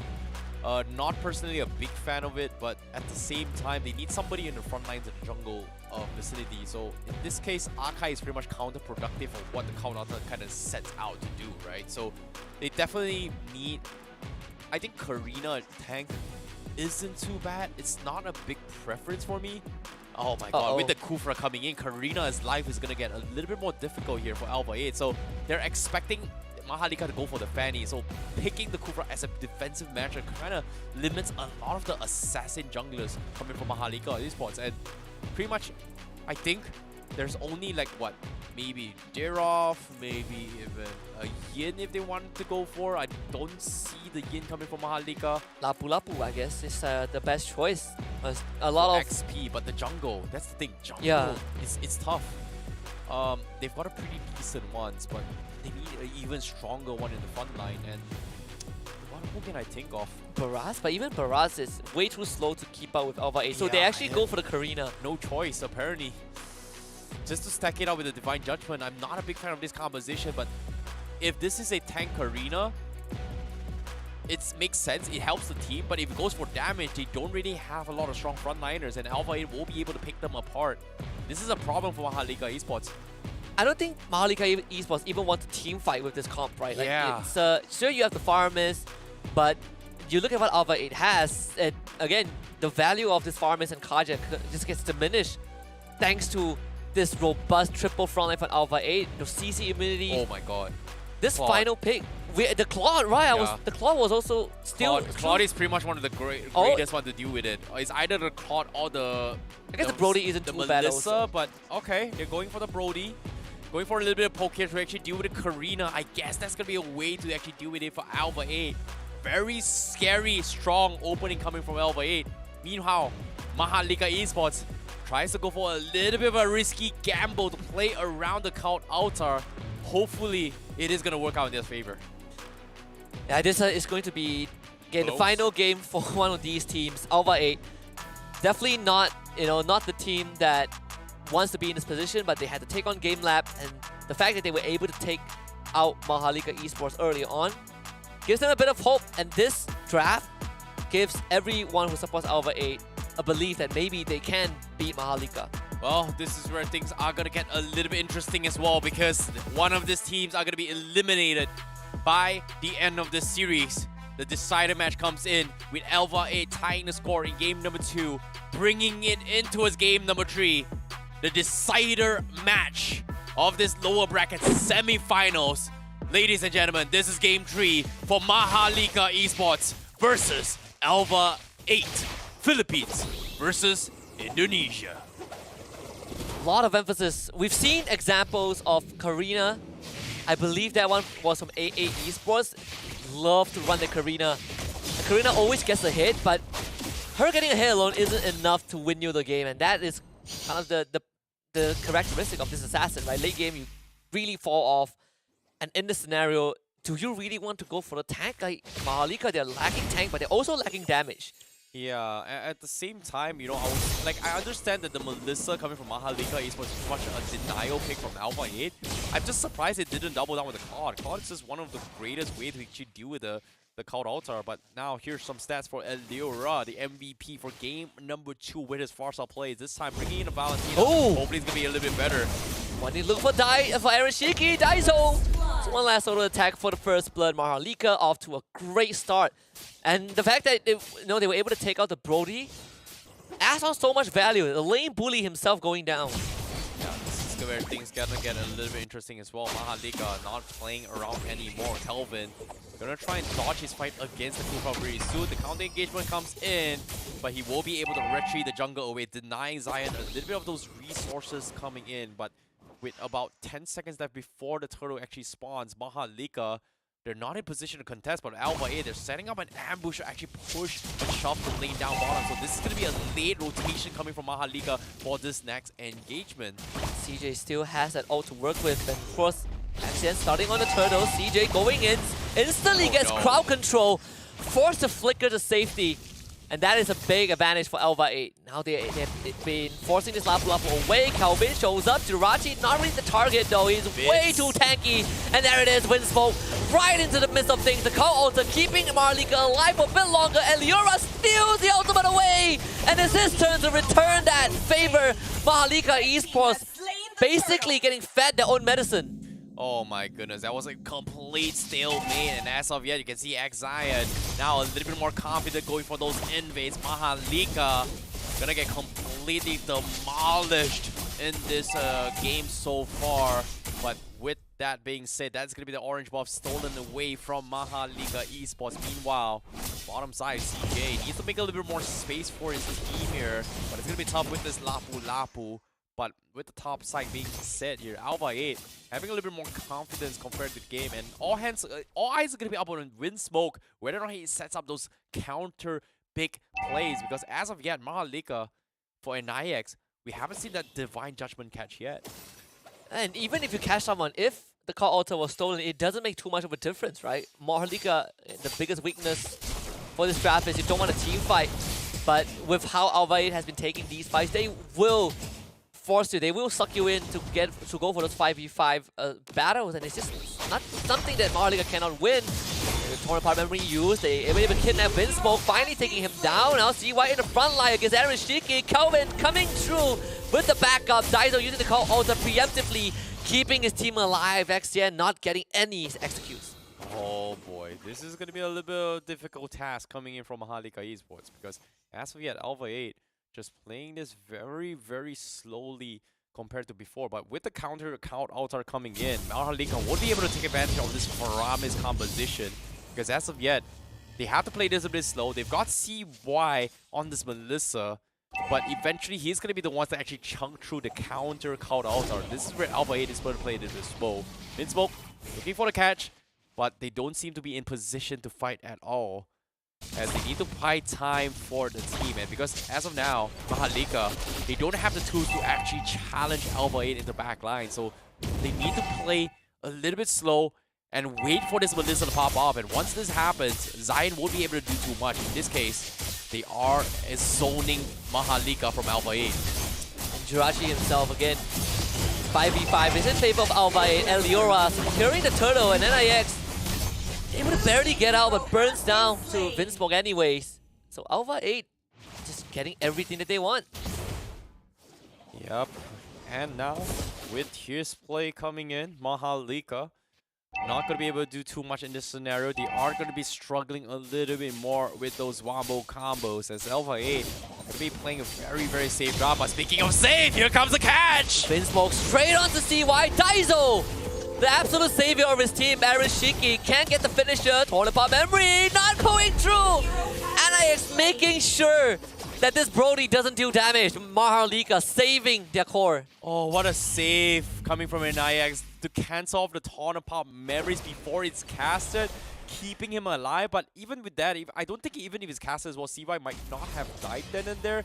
But still, great counter engagement. Finally, a little bit of a retaliation from MHRLK Esports, and that is going to open up a little more space on the bottom lane. But as of yet, CJ not having the bestest of time, as Jirachi constantly applying so much pressure on this lane.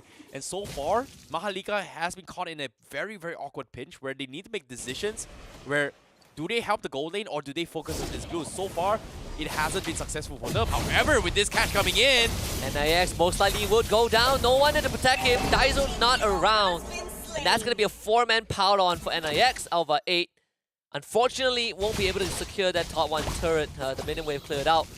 The best news is that Jirachi is having the time of his life. Uncontested level advantage over CJ. And there's no one from MHRLK can kill him. This is... it's really hard to see how MHRLK's winning game plan, right? Like, just because they have to play around this Karina, Calvin hasn't been able to find opportunities to fight. Now, Purple Buff is gonna get stolen by ALVA 8. I like he make the decision to just completely sack. They try to steal it away. He's able to secure a Purple Buff on the other side of the map. But to what avail? How long do they need to buy time? Because as of now, Calvin hasn't been able to do his job, and it's tough, especially when there's a Kufra right in your face. And Arashiki just got the BOD also. Third turtle, ALVA 8, Calvin cutting through.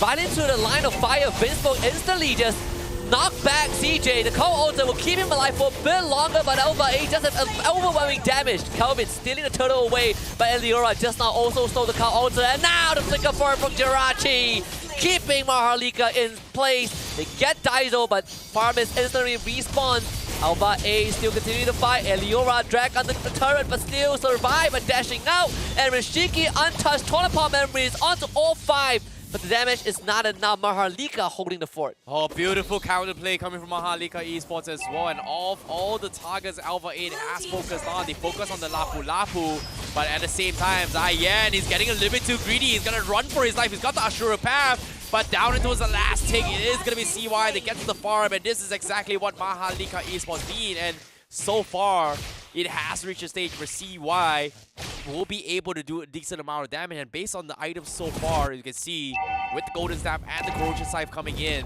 this Melissa will eventually be able to chunk through the fake Count Altar coming from ALVA 8. And so far, Eloria, he has it every single time. But does he have what it takes to fight back? And what MHRLK needs is to be able to get those turrets. They haven't taken any structures yet. And if they can't do that, they don't get map control, ALVA 8 still ends up being the bigger winner. Vinsmoke once more just playing with that brush. The top tier 2 has already gone down, courtesy of Arashiki. Calvin just jumps in onto Vinsmoke, but the rest of ALVA 8 are there. Calvin, I'm not really sure if that's where you want to be at. Jirachi will make sure that he is not going to touch the rest of ALVA 8. Oh my goodness, this is by far the closest game we've seen all day, and currently Vinsmoke needs to keep in check his way through. He's looking for the 3-man catch, but NIX is there. You know what, if you dive, I'm going to pull you back, but it seems like, you know what, I'm going to pull you anyway situation coming from MHRLK. He's just out of position. Oh, XN, he can get a huge catch, but decides to not commit for it. Doesn't have Vinsmoke around. You don't want to overstay. thankfully they have Jirachi, right? This blue is going to be a Manus, Eliora also with them as well. You can see the damage from CY is really starting to spill over to ALVA. CJ pulls the trigger right up to the back line, getting the stun onto both Eliora and XGen. Eliora able to steal the call Ulta, but the Lord goes over to Kelvin. MHRLK just finding good opportunities. But Ereshiki took out both the tier 1 and tier 2 mid. Jirachi flickers to safety. ALVA still getting exchanges. Oh my goodness, what a game coming from both sides. MHRLK with a very, very tight skirmish coming from both sides. And ALVA, they dropped the ball with the retribution steals as well. Kelvin being very, very patient in all these fights. And every single time when the brawl comes in, ALVA, they're just lacking in overall AoE damage to chunk through the 10 HP. And this was a problem, right? I brought it up at the start of the game. Would they have went for the Cloud? Melissa was pretty much in the hands of MHRLK. Brody starting to lose out a lot of this AoE damage. And, you know, it makes a lot of sense why he chose to go in for turret steals instead of actually joining the fight. But because as of now, the only way he's able to capitalize on this fight is going to be able to go for those kind of pickoffs. And MHRLK won't be able to give them those kind of opportunities eventually, especially with the Melissa blade. But yeah, the flicker Divine Judgment. Instantly kidnapped Winspo, and there it is, a call Ulta keeping everyone alive. But there's a pincer maneuver from ALVA right to the back lines. Doesn't matter though. Too much damage from CY and too much problem for ALVA. A team wipe 10 minutes in. Oh, what a setup coming in from MHRLK Esports. Divine Judgment across the wall, in towards the goal away from Melissa, completely snapping them into an awkward position where ALVA was pretty much choked in this position. Look at this. As soon as they go in, they can't seem to do what they're doing here just because of how they're taking advantage of this Melissa out in this team fight. And this is where ALVA, they either run. If they try to run, the Stampede is going to pull them back. If they don't run, they are going to get picked apart by this Melissa, and they're just completely discombobulated in that fight. So, a beautiful combo coming from MHRLK. They were waiting for the right time. This is pretty much go time for them. And you also brought up, right, the lack of the Claude. That Blazing Duet would have made so much difference, and we start to see kind of just a weird piece of puzzle coming from this Brody. It doesn't really fit into the big picture of ALVA. And MHRLK Esports winning a 5v5 team fight, something that I wouldn't have imagined to happen. But right now, they are in the lead with a 3,000 net worth advantage. CJ completely recovered from that early deficit. CY top of the network chart. Oh boy, this is going to be a little bit difficult as well, but as you can see, Jirachi, they are going to pull Calvin back. This is Karina we're doing for as well. They need to quickly kill him off, but the counter also saves the day, keeps him alive. They are going to try and extend the fight. They're all discombobulated, but CY will pick them off one by one. The counter comes in, but then Lyra, he gets pulled back by the Shadow Stampede. That's going to be a double kill for CY as MHRLK Esports looking to close out the series, knocking ALVA 8, and with only Zion back and Vinspoke, there's only so much he can do. Zion is down towards 1 HP, Kelvin will finish him off, and now Vinspoke left alone to defend, but there's no hope for them as MHRLK Esports bounce back, takes the game, takes the series, kicks them out of the tournament. 3 Filipino teams in the top 4. MHRLK Esports will join GameLab and Euphoria Esports. That's a fantastic way to close out this evening. Indonesia down to their last legs.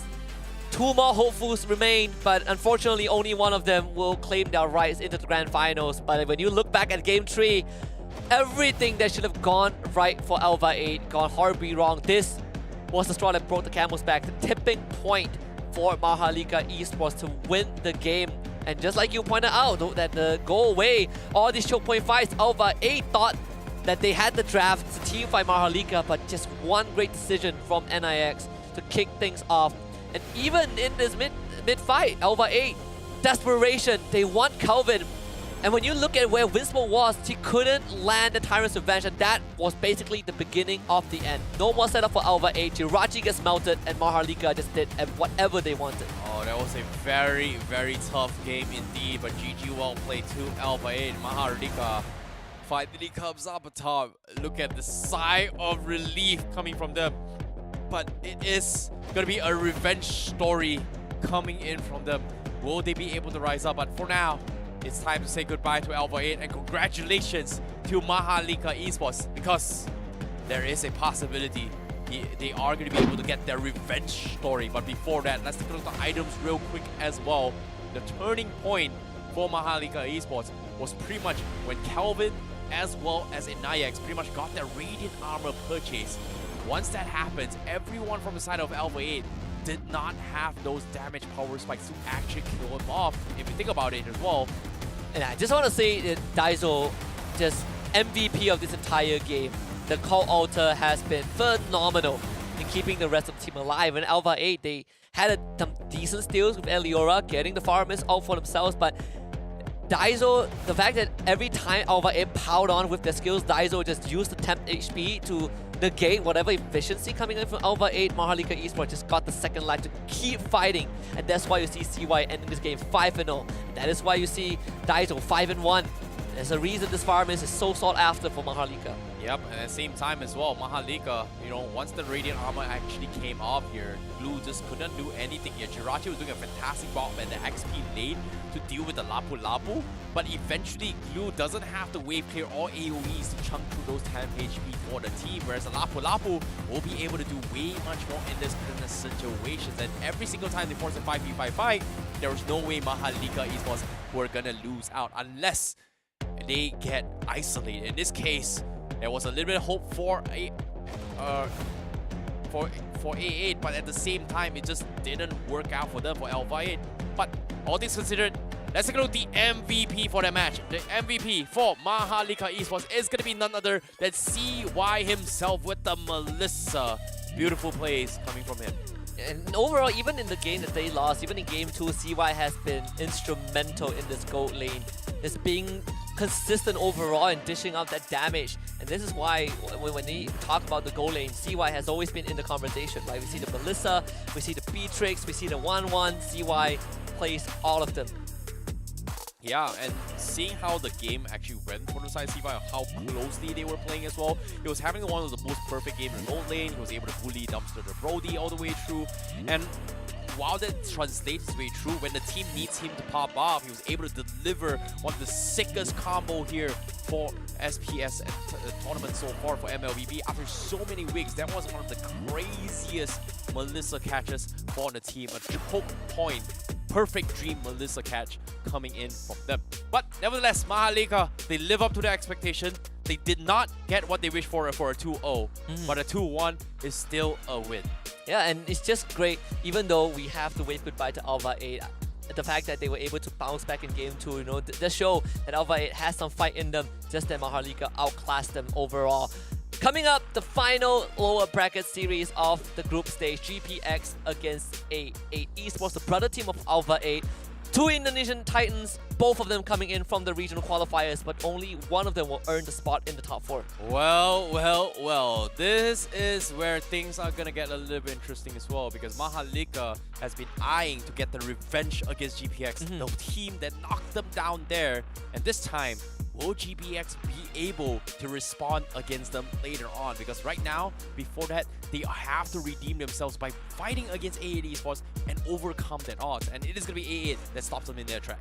We'll see if that's going to be the case. But for now, we're going to go for a break. When we come back, better strap in. One last best of 3 to see who the final team would make it to the top 4 between GPX and A8.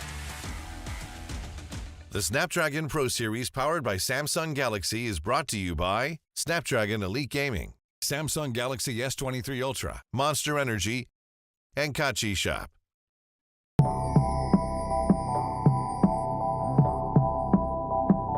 Hi guys, Assalamualaikum, I'm Ikuto, and today we are going to do a patch rundown for patch 1.7.68. So let's go through this one by one. Minsita. So basically now Minsita has been reworked. Now the passive has changed.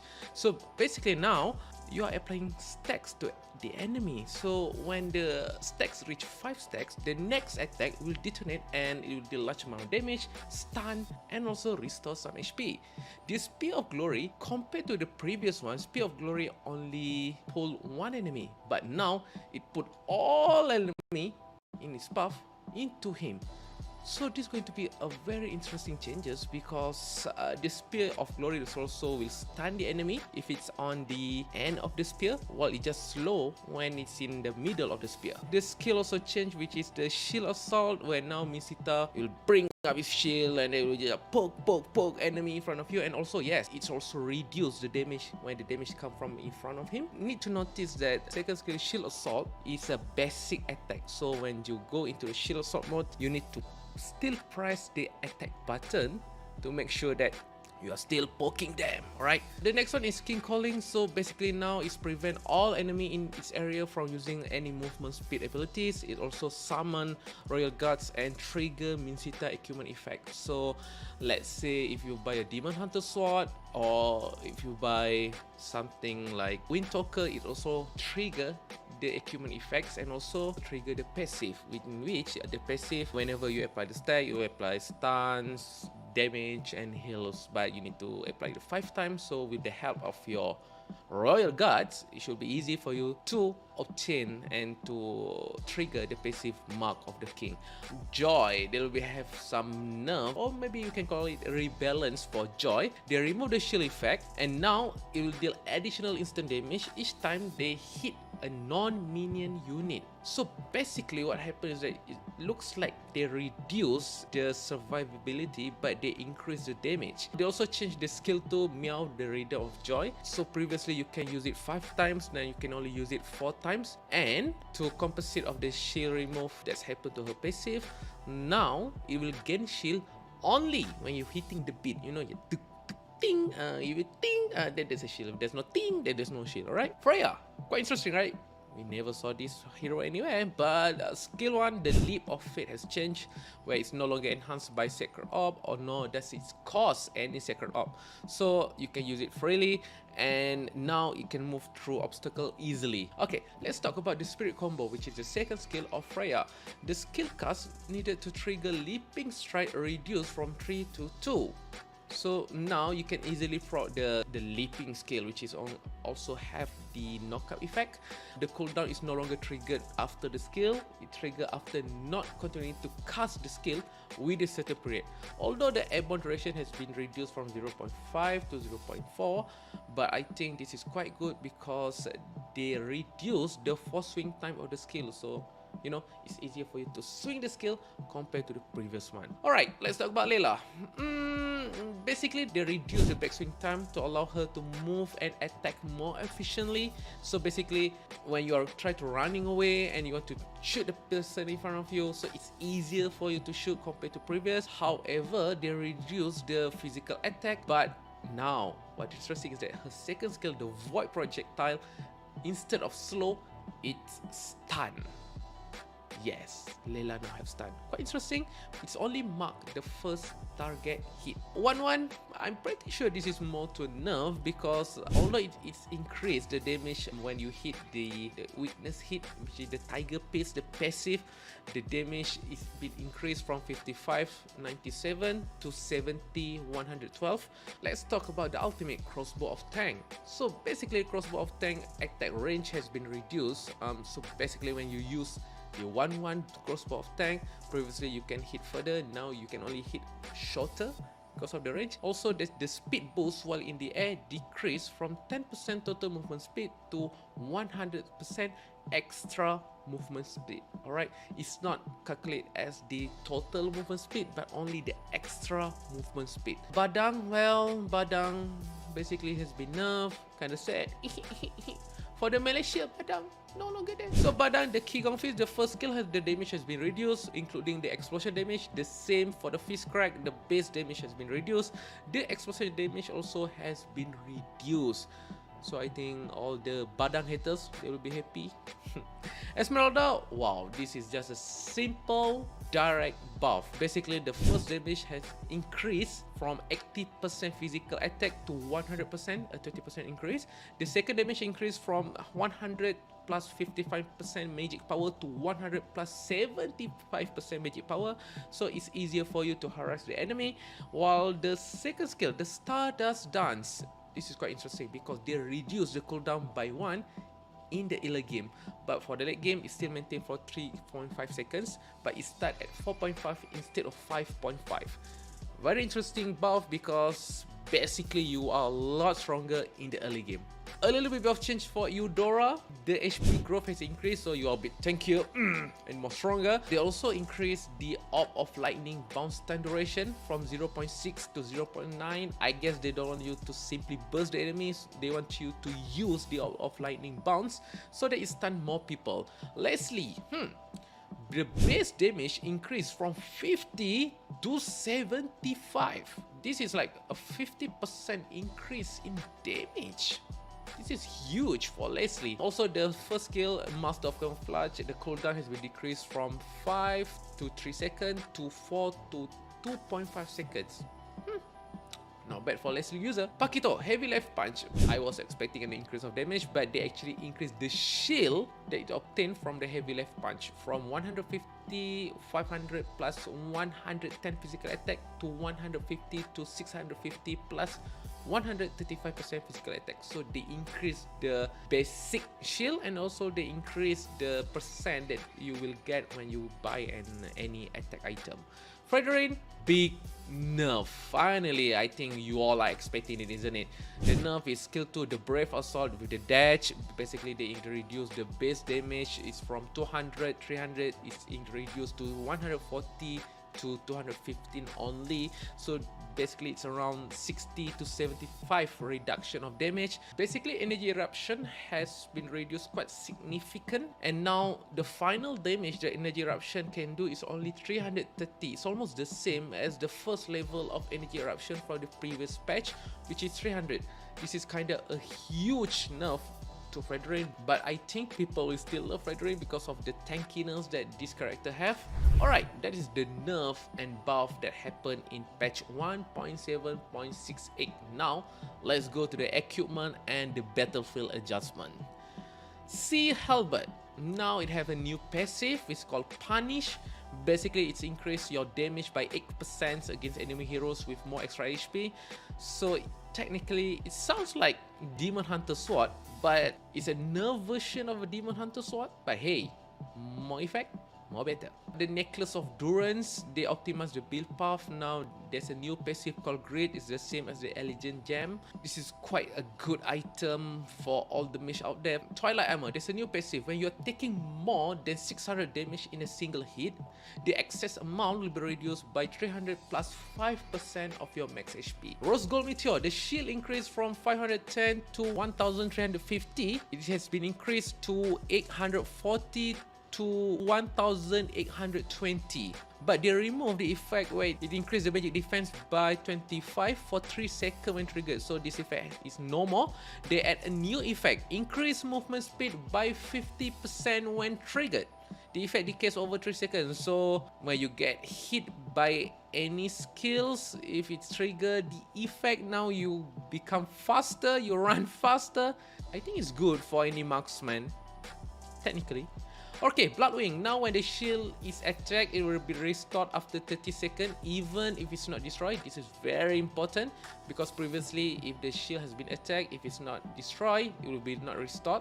The cooldown decreased from 30 seconds to 20 seconds, and there's a new effect where you gain movement speed by 30 when the shield is active. So again, you run faster when you have the shield. Thunderbelt, the cost has been decreased, and there's an increase in mana regen from 6 to 10. Very good item. Claw of Destiny, the HP has been reduced from 625 to 500 only, and they reduced the stack. Now it's only grants 20 HP instead of 25. It's a huge nerf for this item. Ice Queen Wand now grants 300 HP instead of 150 mana. Again, it's like they increase the survivability of a hero. Fleeting Time. Certain heroes with ultimate that enter cooldown after their duration is over now also gain cooldown reduction from kills and assists during the ultimate duration. As example, Faramir. So when you open Cut Altar, the cooldown usually start after the ultimate ends, but now the cooldown start during the ultimate itself. Quite a good buff. Dominant size. The attack speed reduction is now calculated after all attack speed bonus. Alright, so it's basically counted all the attack speed item, I assume. Also lower the nearby enemy hero attack speed from 75 to 70%. Dominant size buff. Everybody love it. Now we go to the battle spell changes. Egoist. Shield increase from 750 plus 50 hero level to 750 plus 90 times hero level. This is huge, but they nerf it by remove the effect of granting shield to nearby ally hero. The cooldown also has been decreased from 90 seconds to 75 seconds. Yeah, quite an interesting change. Revitalize. The effect now move with its caster, making it more suitable for supports. Hey, revitalize that move. It's always good. Alright, that's basically wrap up all the changes that happened in patch 1.7.68. I think this is going to be a very interesting patch because, let's take example, Frederick nerf. I think it's going to affect the draft because there's a lot of team out there using Frederick not just for their tankiness but also for their damage. Also the changes to Esmeralda. I think now Esmeralda is back into meta. Leslie will be quite interesting pick in all the tournament. Also, let's not forget about the nerf that happened to 1-1. A lot of team love 1-1 now with the nerf that happened to the crossbow of tank where the attack range has been reduced. This is going to affect her tremendously. Now, if we are talking about the Minsita change, I'm pretty sure a lot of team will use him in the future. Imagine having I'm Offended skill, which is Ruby I'm Offended skills, in the first skill of Minsita, and now Minsita can stun the enemy. Not just stun enemy, also apply the stack, where the stack will stun the enemy again. But when you hit 5 stack, it's also deal damage, stun and heal Minsita. The shield assault, which is Minsita's second skill, also applies stack, so I think that skill also can apply stun as long as you hit them 5 times. And of course, who don't love King Calling? It just stopped all the movement speed abilities. I'm pretty sure a lot of them out there going to master how to use Minsita. Alright, in conclusion, I think this patch update overall is quite good, although there are a lot of people that are going to be sad to see Frederick nerf and also the nerf that happened to Joy. It might be affect the drafting for some of the team, but I believe stronger teams will be able to prepare and adapt to the changes. That's all for me. Thank you. Bye-bye.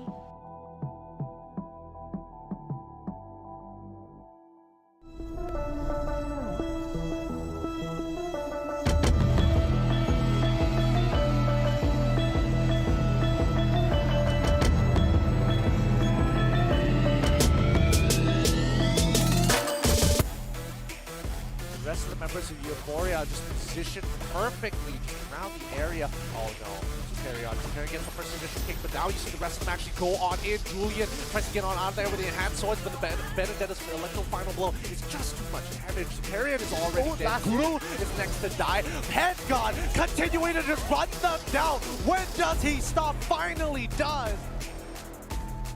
First 8 teams. So they'll get gone on. Oh, okay, I mean, JH just steals it. Moving on blast on the back line. They're gonna pounce. Yukiri doing a lot of damage with those piercing arrows. Takenaga is unstoppable. Get rid of the veteran. DYY is gone. GameLab getting a good trade. Can Sway Esports hold on? Break even is back. Yome able to go on to 3 members of See You Soon. They're running out of health. Yome able to get the immortality, and now Barbie G comes in with the ultimate, shuts down the Melissa. Kyrie is isolated. The Lord is pushing into the base. See You Soon, your base is in imminent danger. Can Ashley clear it out? He's just a savior. No, he cannot do it. The Lord has done it. Sway Esports expanding the flicker from this Lolita. Now there's a chance for AA to re-engage. Nasu protected by the count Alta, but they lost him. Kesu is still in the fight and getting the kick onto 4th Secret, who is untouched so far. Kesu the first to go, but is there enough damage though from Arrow 404? The Fredrin also goes down. 4th Secret finally threatened, but this guy is incredibly still alive. One second forward! You cannot keep doing this, my man. 4th Secret. Stop him! Stop him! Somebody stop him! Lord still very healthy, and now Break Even engages again. Sway Esports going for the jugular. All the spell thrown at the Crystal, at the Pat, at KD. They get rid of Mirth, but the Crystal is still in danger. The Lord not dead yet. Can see you soon. Hold on, they do. Barbie G, they need a bit of finishing touch. But no, see you soon. Are you kidding me? They just would not go down. And because of this, See You Soon will be able to bring it to a Game 3.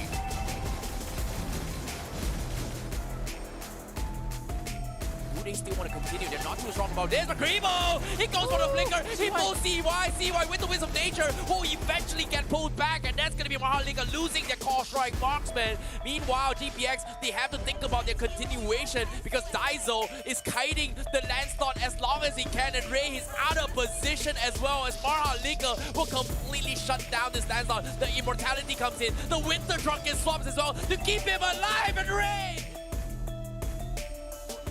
Esports, PB and Strike, waiting for the moment to strike during the August, going for a Numenon Blast, not going to be able to do too much, and that is going to be 2 inhibitors down as they try to go for collapse. They're going for the pull. They find Judgment cancels your name. Count Alter keeps them alive. Hopper trying to keep them in check. He goes for the stun, but where's the damage? Flash Run finally drops the Count Alter away, but do they have the damage? Yes, they do. Flash Run kills off the carry, and now as you can see, Yuji Chenko, he is going to try and trade off, but Evo Esport, they somehow manages to defend. Over to extend it, but it is not going to be enough to reach him. Reset coming from now from See You Soon, but you can see Rookie hammering on the tier 3s, but now the flame goes in for the jump, but where's the follow-up? Kyrie dives in, but Rookie getting free shots all the way through Trauma, looking at the wrong target. Now gonna give chase, but who are they gonna kill off? It is gonna be Teresa. The flame extends with the flicker, but the jungler still stands. Rookie as well. Trabot now exposed by this Moskov as they try to delay the inevitable, but See You Soon, they cannot continue this fight. Arrow 404 is looking for objectives here. 20 seconds left before this next lord. They will deny the purple, but here comes the penalty zone. It connects on 3. Real world manipulation comes in, and the counter penalty zone comes in, but it's not gonna matter. They just don't have the damage. Unsight will slowly pick him by, but from behind, here he comes, the Arlon. He gets the kill on Leone. He's going to continue here, but the goal away is going to be there. Opera gets a second one as well, but he's going to be kited around as the Nami is looking to finish him off. They're waiting for the right moment to strike, but Opera doesn't have the money and the mana to continue with this fight, and he is going to go for it. Bloods Unsight gets assassinated. Oh, they're pulling back Yamikaze. He's done for it. Now Lord Ricky needs to get into the middle of this fight. Decimation. It's too late. They've lost so many members to the Melissa as well as the Lilia. One by one they fall. Lord Ricky hasn't even gotten enough work done on this Lord. Well done as Tiger WONG Esports hold that lead. Ozil getting gone on by Yuktizi, and he knows that he is going to be terminated. Killing spree already for Aizawa. Her boss in the front line. Kesu just dragged back by the Shadow Stampede. Fondia shows up behind, misses the knockup. GameLab, now they're just going to commit fully. Can anyone catch Yuktizi? Fondia certainly does. But look at the battle line completely split apart. It's Aizawa on a mega kill streak. And GameLab just running down 8-8 in front of their base. Absolute disrespect from GameLab, and they just keep going. 3 kills. Tupai Esports losing the Kadita. Mid-tier 1 getting pressured. Also going straight for the kill. Finds it. Nicely done. Good dashes through the teammates of Tupai, but it's not over just yet. Still looking for more. AA Esports wants to make it decisive. Jace just kicked away from his turret. Can't find a decimate. And that will be also picking up a killing spree. Her boss follows up, and the entirety of GameLab has shown out. AA still wants to fight this. They're able to get rid of Takenaga. Donkman is the next on the list. Castle sticking onto him, and that will be a double for Richie. But GameLab still fighting on. Her boss sweeps them off their feet, and GameLab finds a late team wipe. He has BBN playing on their knee. We're back with the Snapdragon Pro Series Mobile Legends Bang Bang Challenge Group Stage Season 1. This is the last day of the group stage, and we are down to the last best of 3 in the lower bracket. It's going to be GPX against AA Esports. One team will go home after this best of 3. I'm Husky. Alongside me is Terrence, I really want to.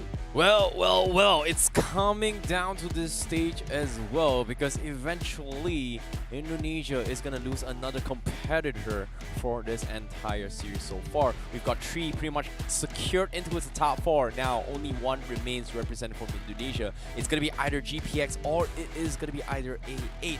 And this is going to be the series to find out who will represent Indonesia for the final Indonesia Pride, coming in for the entire game here for the Snapdragon Pro Series. But as of yet, this is where things get a little bit interesting, because right now, MHRLK is pretty much in a situation where they wanted their revenge story against GPX. But GPX right now, the only one standing up in this track for that revenge story to actually happen is going to be the opponents here right now, A8. Yeah, both teams actually qualified from their respective regional qualifiers, right? I believe GPX is the first one to make it through, followed by A8. But right now, unfortunately, one of them will have to carry the torch for the entirety of Indonesia going into top 4. Well, that is going to be a difficult one. Who is going to be the closest one to actually fight against Euphoria? It's going to be a completely different story, because pretty much GPX is the only other team that actually lost against Euphoria in terms of their matchup, right? So they only lost against Euphoria, but everyone else, they pretty much 2-0 their way through in this entire tournament. So in case you missed out as well, let's take a little bit recap of how GPX and A8 Esports has been playing so far. A8 Esports is one of the favorites coming into the challenge season. Although they lost the game against GameLab last week in week number 3, they are still a team that's capable of putting up to a good fight against GameLab, which is interesting because of the fact that no one has came close against GameLab. Yeah, definitely. And I think I think, you know, when you look at both regions, Indonesia against Philippines, you would expect to have GPX up against GameLab, right? And it felt like that would have been a better match. But with how GPX dropped down to the lower bracket when they went up against Euphoria, you can clearly see that GPX are not invincible like we thought they were, even though we put GPX as one of the top teams after they knocked down MHRLK. The loss to Euphoria now kind of cast a bit of a doubt how strong is GPX actually. Yep, and at the same time as well, A8 Esports yesterday's game against PBN Strike was a phenomenal run for them, considering that they could have gone to either ways, but they held on their weight. They were able to take a reverse comeback on the second game. Meanwhile, from the side of GPX, although they fell into the lower brackets, they are definitely not a weak team in this season. As I brought up before, they pretty much managed to 2-0 every single team they faced up until they met Euphoria, which is a big problem for them because they are arguably one of the strongest teams coming in this competition, and they were giving up a very, very decent fight against Euphoria Esports. However, it was just a little bit too far short in terms of draft. Hopefully, they will be able to bounce back in this upcoming lower bracket struggle. It's going to be a very, very tight best of 3. Two of the strongest teams from Indonesia pit against one another, and both of them dropped down to a lower bracket because of the Philippine team, right? One, GPX dropped down thanks to Euphoria yesterday, and GameLab was the one to send A8 Esports to a lower bracket very early on. So GPX played majority upper bracket matches up to today, and A8 had to do a lower bracket gauntlet run. Yeah, it is going to be a long run for them, whoever is going to be playing as well, especially when they have to play off against MHRLK for the fight of the title in the lower brackets here. So, I know it is going to be a great story for MHRLK if they face off against GPX, but it's really sad to see how both Indonesian teams right now, they have to fight for the slot to represent Indonesia and also chance for the top 4, especially when they've gotten to this stage after a very, very long run, after weeks and weeks here for the Snapdragon Pro Series. Yeah, and I think, you know, regardless of the results by the end of the night, it really comes down to, you know, how the team that qualifies carry the flag of Indonesia, because GPX, they have shown that when you look at the goal lane, when we look at what this guy has been very, very consistent on that goal laner, but the rest of the team yesterday were picked apart by Euphoria. I think that's something that A8 Esports can look to exploit. Yep, A8 Esports has been playing tournaments after tournaments here. Just recently as well, he was just able to finish off a couple one in MDL just now. And now coming into this match, this is where they are in a situation where there's two things that can happen. They're either warmed up or warmed out In this case, which is it gonna be, especially when it's against GPX, arguably one of the strongest teams coming in. And I'm curious to see how AA Esports was able to deliver against this match, because yesterday's game, it was a little bit of surprise factor as well, especially when they faced off against PB and Strike. We kind of expected it to be a clean 2-0, PB and Strike. Yeah, even though the score was 2-0, game 2 wasn't as clean as I thought it was be against PB and Strike. Yeah, and both teams have had very, very scrappy games. Even though the wins don't feel very as convincing as you want them to be, it always felt like there's going to be a moment where they would lose the game, where they would drop the ball. We saw that with, I believe, ALVA 8 just now when they took on MHRLK. It was the same thing in game 2, but they were able to pull that back. So I think this is something that Gideon brought up before, and the differences between these two regions, where for Indonesia, they're a bit more meticulous, they're a bit more calculated, they want to follow through with a plan, and if they don't get to execute it, they fall apart. Yeah, it all comes out to them taking advantage of whether or not they have the plan, they execute it, and they rely heavily on their mechanical skills to actually come out on top of the game. Whereas from the side of Philippines side, they have a very different approach where they're looking to play it based around their comforts and draft and strategy and the tempo. And once they have this momentum going on for them, they'll just completely snowball their way through. However, in this case, introducing the team that you guys have been looking forward to here is going to be none other than GPX. We have Ziri, Ray, Kribu, Watt, and Fredo QT to start things off for GPX. Yeah, and this team, I believe they only play on screen twice, and both times they have shown just amazing prowess as an individual. Watt, especially on that goal lane, so efficient in these team fights. The management that he brings in dishing out those damage, even in games that they lose, you see that Watt has been kind of the cornerstone of GPX. But overall, even in these games, when Euphoria Esports was able to pick them apart, you can see kind of the composure that GPX. There's always a plan. They were always willing to take on the challenge, even though that they're behind. And a lot of it was because Watt was able to stay alive. Yeah, Watt was one of the core factors coming from the game with this Beatrix, right? We were expecting that GPX was able to actually get a couple of wins here and there, but tying the series against Euphoria Esports wasn't exactly an easy thing to do. And they were one of the very few teams that kind of experimented that, hey, you know, Fanny might be a good thing. And so far, today's games and yesterday's game, we are continuing the trend where Fanny is no longer relevant in all this competition. And it is kind of worrisome as well, because Fanny is still very, very feared in all the MPL stages. So at this stage for SBS, all the teams has shown that they are starting to adapt, that maybe as long as we know how Fanny works around, we can dodge we can dodge and not choose to fight against a Fanny. And when the moment is right, once we hit those timings, this is where we strike at the right time. And this is something that I really like, that teams are slowly figuring a way to deal with a hero that they thought to be impossible to deal with, and it really shakes up the meta as well. This gives teams so much more options to explore the hero variations in certain roles, and the fact that Fanny has been shut down multiple times across the entire group stage is a good testament of that. Yep, I'm a big fan to see how this is go here, because so far, Watt has been one of the staple goal laners coming in from GPX, and when it comes to their play styles and decising here, GPX is one of the few teams that actually played around the Beatrix and made it work, right? It's all about the push and push. In fact, in today's games, a lot of the Beatrix games didn't exactly work out, which we kind of expect. We saw a lot of glimmers of hope, especially coming from the previous match, but that too kind of fell apart, especially when you're facing off against a composition such as a Fredrin, extremely frontline, extremely tanky as well. Beatrix can't chunk through tanky heroes like that. And I think one of the heroes that has been really showing up in these recent matches is definitely Claude. And I do like seeing Claude overall, because you just provide so much utility for your team, and you're able to team fight better than a lot of the other marksmen that takes a lot more time to come online.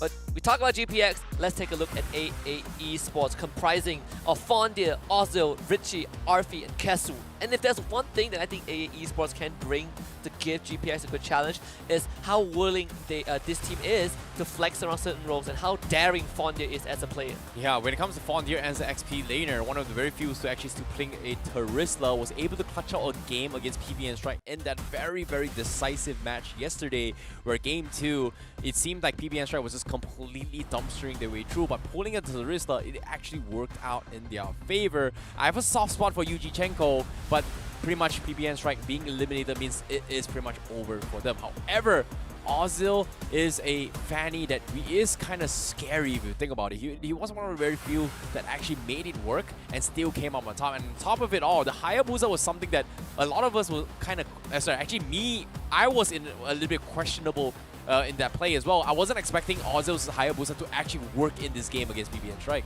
And I think that the reason they won this game, big part of it was because of Fondia, right? All these flicker penalty zones really giving AE Esports the lead that they were looking for, those initiations that they desperately needed, and all these team fights they added up. And at the end of it, despite PBS Strike having one of the biggest lead thanks to Raizo Anzai, it didn't really matter. This Karina cannot carry the team on her own. Yep, at the same time as well, macro decisions here. AAD Esports does have a very, very strong macro game sense. Is able to punish teams while they're in the midst of confusion. So having those kind of split push potential, AAD Esports has the capabilities to actually challenge GPX. And I'm looking forward to see whether or not GPX is going to be able to respond to this, because as of now, AAD, they just look very, very confident when it comes to their game in yesterday's games. But so far, they are just warmed up. They are looking to party, but eventually it comes down to only one Indonesia team by the end of the series. So, so far, we've seen a glimpse of how AAD Esports played.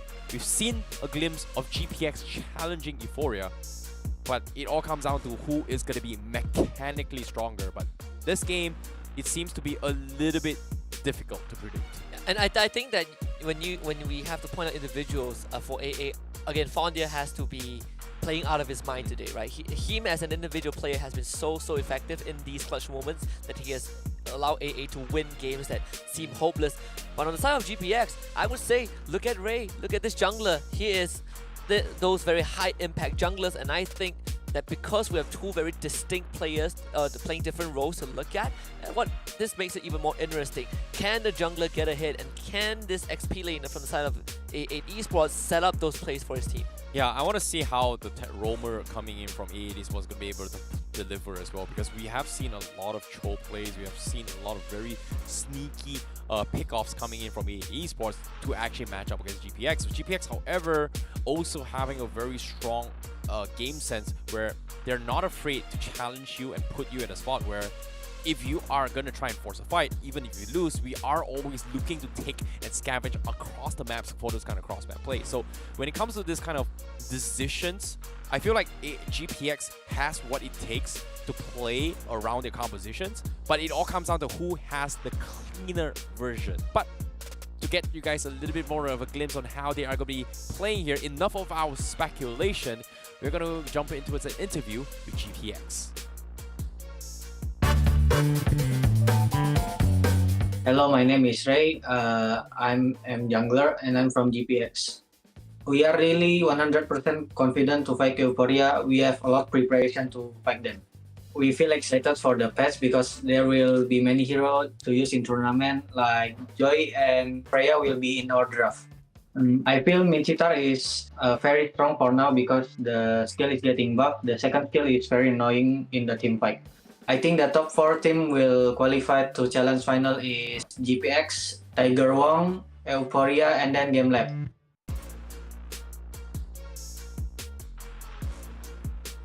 There you heard it from GPX, from Ray himself. We heard this interview yesterday. They always feel very confident going into the games that they play. And, you know, they say the same thing against Euphoria. Didn't end up winning. But I think against AA Esports, now we get to kind of reset the playing field and see where GPX really stands in the series. Yeah, they definitely have to pour their heart and souls and bring out some really funky drafts. And so far, the standard here has always been the Frederick Martis.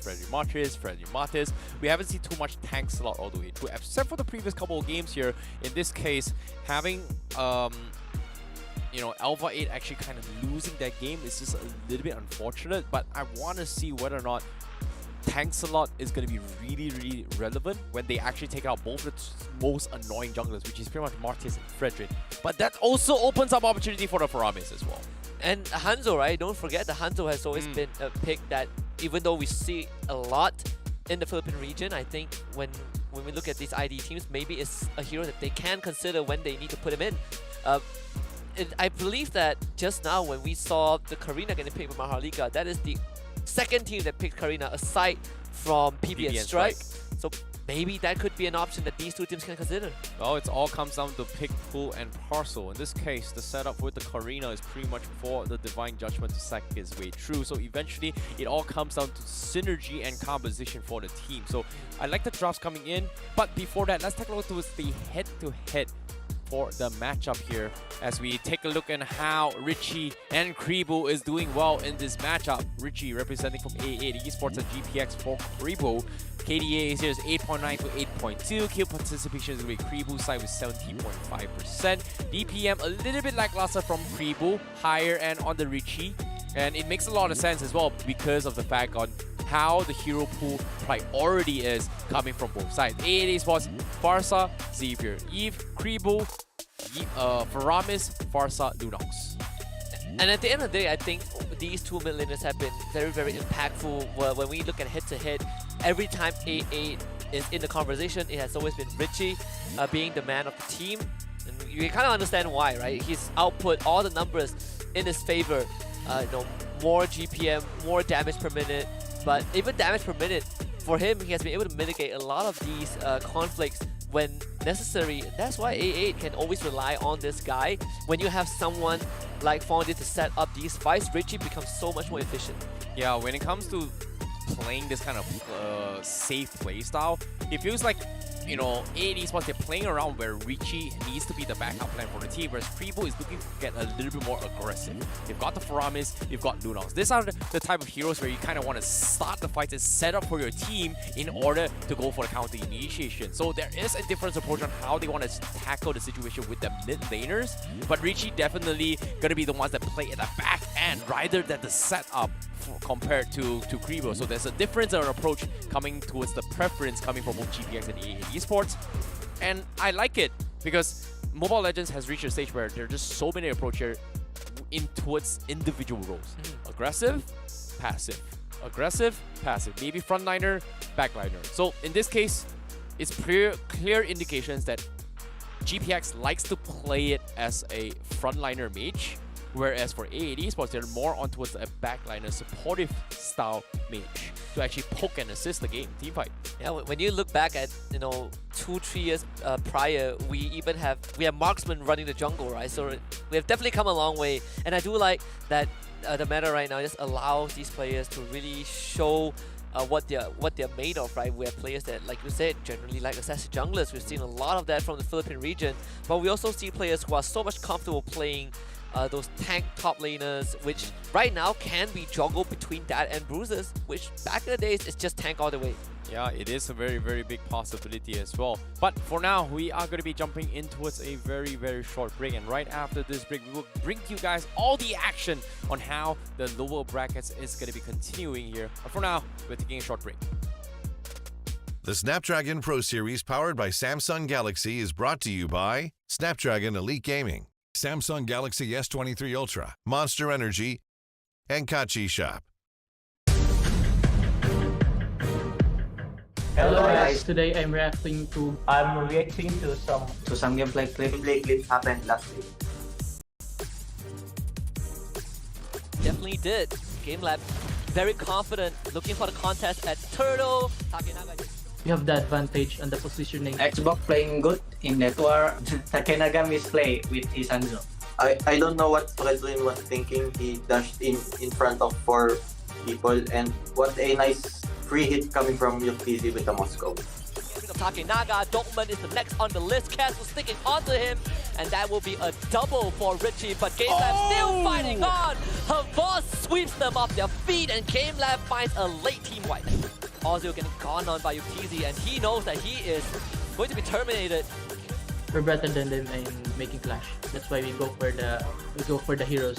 Bottleneck strategy coming from Takenaga securing the turtle, and his body of the ultimate of Hanzo he didn't see, and I understand because that sometimes happens too. GameLab is really strong in team fight. I don't think GameLab have any special player.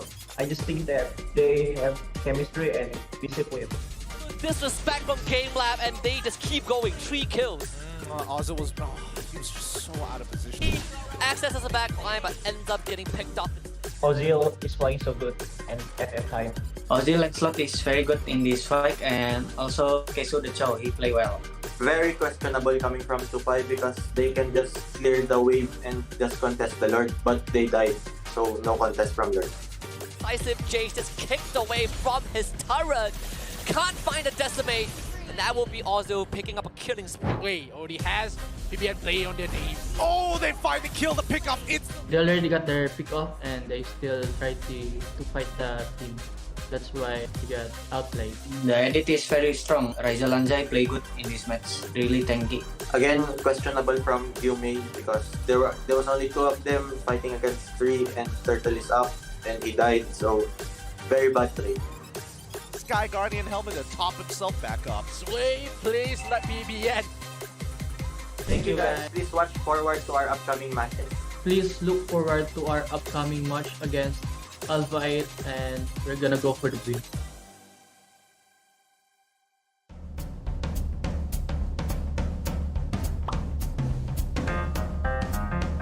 Chocolate flavor too. Both, because they are both cool. Poop flavor chocolate. At least it's still a chocolate. I'm gonna choose the chocolate flavor proof, the second one. The second one, yeah, the second one. I think that chocolate flavored Coke. I don't think I can eat that texture of a Coke. Chocolate flavored Coke. Yeah, for the gamer, we can no shower for a month, but we cannot no internet for a month. No shower for a month. I think I already doing the no shower for a month lah, so like I think no internet would be good. I better no shower for a month, better than no internet for a month. I go to no shower for a month. Break my legs so I can still play ML. Breaks my legs better than my arms because I have to have my arm to play the MLBB. Break legs. I can walk. I can walk using my arms, but we can play using our legs.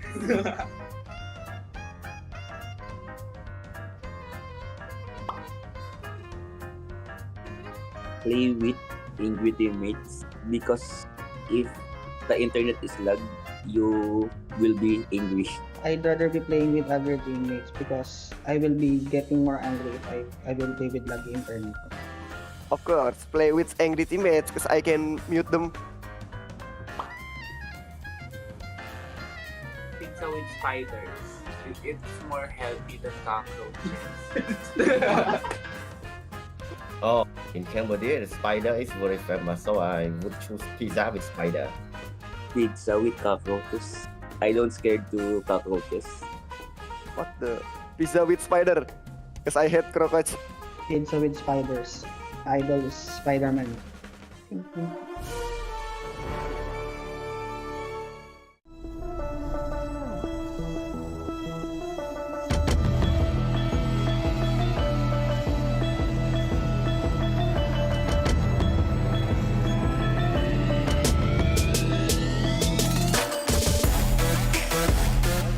Pulling back Yamikaze, he's done for it. Now Lord Ricky needs to get into the middle of this fight. Decimation, it's too late. They've lost so many members to the Melissa as well as the Lilia. One by one they fall. Lord Ricky hasn't even gotten enough work done on this board. Well done as Tiger WONG Esports hold that lead. Ozio getting gone on by Yukizi, and he knows that he is going to be terminated. Killing spree already for Aizawa. Her boss in the front line. Kesu just dragged back by the Shadow Stampede. Fonda shows up behind. This is the knockup. GameLab, now they're just going to commit fully. Can anyone catch Yukizi? Fonda certainly does. But look at the battle line completely split apart. It's Aizawa on a mega kill streak. And GameLab just running down 8-8 in front of their base.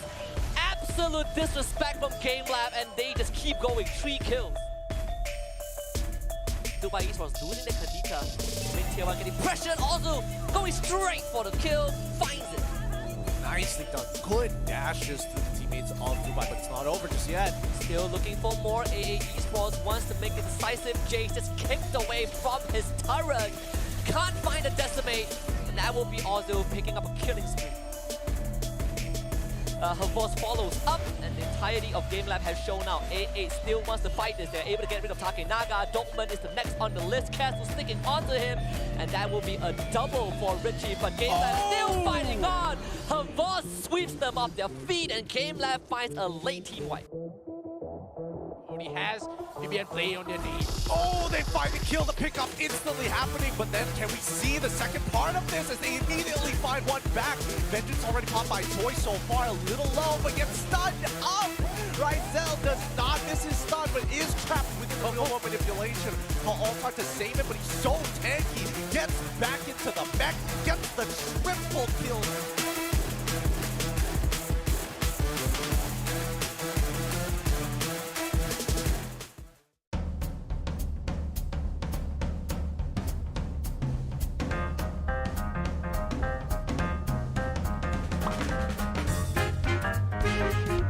Meta heroes. Meta hero. I would prefer to choose my favorite hero because when you have confidence, there's nothing that can stop you. I prefer meta hero. Favorite hero. Favorite hero. Meta hero. Favorite hero? Five miss. Five minutes, five. I make in my team. 5 match in a team. 5 mage. 5 mage. I think no kill but win the game because in the current meta, the kill doesn't really matter now, and it's discipline that wins the game. No kill but win the game. No kill, but win the game. No kill but win the game. No kill but win the game. Of course, we will pick no kill, but win the game. Get carried to mythic rank. Get carried to mythic. Play rank with 4 warrior players. Play rank with 4 warriors because in low tier the game is more fun. Play with 4 warrior rank. Get carried to mythic rank. Get carried to mythic rank. Play rank with 4 warrior players.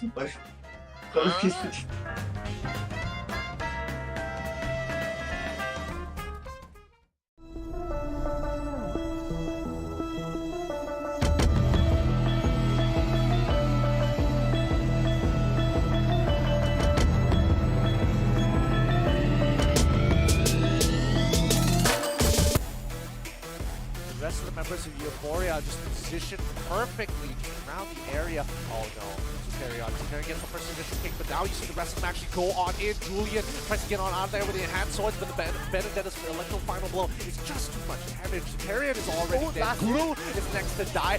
Headgun continuing to just run them down. When does he stop? Finally does. First 8 teams. Turtle gets gone on. Oh, okay, I mean, JH just steals it. Luminal Blast on the back line. They're gonna pounce. Easy doing a lot of damage with those piercing arrows. Takenaga is unstoppable. Get rid of the veteran. DYY is gone. GameLab getting a good trade.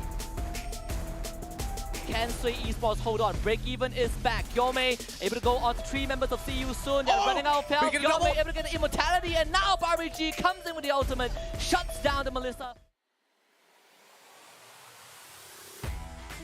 The wait is finally over. We are almost ready to kick off the first game in this last series between GPX and AA Esports. And it's an honor for both of us to bring you guys the final best of 3 in this group stage. And Sasuke, and alongside me is Terrence, IC Baby 1-2. Well, this is where things get a little bit difficult for the players, especially when there is a lot on the line when it comes to prize pool and nation's pride. In this case, it's going to be both from Indonesia. In this case, who will be the ones that represent by the end of this series? We're going to stick around to find out because they are currently fighting for their tournament lives. And the most and the best part is that, you know, these 2 teams are the first 2 teams to qualify, and to think that only one of them will make it through and they have to carry the entirety of the Indonesian region on their back. Because the first 3 slots have been taken by all Filipino teams. We have GameLab with Euphoria, Esports, and the most recent one, MHRLK, also made it through. Well, it is going to be a long journey for them, but I'm looking forward to see whether or not can they actually deliver their results, because so far a lot of them has been eyeing for GPX. Nobody has pretty much set their sights on A8 Esports, and we might actually see a potential upset here, especially now when it is a critical moment between both Indonesian teams. Yeah, and I think, you know, both teams have their own way of approaching these games. We talked about how AA Esports a lot of those individual clutch plays from Fondia. And when you look at GPX, it's all about, you know, what in that goal lane. But then when you look at the head-to-head, both mid laners have been very, very consistent through and throughout, with Richie having more numbers overall. But we also saw how his counterpart on the side of GPX being able to dish out his own effectiveness, Kribu. Yeah, you know, when it comes to Kribu, so far we've talked about how his mage play preference here has always been him trying to set up for the team. So far, we have seen a lot of priorities when it comes to Kadita bans, and when it comes to heroes like Kadita, heroes like Lunox, heroes like Faramis, these are amazing heroes that are great for both follow-ups and setups counterplay, and this is where things get a little bit interesting because A8 Esports, they do kind of lean towards that vicinity a little bit more, whereas from the side GPX, they're playing more of a XP/roamer to kind of set up for the mage to actually go in for the counter gang. So there is going to be a different approach in terms of their playstyle, their drafts, and also their priorities when it comes to playing this kind of mage composition. We've talked about it before the show, but now we're going to give you guys a little bit of a reminder of how things may or may not be seeming, because so far we've seen a recurring trend between junglers. We haven't seen a lot of assassin jungles. The only ones we've seen so far is either Ling or Fanny. Both doesn't have a very, very good track record here in the SBS stats. Yeah, I mean, Fanny has been shut down, right? Teams are finding ways to deal with her.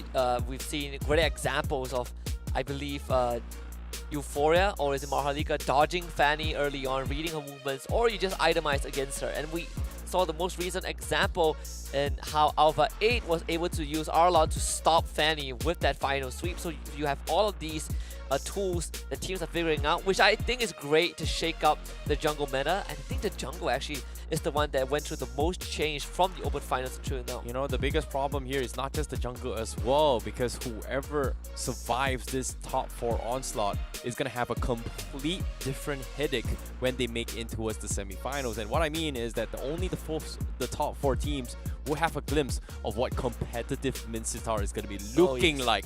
Because as of yet this week here, Mincitar is still going to be banned after its release. So that is where things get a little bit different here.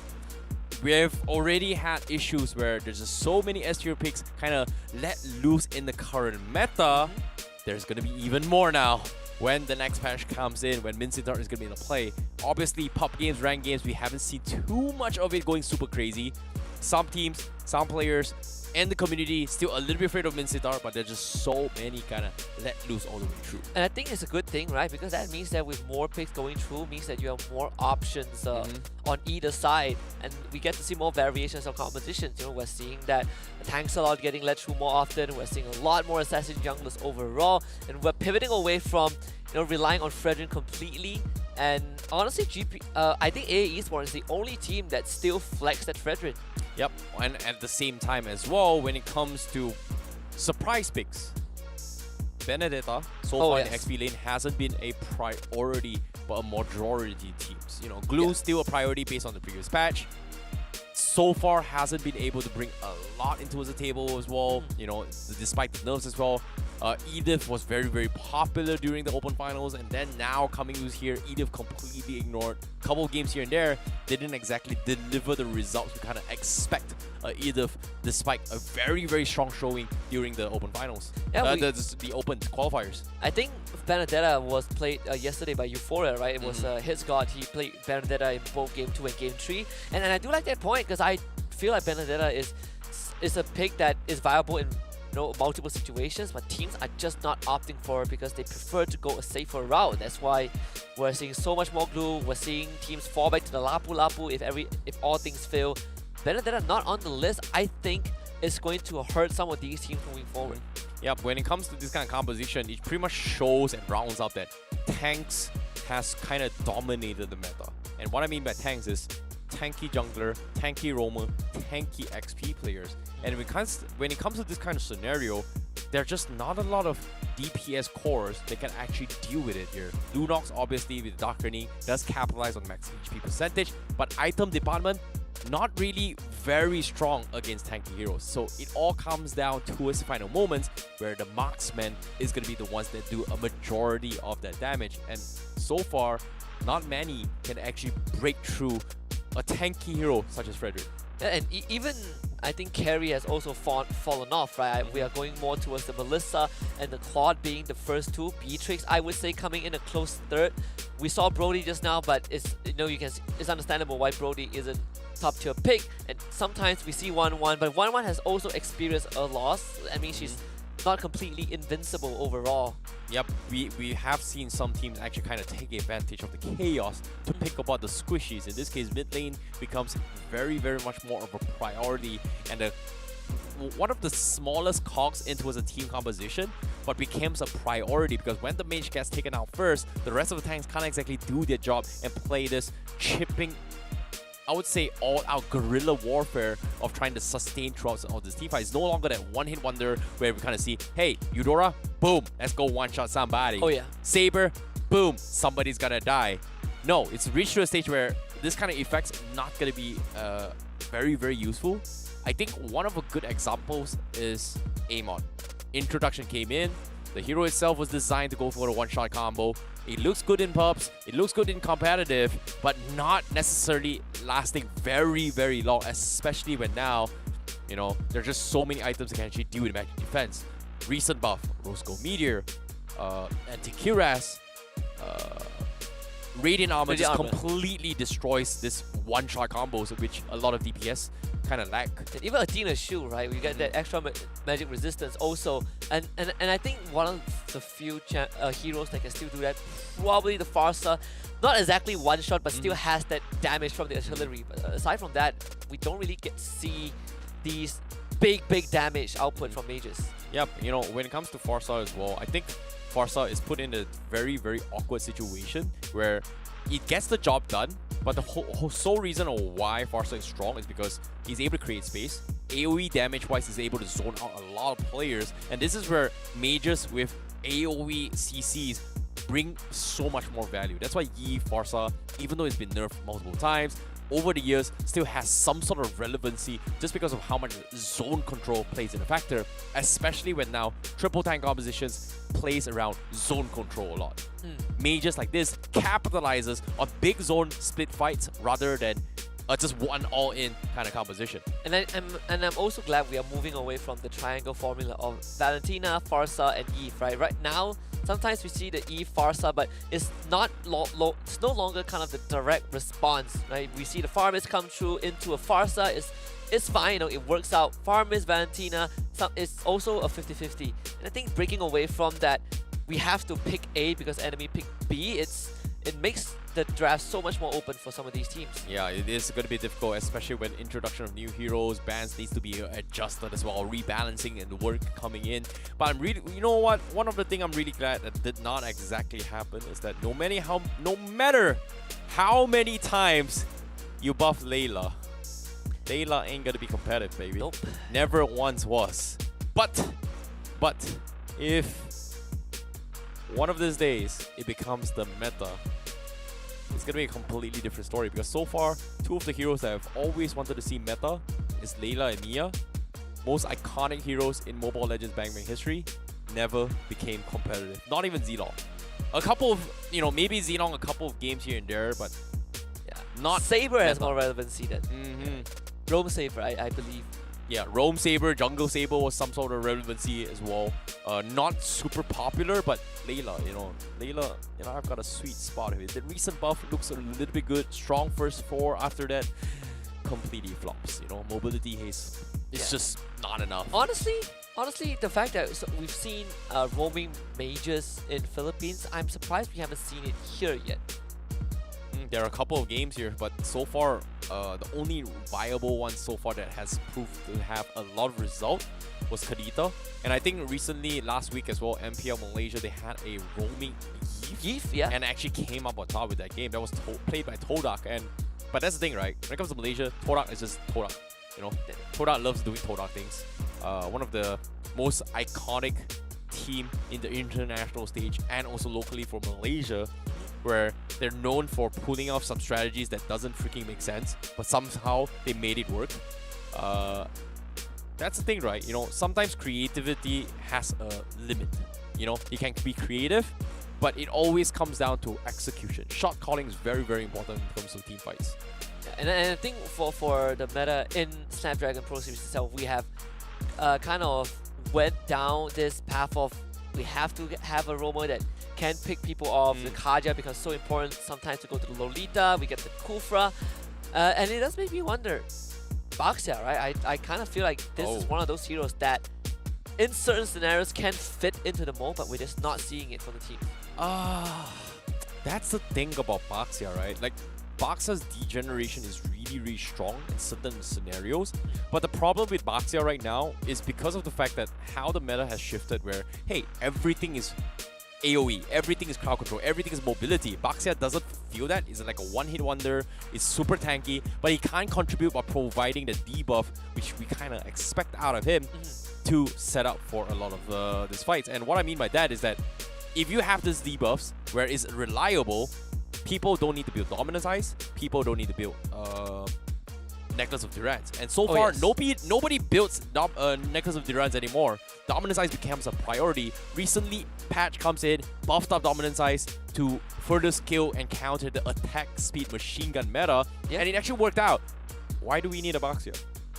To be honest, I'm very sad. I'm a very Baxia. I really like Baxia a lot, but unfortunately, it just doesn't work out, you know? Baxia, even though it's arguably a tank, but the way you play Dark Baxia jungle is very similar to how you lean on an assassin playstyle more rather than the traditional, you know, zoning kind of playstyle. Yeah, I guess it's kind of like replaced by just a very strong item, right?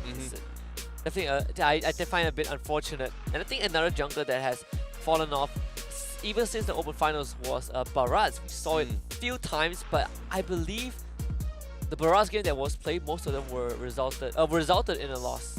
Yeah, Baraz is also a very similar hero where you need to snowball very hard, take advantage of that very raw stats that Baraz provides on stacks, and then start snowballing way through. But the downside of why Baraz kind of scale off in the later stage of the game is because of the fact that Baraz doesn't have that capabilities to build up stacks as efficient as what you have in the early stage game. Early stage game, we don't see heavy rotations and group ups from enemy team. You're going to be going jungle, looking for resources here. You are going to get some sort of stacks. Similar to how a Claude makes stacks.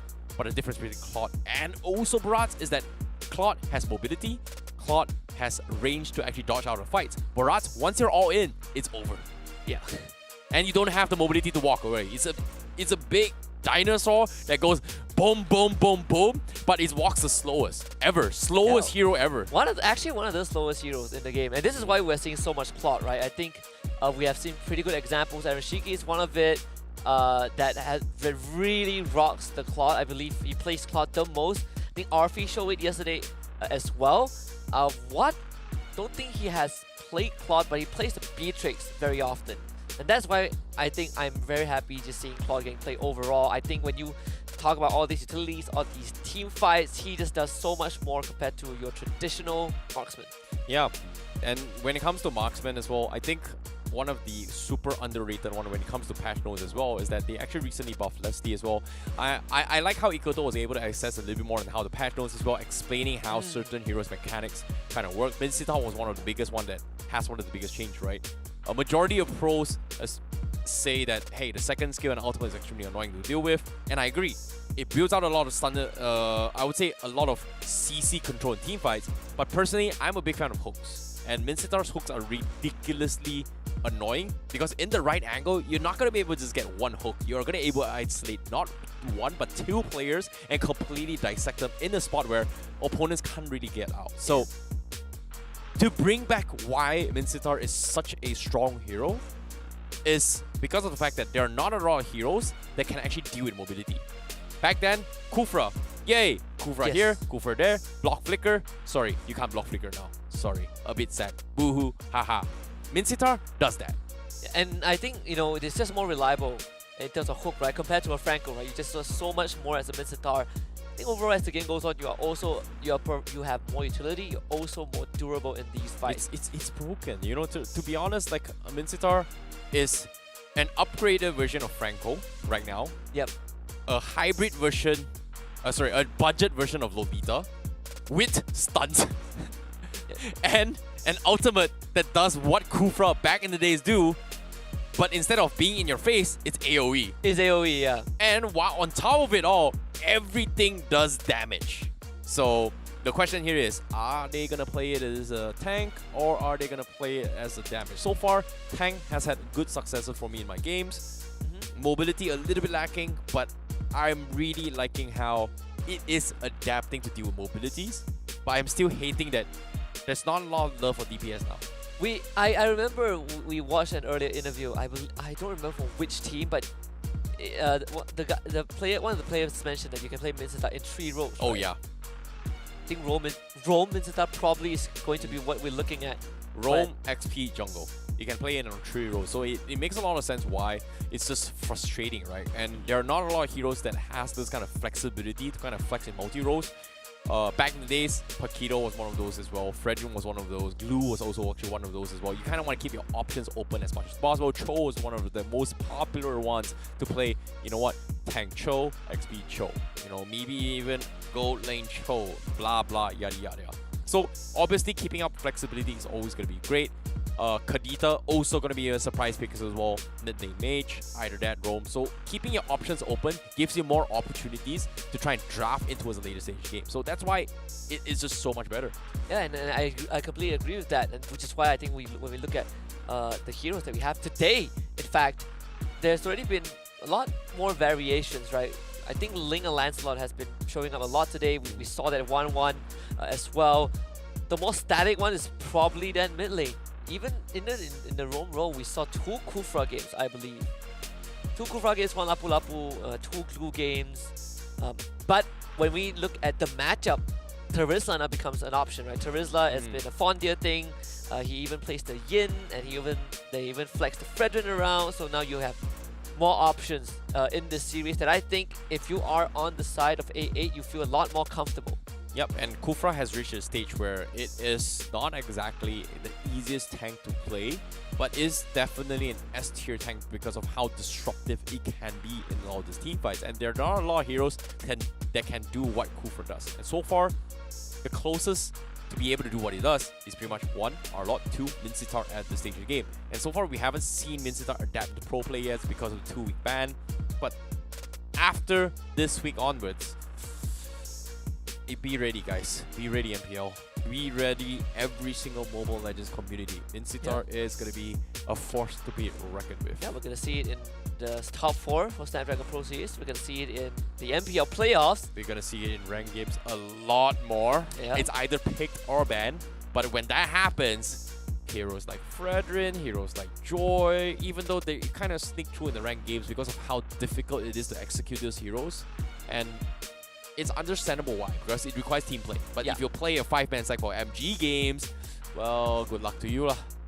Yeah, we're gonna see it so much more often, right? I mean, we only have like 6 bans in ranked games, and we just finally got an update regarding the series. Unfortunately, I think the players are still sorting out some technical issues, so we'll have to again call for a very, very short break. And hopefully, when we come back, we will be able to iron out all these complications and get the series going. The Snapdragon Pro Series powered by Samsung Galaxy is brought to you by Snapdragon Elite Gaming, Samsung Galaxy S23 Ultra, Monster Energy, and Kachi Shop.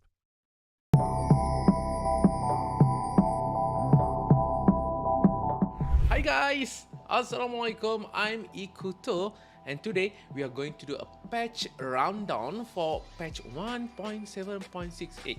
So, let's go through this one by one. Minsita. So basically now Minsita has been reworked. Now the passive has changed. So basically now you are applying stacks to the enemy. So when the stacks reach 5 stacks, the next attack will detonate and it will deal large amount of damage, stun, and also restore some HP. This Spear of Glory, compared to the previous one, Spear of Glory only pulled 1 enemy, but now it put all enemy in his path into him. So this is going to be a very interesting changes because the Spear of Glory also will stun the enemy if it's on the end of the spear, while it just slow when it's in the middle of the spear. The skill also change, which is the Shield Assault, where now Misita will bring up his shield and they will just poke enemy in front of you. And also, yes, it's also reduce the damage when the damage come from in front of him. Need to notice that second skill Shield Assault is a basic attack, so when you go into the Shield Assault mode, you need to still press the attack button to make sure that you are still poking them. Alright, the next one is King Calling. So basically now it's prevent all enemy in its area from using any movement speed abilities. It also summon Royal Guards and trigger Minsita equipment effect. So let's say if you buy a Demon Hunter sword, or if you buy something like Wind Talker, it also trigger the equipment effects and also trigger the passive, in which the passive, whenever you apply the stack, you apply stuns, damage and heals, but you need to apply it 5 times. So with the help of your Royal Guards, it should be easy for you to obtain and to trigger the passive mark of the king. Joy, they will have some nerf, or maybe you can call it rebalance for Joy. They remove the shield effect and now it will deal additional instant damage each time they hit a non-minion unit. So basically what happens is that it looks like they reduce the survivability but they increase the damage. They also changed the skill to Meow the Raider of Joy. So previously you can use it 5 times, now you can only use it 4 times. And to compensate of the shield remove that's happened to her passive, now it will gain shield only when you're hitting the beat. You know, you ting, if you ting, then there's a shield. If there's no ting, then there's no shield. Alright, Freya, quite interesting, right? We never saw this hero anywhere, but skill 1, the Leap of Fate has changed, where it's no longer enhanced by Sacred Orb, or no, does it cost any Sacred Orb. So you can use it freely, and now it can move through obstacle easily. Okay, let's talk about the Spirit Combo, which is the second skill of Freya. The skill cast needed to trigger Leaping Strike reduced from 3 to 2. So now you can easily proc the leaping skill, which is also have the knockout effect. The cooldown is no longer triggered after the skill, it triggers after not continuing to cast the skill with a certain period. Although the airborne duration has been reduced from 0.5 to 0.4, but I think this is quite good because they reduce the force swing time of the skill. So you know, it's easier for you to swing the skill compared to the previous one. Alright, let's talk about Layla. Basically, they reduce the backswing time to allow her to move and attack more efficiently. So basically, when you are trying to running away and you want to shoot the person in front of you, so it's easier for you to shoot compared to previous. However, they reduce the physical attack, but now what's interesting is that her second skill, the Void Projectile, instead of slow, it's stun. Yes, Layla now have stun. Quite interesting. It's only marked the first target hit. 1-1, I'm pretty sure this is more to nerf because although it's increased the damage when you hit the weakness hit, which is the Tiger Pace, the passive, the damage is been increased from 5597 to 70112. Let's talk about the ultimate Crossbow of Tank. So basically, Crossbow of Tank attack range has been reduced. So basically, when you use the 1-1 Crossbow of Tank, previously you can hit further, now you can only hit shorter because of the range. Also, the speed boost while in the air decreased from 10% total movement speed to 100% extra movement speed. Alright, it's not calculated as the total movement speed but only the extra movement speed. Badang, well, Badang basically has been nerfed, kinda sad. For the Malaysia, Badang no longer there. So Badang, the Qigong Fist, the first skill, the damage has been reduced, including the explosion damage. The same for the Fist Crack, the base damage has been reduced. The explosion damage also has been reduced. So I think all the Badang haters, they will be happy. Esmeralda, wow, this is just a simple direct buff. Basically, the first damage has increased from 80% physical attack to 100%, a 30% increase. The second damage increased from 100 plus 55% magic power to 100 plus 75% magic power. So it's easier for you to harass the enemy. While the second skill, the Stardust Dance, this is quite interesting because they reduce the cooldown by 1 in the early game, but for the late game it's still maintained for 3.5 seconds, but it starts at 4.5 instead of 5.5. Very interesting buff because basically you are a lot stronger in the early game. A little bit of change for Eudora. The HP growth has increased, so you are a bit tankier and more stronger. They also increased the Orb of Lightning bounce time duration from 0.6 to 0.9. I guess they don't want you to simply burst the enemies. They want you to use the Orb of Lightning bounce so that it stun more people. Leslie, the base damage increased from 50 to 75. This is like a 50% increase in damage. This is huge for Leslie. Also, the first skill, Master of Camouflage, the cooldown has been decreased from 5 to 3 seconds to 4 to 2.5 seconds. Not bad for Leslie user. Pakito, Heavy Left Punch. I was expecting an increase of damage, but they actually increased the shield that it obtained from the Heavy Left Punch from 150, 500 plus 110 physical attack to 150 to 650 plus 135% physical attack. So they increase the basic shield and also they increase the percent that you will get when you buy any attack item. Frederain, big nerf. Finally, I think you all are expecting it, isn't it? The nerf is skill 2, the Brave Assault with the dash. Basically, they introduce the base damage is from 200, 300, it's reduced to 140 to 215 only. So basically it's around 60 to 75 reduction of damage. Basically energy eruption has been reduced quite significant, and now the final damage that energy eruption can do is only 330. It's almost the same as the first level of energy eruption from the previous patch, which is 300. This is kinda a huge nerf to Frederain, but I think people will still love Frederain because of the tankiness that this character have. Alright, that is the nerf and buff that happened in patch 1.7.68. Now, let's go to the equipment and the battlefield adjustment. See Halberd. Now it have a new passive, it's called Punish. Basically, it's increased your damage by 8% against enemy heroes with more extra HP. So technically, it sounds like Demon Hunter Sword, but it's a nerf version of a Demon Hunter Sword. But hey, more effect, more better. The Necklace of Durance, they optimize the build path. Now there's a new passive called Grid. It's the same as the Elegant Gem. This is quite a good item for all the mage out there. Twilight Armor, there's a new passive. When you're taking more than 600 damage in a single hit, the excess amount will be reduced by 300 plus 5% of your max HP. Rose Gold Meteor, the shield increased from 510 to 1350. It has been increased to 840 to 1820, but they removed the effect where it increased the magic defense by 25 for 3 seconds when triggered. So this effect is no more. They add a new effect, increase movement speed by 50% when triggered. The effect decays over 3 seconds, so when you get hit by any skills, if it's triggered, the effect, now you become faster, you run faster. I think it's good for any marksman, technically. Okay, Bloodwing. Now when the shield is attacked, it will be restored after 30 seconds, even if it's not destroyed. This is very important because previously, if the shield has been attacked, if it's not destroyed, it will be not restored. The cooldown decreased from 30 seconds to 20 seconds, and there's a new effect where you gain movement speed by 30 when the shield is active.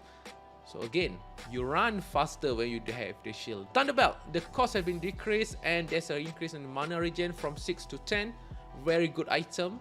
Claw of Destiny, the HP has been reduced from 625 to 500 only, and they reduced the stack. Now it's only grants 20 HP instead of 25.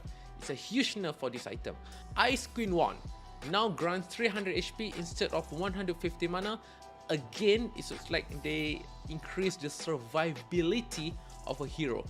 Fleeting Time. Certain heroes with ultimate that enter cooldown after their duration is over now also gain cooldown reduction from kills and assists during the ultimate duration. As an example, Faramir. So when you open Kurt Altar, the cooldown usually start after the ultimate ends, but now the cooldown start during the ultimate itself. Quite a good buff. Dominant size. The attack speed reduction is now calculated after all attack speed bonus. Alright, so it's basically counted all the attack speed item, I assume. Also lower the nearby enemy hero attack speed from 75 to 70%. Dominant size buff. Everybody love it.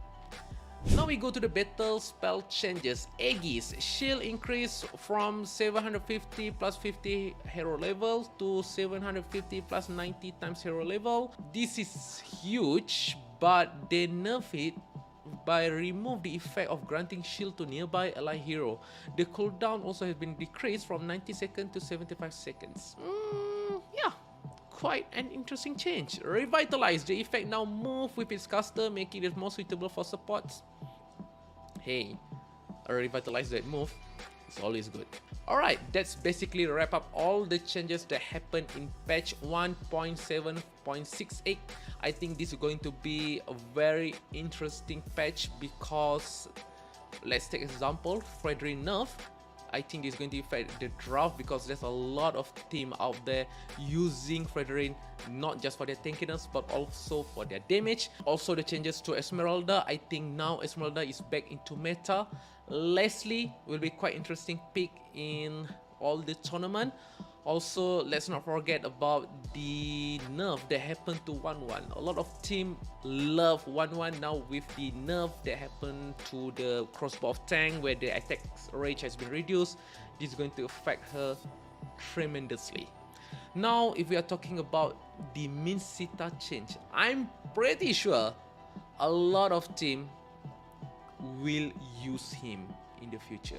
Imagine having I'm offended skill, which is Ruby I'm offended skills, in the first skill of Minsita, and now Minsita can stun the enemy. Not just stun enemy, also apply the stack where the stack will stun the enemy again.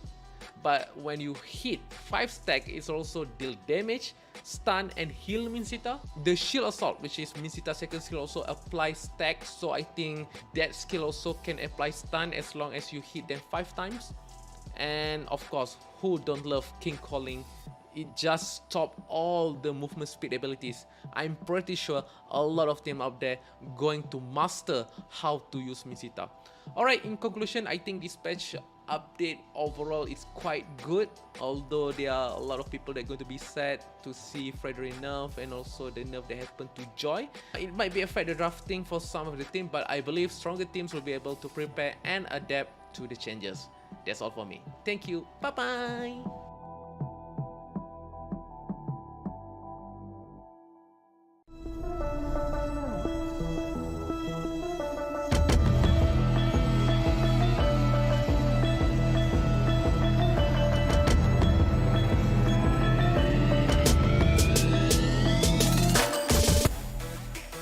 The rest of the members of Euphoria just positioned perfectly around the area. Oh no, Superior gets the first initial kick, but now you see the rest of them actually go on in. Julian tries to get on out there with the enhanced swords, but the Benedetta's electro final blow is just too much damage. Superior is already dead. Glue is next to die. Head God continuing to just run them down. When does he stop? Finally does. First 8 teams. Shadow gets gone on. Oh, okay, I mean, JH just steals it. Domino Blast on the back line. They're gonna pounce. Yukizi doing a lot of damage with those piercing arrows. Takenaga is unstoppable. Get rid of the veteran. DYY is gone. GameLab getting a good trade. Can Sway Esports hold on? Break even is back. Yome able to go on to 3 members of See You Soon. They're running out of health. Yome able to get the immortality, and now Barbie comes in with the ultimate, shuts down the Melissa. Kyrie is isolated. The Lord is pushing into the base. See You Soon, your base is in imminent danger. Can Ashley clear it out? He's just a savior. No, he cannot do it. The Lord has done it. Sway Esports. Expanding the flicker from this Lolita. Now there's a chance for AA to re-engage. Nasu protected by the count altar, but they lost him. Kesu is still in the fight and getting the kick onto 4 Secret, who is untouched so far. Kesu the first to go, but is there enough damage though from Arrow 404? The Fredrin also goes down. 4 Secret finally threatened, but this guy is incredibly still alive. Once in the moment! You cannot keep doing this, my man. 4 Secret. That's just amazing! Stop him! Stop him! Somebody stop him! Lord still very healthy, and now Break Even engages again. Sway Esports going for the jugular. All the spell thrown at the Crystal, at the Pat, at KD. They get rid of Mirth, but the Crystal is still in danger. The Lord not dead yet. Can see you soon. Hold on. Day 2. Barbie G, they need a bit of finishing time. But no, see you soon. Are you kidding me? They just would not go down. Oh. And because of this, See You Soon will be able to bring it to a Game 3.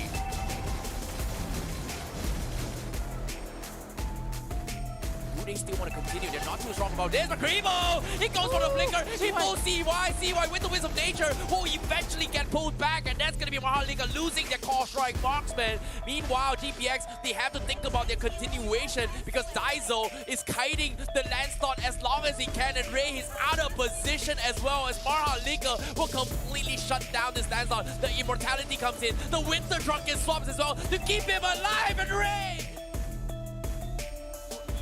Esports, PBN strike, waiting for the moment to strike during the August, going for a Numenon blast, not going to be able to do too much, and that is going to be 2 inhibitors down as they try to go for collapse. They going for the pull. They find Judgment cancels your name. Count Alter keeps them alive. Offer trying to keep them in check. He goes for the stun, but where's the damage? Flash Run finally drops the Count Alter away, but do they have the damage? Yes, they do. Flash Run kills off the carry, and now as you can see, Yuji Chenko, he is going to try and trade off, but Evo Esport, they somehow manages to defend. Over to extend it, but it is not going to be enough to reach him. Reset coming from now from See You Soon, but you can see Rookie hammering on the tier 3s, but now the flame goes in for the jump, but where's the follow-up? Kyrie dives in, but Rookie getting free shots all the way through Trauma, looking at the wrong target. Now gonna give chase, but who are they gonna kill off? It is gonna be Teresa. The flame extends with the flicker, but the jungler still stands. Rookie as well. Trabot now exposed by this Moskov as they try to delay the inevitable, but See You Soon, they cannot continue this fight. Arrow 404 is looking for objectives here. 20 seconds left before this next Lord. They will deny the purple, but here comes the penalty zone. It connects on 3. Real world manipulation comes in, and the counter penalty zone comes in, but it's not gonna matter. They just don't have the damage. Unsight will slowly pick him by, but from behind, here he comes, the Arlon. He gets the kill on Leone. He's going to continue here, but the goal away is going to be there. Opera gets a second one as well, but he's going to be kited around as the Nami is looking to finish him off. They're waiting for the right moment to strike, but Opera doesn't have the money and the mana to continue with this fight, and he is going to go for it. Bloods Unsight gets assassinated. Oh, they're pulling back Yamikaze. He's done for it. Now Lord Ricky needs to get into the middle of this fight. Decimation. It's too late. They've lost so many members to the Melissa as well as the Lilia. One by one they fall. Lord Ricky hasn't even gotten enough work done on this Lord. Well done as Tiger WONG Esports hold that lead. Ozio getting gone on by Yukizi, and he knows that he is going to be terminated. Killing spree already for Aizawa. Her boss in the front line. Kesu just dragged back by the Shadow Stampede. Fondia shows up behind, misses the knockup. GameLab, now they're just going to commit fully. Can anyone catch Yukizi? Fondia certainly does. But look at the battle line completely split apart. It's Aizawa on a mega kill streak. And GameLab just running down 8-8 in front of their base. Absolute disrespect from GameLab, and they just keep going. 3 kills. Tupai Esports losing the Kadita. Mid-tier 1 getting pressured, also going straight for the kill, finds it. Nicely done. Good dashes through the teammates of Tupai, but it's not over just yet. Still looking for more. AA Esports wants to make a decisive. Jace just kicked away from his turret. Can't find a decimate, and that will be also picking up a killing spree. Her boss follows up, and the entirety of GameLab has shown out. AA still wants to fight this. They're able to get rid of Takenaga. Dorfman is the next on the list. Castle sticking onto him, and that will be a double for Richie. But GameLab still fighting on. Her boss sweeps them off their feet, and GameLab finds a late team wipe. He has PBN playing on their knee. Oh, they find the kill, the pickup instantly happening, but then can we see the second part of this as they immediately find one back? Vengeance already caught by Toy so far, a little low, but gets stunned up! Ryzel does not miss his stun, but is trapped within the real-world manipulation. Altar to save it, but he's so tanky, gets back into the mech, gets the triple kill.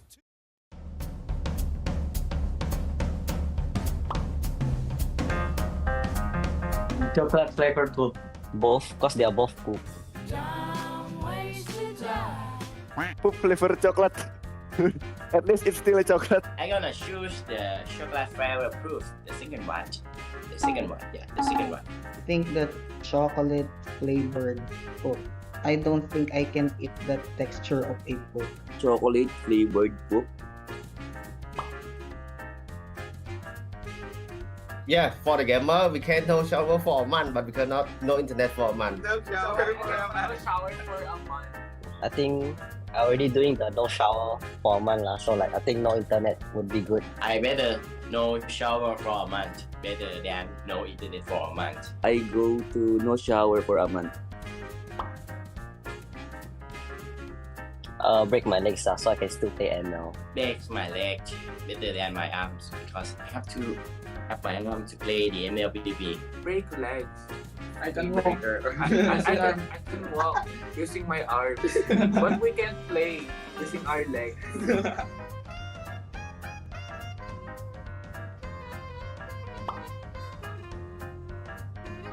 Play with angry teammates because if the internet is lag, you will be angry.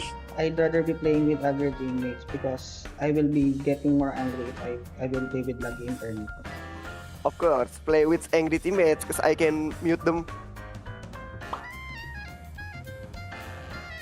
Pizza with spiders. It's more healthy than cockroaches. Oh, in Cambodia, the spider is very famous, so I would choose pizza with spider. Pizza with cockroaches. I don't scared to cockroaches. What the? Pizza with spider? Because I hate cockroach. Pizza with spiders. Idol is Spider-Man.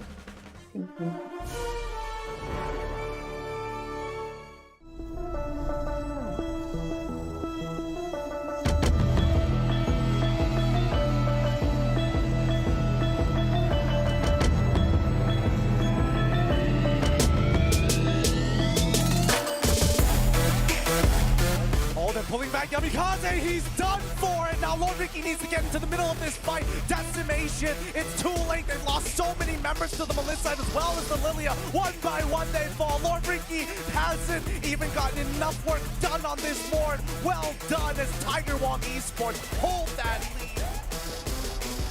Ozil getting gone on by Yukizi, and he knows that he is going to be terminated.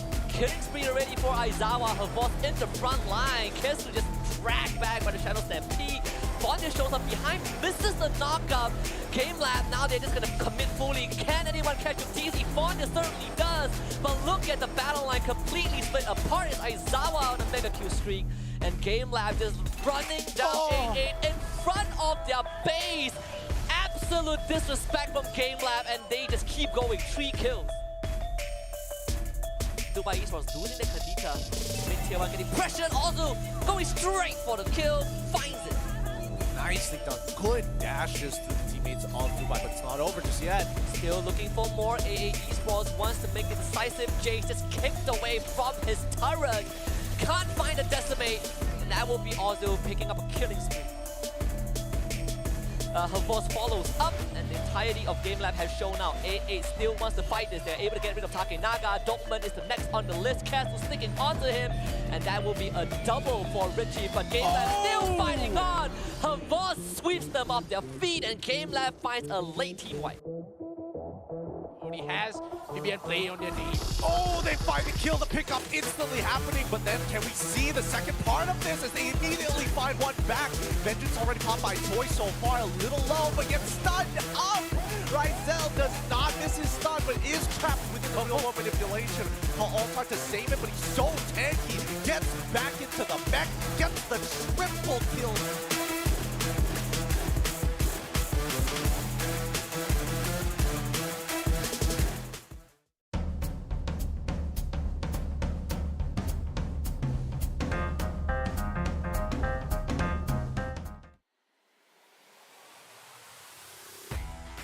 Alright, we are back with the Snapdragon Pro Series Mobile Legends Bang Bang Challenge Group Stage. And sorry for the delay, but the update is that just now AA Esports, they were playing in the MDL matches and actually won their series.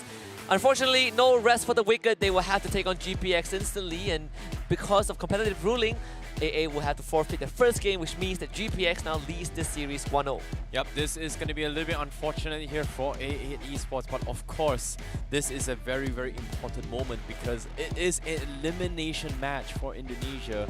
And in this case, A8 Esports down a point means that the only way A8 Esports is going to be able to continue in the top 4 is getting a clean 2-0 against GPX. Oh yes. Arguably, based on their performance-wise, which we were watching as well as Pop, when they were playing under Pops for FDL, they were doing really, really good. They pulled off some really, really crazy match.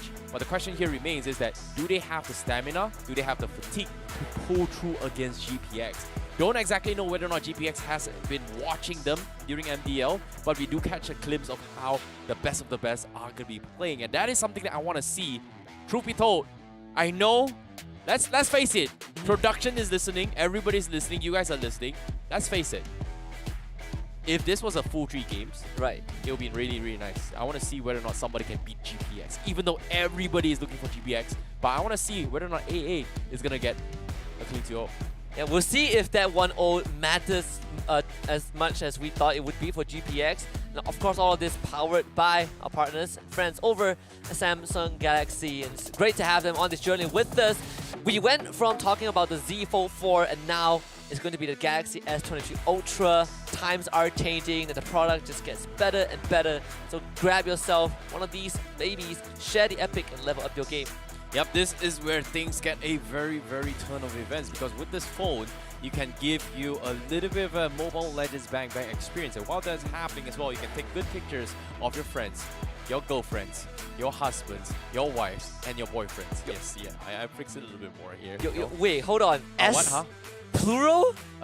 Husbands? Wives? Some people would like it that way. You know, some things are meant to be, you know, kept on a hush, but at the same time, for most importantly now, for these guys watching at home, this is going to be important here. GPX currently 1 game ahead and going through the bans and drafts as well. We are going to catch a little bit of a glimpse on what A8 Esports has been thinking about as well. And of course, in terms of the draft, we do see a lot of preference on towards the Fredrin side still. A8 Esports still going for a little bit of a textbook play coming from their side. And I want to see how well it translates to this game. Yeah, GPX, all they have to do is very simple. Just win this game and they will qualify for top 4. And like you pointed out earlier on, AA now have an uphill climb. They had to forfeit the first match, which means that the only way for them to win is to win 2 matches back to back. And the fatigue might set in, right? They just played a full best of 3 in the MDL, and now they're in for a potential 2 more games. Now we are going to be starting things off. As you can see, the Bankhead buffs is real. GPX all blued up. Not exactly sure why blue, but it seems like they are in a vicinity to go for that as well. But now from A8, they are going to be playing as of yet. This is going to be them up on screen. And they are going to be starting things off on the blue side. It is going to be a long day for them. And hopefully, it is going to be close. Because I am hoping that AA Esports is going to get that 2-0 sweep. While GPX only needs 1 game. So it is going to be a tough one. But as you can see, the drafts are on and set. And I'm looking forward to see whether or not can they deliver. Yeah, there's a lot of pressure on the side of AA Esports. And again, right, you look at the team cam. This is not the usual office that we see AA Esports in. They are still at the MDL area. So again, there's not much time for them to go for the reset. They come off a full best of 3, and now it's time to reset your mind and come back to SBS because MDL is a different ballgame. It's a different environment. The drafts might vary also.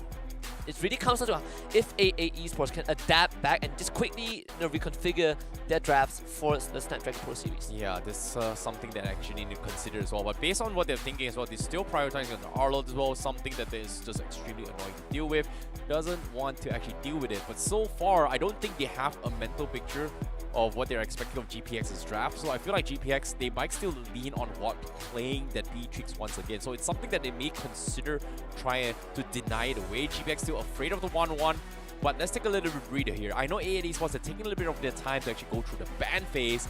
They will be banning standard pickups, and that is going to be the Fanny going to be banned off as well. Joy also going to be something that they need to consider banning off. GPX instant response, they're not giving them room to think. I like how GPX is very decisive here. And I think the interesting part is that AA Esports took out the Fanny, right? Because it's a pick that GPX did go for when they went up against Euphoria, and that game resulted in a loss. Fanny was not really a big issue in that game, and even today, Fanny wasn't really a problem. So AA Esports playing a very, very safe ban phase, which means that we're seeing a lot of heroes getting let through. Once more, Farmist becomes the center of the conversation. We have the Valentina still up, the Glue, the Fredrin, and the Kaja even. Yeah, I think AA Esports have to play something a little bit more textbook here, just because of the fact that they are a little bit worn out, and playing textbook here is going to give them a little bit of chance to actually play against GPX, whereas towards the draft here, Fredrin is going to be something that they do want to prioritize a little bit more, but they are going to keep options for GPX here. Do they ban the Fredrin or do they ban the Faramis? So it's going to be a priority here, but Faramis gets banned off. So AA Esports, options here. Fredrin, right? I feel like it has to be the Fredrin because Blue, Eve? Probably. With how A8 has been, the fact that they have been flexing the Fredrin, I think the value is there. But I do agree. I think like the Glue opening is also not the worst. Though some of these heroes have been relegated to second and third pick instead of first. Oh, there it is. So the Glue goes through. They are going to open things up to try and deal with the Fredrin matchup for GPX. GPX is going to be doubling down whether or not they want to go for the Fredrin for Ray.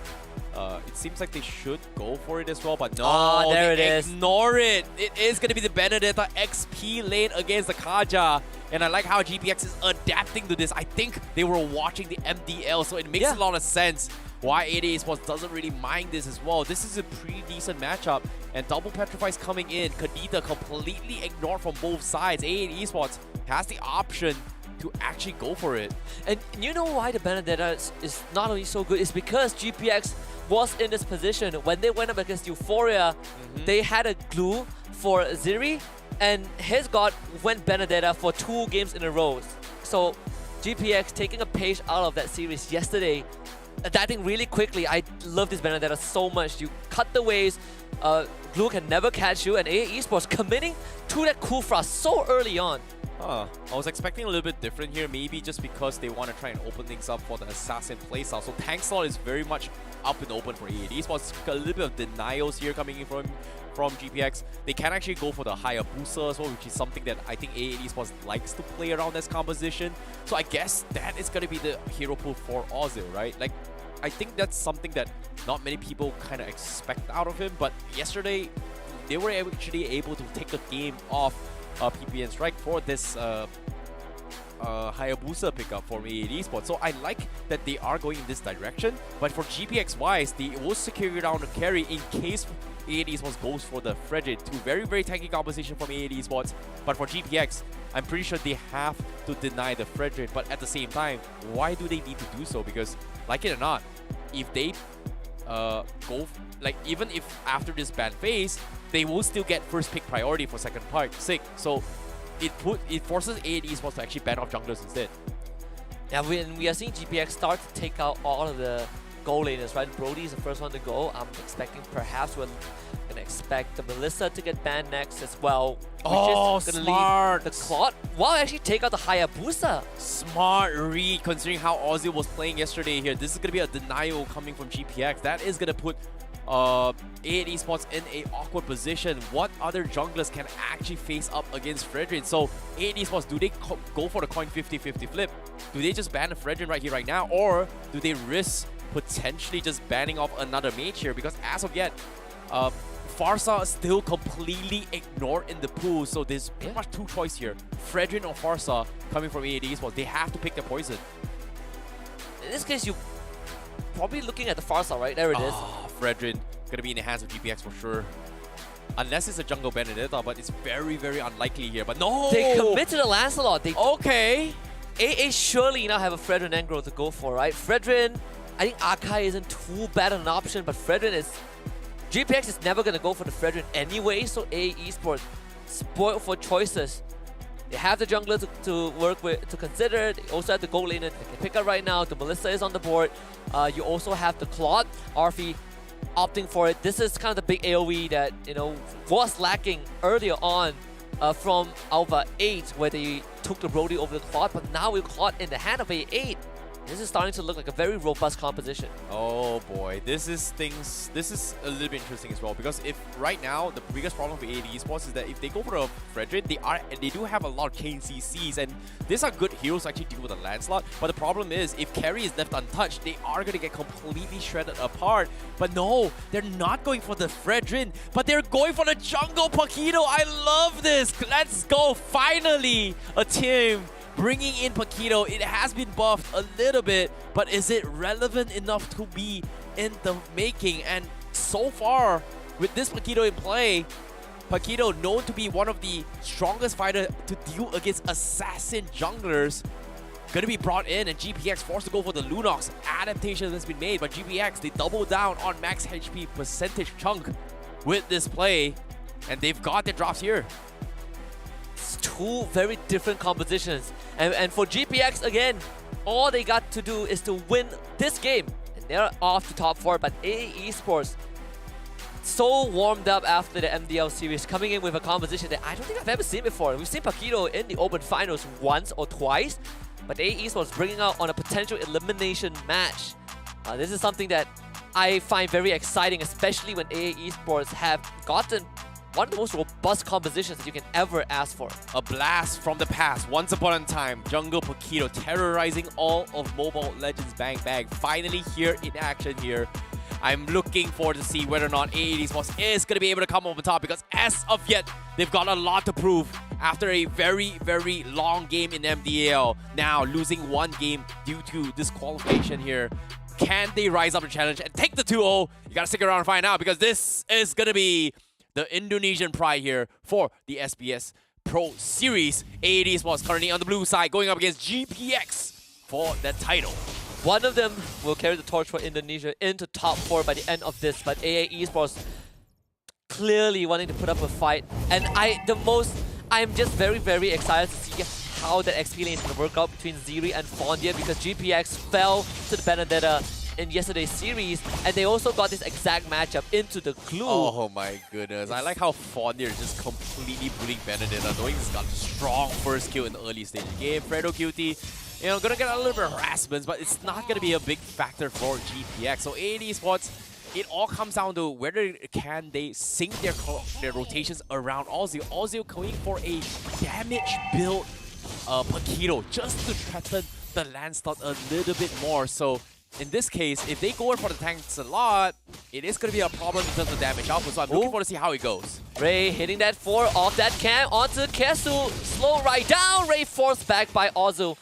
That's the damage that you were talking about, right? Ozil not even level 4 yet. Was able to push back this Lancelot. You know, that's why you gotta respect the Paquito. It's super underrated. But the problem here right now is that without the War Axe buff come back in the days, this Paquito is not gonna have the traditional one-shot capabilities, taking advantage of War Axe now compared to before. So most likely we are gonna see a little bit of a Hunter Strike build coming in from him.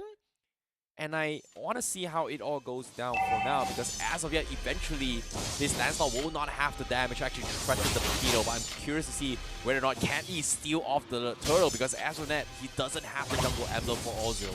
Fredo QT and Kesu both just hit that level 4. GPX slowly working on the turtle. Fondia trying to run interference, but Ray will secure the turtle for himself. Electro Final Blow also used. Kribu in the mix. Fondia sticking onto them, but the flicker is going to bring Fondia into no man's land. Now the remote manipulation unleashed by Ricci. First blood for Ozil. Oh, nicely done, but it's not over yet. Kesu catches him midway. Fredo QT tries to run for his life, and that's going to be a double kill for Ozil. Oh, when things look too good to be true, GPX, they did what they could, but now here comes the latch on for Fondia. He tries to go in for an extension to punish Ziri, and Ziri has no way to retreat as all as Ozil continues his onslaught with 3 kills in the bag. 3 kills back-to-back for this Paquito. Dream start for AA Esports. Ray's gonna take that opportunity to take this purple buff away. Kesu, unfortunately, late to the party.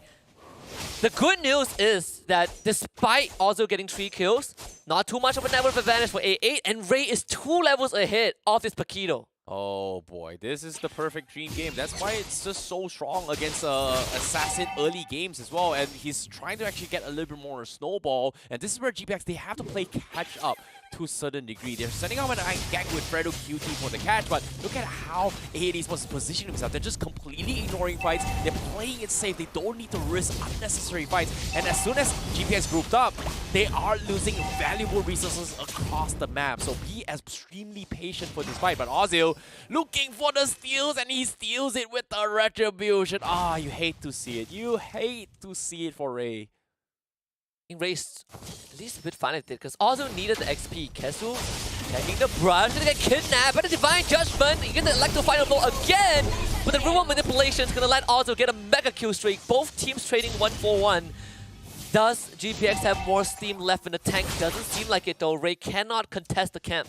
Oh, it's gonna be a tough one as well. Ozil is threatening the mage time and time again. That's pretty much the only hero from the side GPX which is easily bullied. Meanwhile, they are going to try and contest the turtle, and once again, a very awkward position GPX is in. They are going to potentially use the Divine Judgment to stall things out, but at the same time, Ray is a bit stalled off as well. Does he get the steal? No, he does not. Messes up the retribution timing. Ozil's going to go, but the flicker catch coming in with the Kufra is going to get one more Creepo, not playing the game at all. Fondier trying to overextend and zone them out, but A8 Esports, they are going to focus the mid lane, and GPX will lose members and bodies for this, but Kesu is gonna go for the catch, and when you least expect it, he strikes, and Fredo QT almost getting paid off. Looks very, very cool, but GPX, they have to play this a little bit safe now.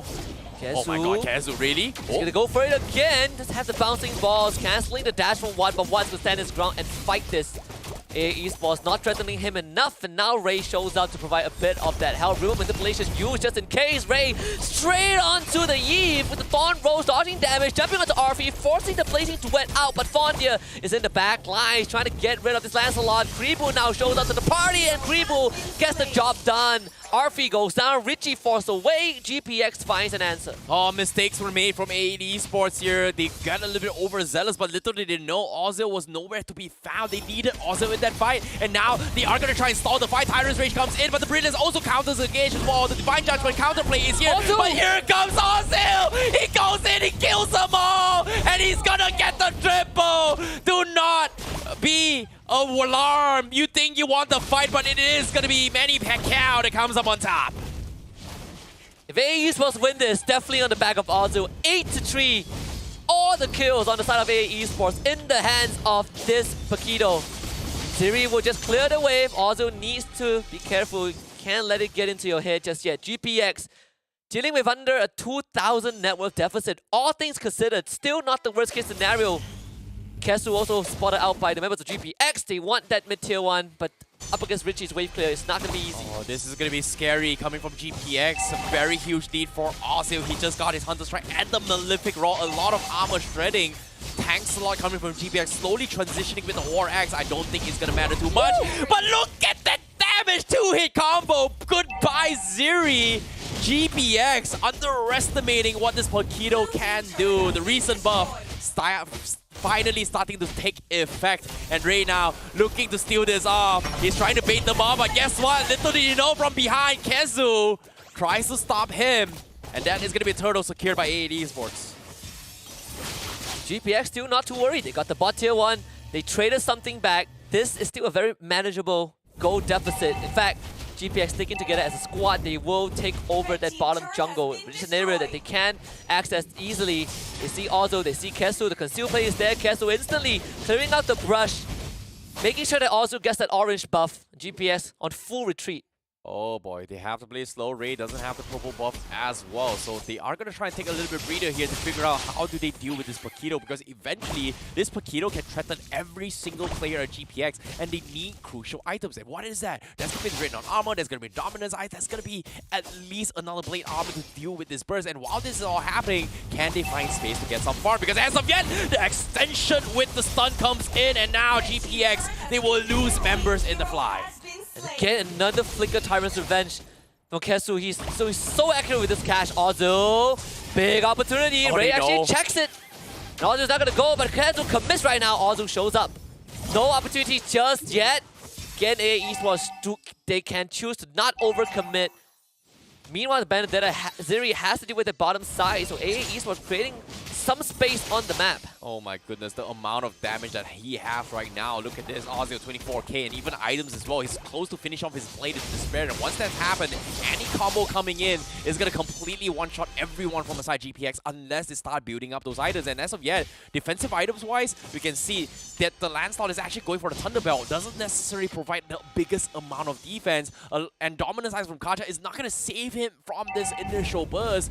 They need more than this. They need an Integras. They need a Blade Armor to actually sustain the way through. And the only way to do that is to stall this game. And GPX, can they find those opportunities to do so?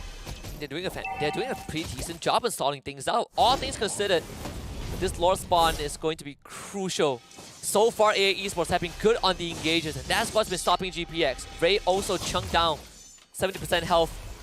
GPX losing all these brush control gives AA Esports so much agency to start this Lord up. Extremely smart plays coming from GPX as well. They're trying to bait reactions coming in, but eventually the middle turret needs to fall. But looks like here comes the clump. Cyrus Rage going to the wall. They jump on Fredo QT, but they don't have the damage. RP going for the Blazing Duet. They finally finish him off, but eventually they are pushed back, and the tier 1 keeps them out to safety, but they sacrifice Kezu from side AA Esports. And on the side of GPX, they lost Fredo QT as well. They use everything to catch Ozil, but they do not have enough firepower to finish him off, and unfortunately, we saw the power of the Blazing Duet. Arfi keeping everyone from GPX behind, and Richie with that real-world manipulation also zoning out GPX. Lord goes over to AA Esports. 10 minutes in, 4,000 net worth lead. This Benedetta was kind of the key to buy space for GPX, but so far AA Esports have been able to punish Ziri. Oh boy, this is going to be a close match here coming in from them, but at the same time, with this Lord coming in, it's not going to make things easier for GPX as they need to buy time. And Ziri, he hasn't been able to find those opportunities yet, especially when now he's still buying for a little bit more damage item. He does have the Brute Force Blessed Blade, but it's still not going to be enough to tank through the burst coming from Paquito. But for now, all he can do is going to be clearing waves here. He is going to try and set up, but here comes a catch from Kessel from the side. They knew he was going to do that, but is he going to die? Yes, he will. Ozil will only cut off his final exit entry, and even then, he will be strangled to death. And Ray's just desperately cutting the waves, cutting the lanes, making sure he doesn't get fouled by this Paquito. GPX able to defend at least that mid inhibitor, but they have a bottom lane that they need to worry about. So far, Kazu so good on those casts. Ray, I don't think you can fight Ozu. No way that he wins that one. Ozu 11-0 out of 13 kills. Oh boy, even with the high and dry is a little bit too much to handle, and now with the Lord knocking in, Kezo once again looking for interjection. He's thinking to go and catch Kribu, but he doesn't have the flicker. Oh wait, he does have the flicker to extend. But it is a little bit too far-fetched here as they want to take away into the outer tier 2s. Now top side conceal plays. They finally catch Ozil. This is the biggest hit hunter, and that is huge for Watt. Biggest gold network swing for Watt for this fight, and that's exactly what they need for GPX. Best case scenario, Watt cashes in on the kill. GPS getting some signs of life, losing the bottom inhibitor, but overall the fact that they were able to stop Ozil, they get the goal for Watt. It's going to give them some more of that agency to kind of shred AA Esports, but you know, GPX has to always remember those flicker Tyrant's Revenge from Kesu has been on point so far. And all these engages is going to destroy GPS because they don't have a front line to sustain in these fights. Oh boy, with only just killing Ozzy from that fight, Watt was able to get a decent amount of gold to actually scale back in this game, and that is very hopeful. But at the same time, they need one more pick-off like this in order to make a comeback. Ozzy, he may have the damage, but this is a glass cannon Paquito we're talking about. He doesn't necessarily have the items to actually fight back. He doesn't necessarily have the items to actually tank this way through, but as of yet, he's only died once. So this is a big factor from A8 Esports. This is the secret weapon coming from him. Whereas GPX, they just need to counter his way through. Now, with the Winds of Nature coming for Watt, that is going to keep the carry alive a little bit more. But eventually, carry's job is to kill the tanks, and Paquito is not a tank. Yeah, if Paquito gets on top of Watt, I think Watt would just evaporate. But GPS can buy enough time for this carry to really dish out those damage, and maybe we'll see a different result. 4.3k net worth advantage for A8. Ray sees this happening. Oh, at the same time, Ray, they know where he is, but they can't seem to know where he is. Kezu, they're not checking the back brush. Ray, fighting showing a little bit smooth, but do they get it? No, misses the timing. And that is going to be AA taking the Lord once again. Concealed play from GPX, not going to be able to interject. And they are going to be forced to play defense once again. Yeah, Ray was thinking about going for a steal, but it's just too risky. If Ray goes down, and GPS will have to bear the full force of AA, so they opt to defend against this Lord push. But it is not going to be easy. They might lose the other two inhibitor turrets that they have. Okay, let's see what kind of items they need right now. They are starting a little bit more value here. We do see a lot of HP coming from Lancelot, but eventually HP is not going to do them any good. They need some sort of Dreadnought armor, and everyone from GPX doesn't have any of that. But even then as well, this is going to be a tough battle. But Kezu here looking for interjection, almost connects on Ziri, but he is going to be A-okay. So A8 still continues at the assault. Failed attempt, but still has another try. Yeah, the fact that Zero was able to repulse the crowd control, very, very important, but Ray needs to survive this one. Also, is running at Ray. If he catches his Lancelot, it's going to be bad, bad news. Meanwhile, AA Esports trying to take the fight in GPX's front door. And look at what this guy's going to be. The focus, Fondia, absolutely melted. AA Esports wants the inhibitor, but they cannot find it. GPX with an incredible defense, and Ray, he is still alive. In fact, he's winning against Ozzo. This is going to give space to GPX. Now, backup can come through. Ray still surviving. RP, you cannot fight him. Ziri has found the rest of A8. GPX holding on. What the hell was that shield? Ozzy was pretty much 10% health in the bottom left of the screen, and every single time he connects his punches onto his Ray, it gives Ray a little bit of hope that he can kill him, but out of nowhere he builds up like a big margin of shield, similar to how Esmeralda was back in the days. It just shows you, in a 1v1 fight, it's really, really hard to kill Paquito off. But the fact that Ray didn't get solo kill 2 minutes ago is great for GPX. Now you can rely on this Lancelot to keep cutting those waves. We will get a couple more minutes in this game. 65 seconds until the next Lord.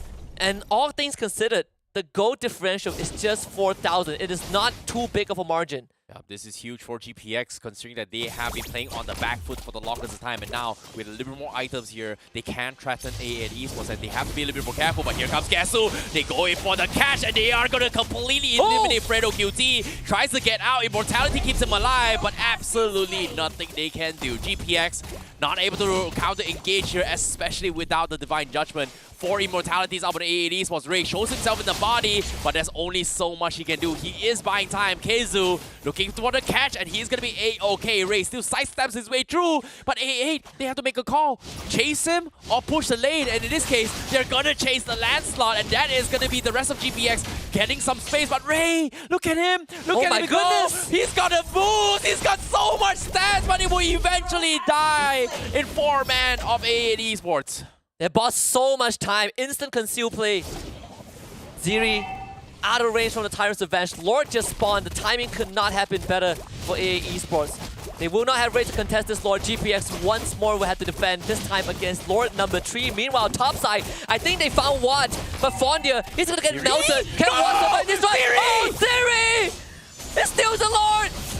GPX not ready to go down. Watt goes down, but Ziri sacrificing his life for heroics. Oh, what a steal coming in as well. Awesome. This time is retribution, but the top side is not over yet. And as you can see, Fredo QT is trying to buy time, but the rest of the Esports are going to collapse on them. But on the sides, Kribu will get a solo kill on Richie, but he needs to back out with the Lord coming in. It is going to buy a little bit more time for GPX to come online. And RV, what are you doing? You're all by yourself. He's going to die. He's going to go for a fight, but Kribu, he survives the fight, but RV is also in danger for AA Esports. And GPX looking to go in for the finish, but AA Esports is still hanging on with that misplay coming in from Ozil. The fact that Kribu got out was a blessing in disguise. GPX gets a full reset. Ray finally getting that BOD also. You see the amount of space that GPX has been able to find for themselves. That Lord was nothing more than a lifeline, but now we get another 2 minutes until the next Lord. GPX doing a fantastic job stalling out this game. Oh, now when it comes to the stalling game here, we have reached a stage where they need some sort of items to deal with it here. But so far, we haven't seen any anti-Cuirass purchase for this Paquito. It seems like they don't really worry about it. They are still focusing on whether or not RP kills them off. But I feel like with this anti-Cuirass, it pretty much reduces all the damage output. I guess it's going to be up to Fredo QT to build out those tanky items. And once he builds into that stage, this is where it is going to be even Stevens, and this is where AA Esports has to play a little bit more passive because Paquito is starting to lose his steam in this later stage of the game. Yeah, they're trying to really capitalize on a snowball, right? Build full raw damage with just one-shot everyone. But we wanted GPX to stall things out, and Ziri just right on the edge of the katana, stealing the Lord away. A heartbreak, honestly, if you are A8. Oh, did not expect it as well coming from Siri. What a clutch for GPX, especially when they're this close from taking the full series, denying AD Esports a chance to represent Indonesia. But as of yet, it is going to be a difficult one for AD Esports. They cannot afford to lose this game. And so far, GPX, you can see based on bottom lane, they are looking to potentially snipe the tier 2 and go in for the red strategy. And A8, they know this is the classic plays. When you have a Lancelot, when you have a Benedetta, there's just so much cross-plat plays, capabilities, and potential from GPX. Whereas AD Esports, they can't exactly force a 5v5 fight, especially when it's gotten to this stage of the game. And you can see AE Esports, they're very aware of this. They don't see GPS on the map.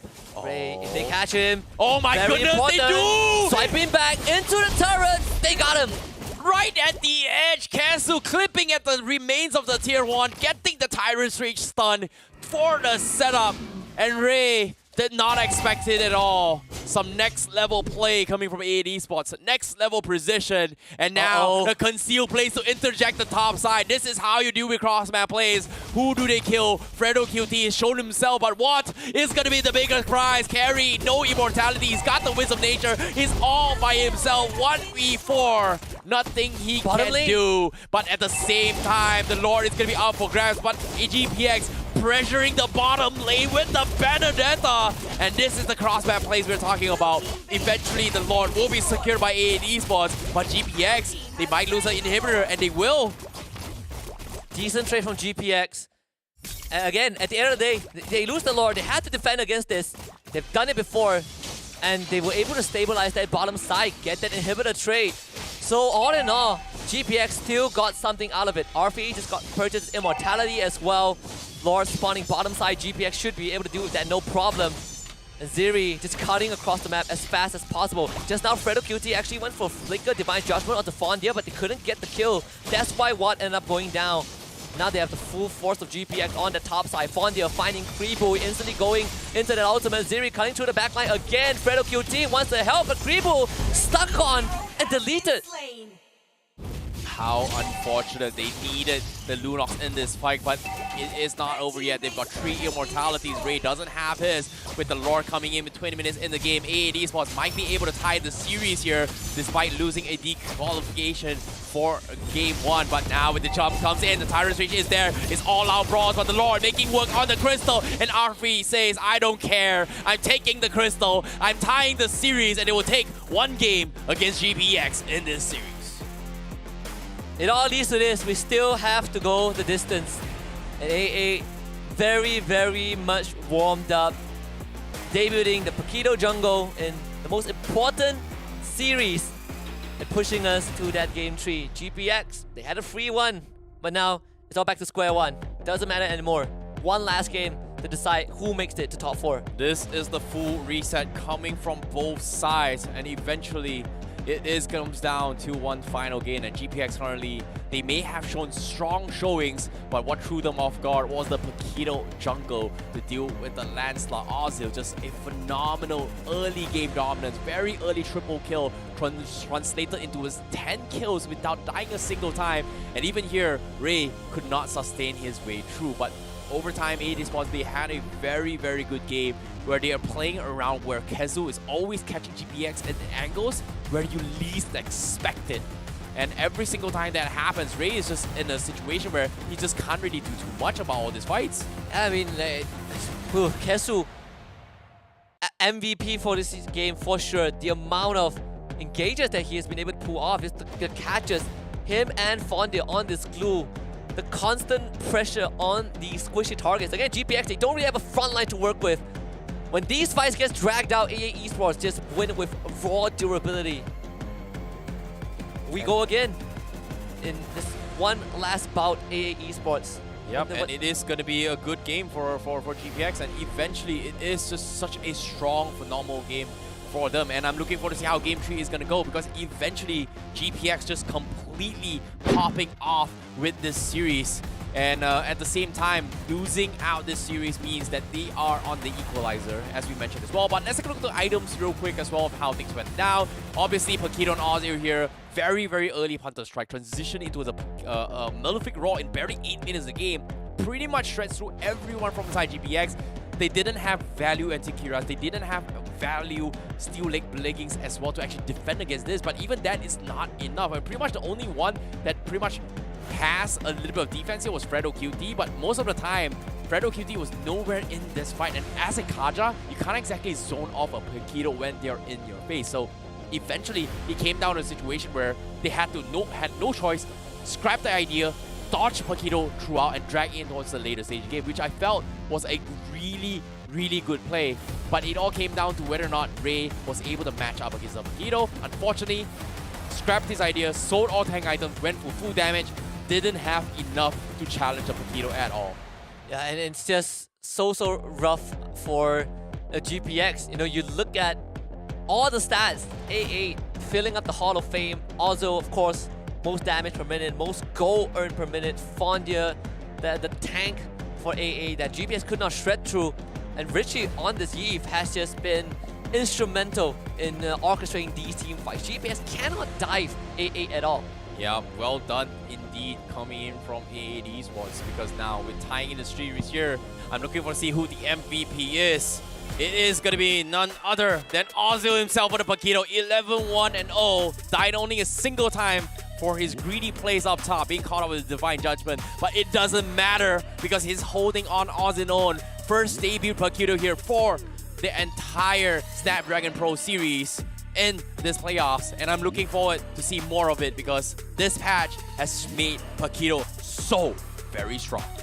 And Ozil is the first one to show us that the strength of this Paquito. Again, this 15-1-1.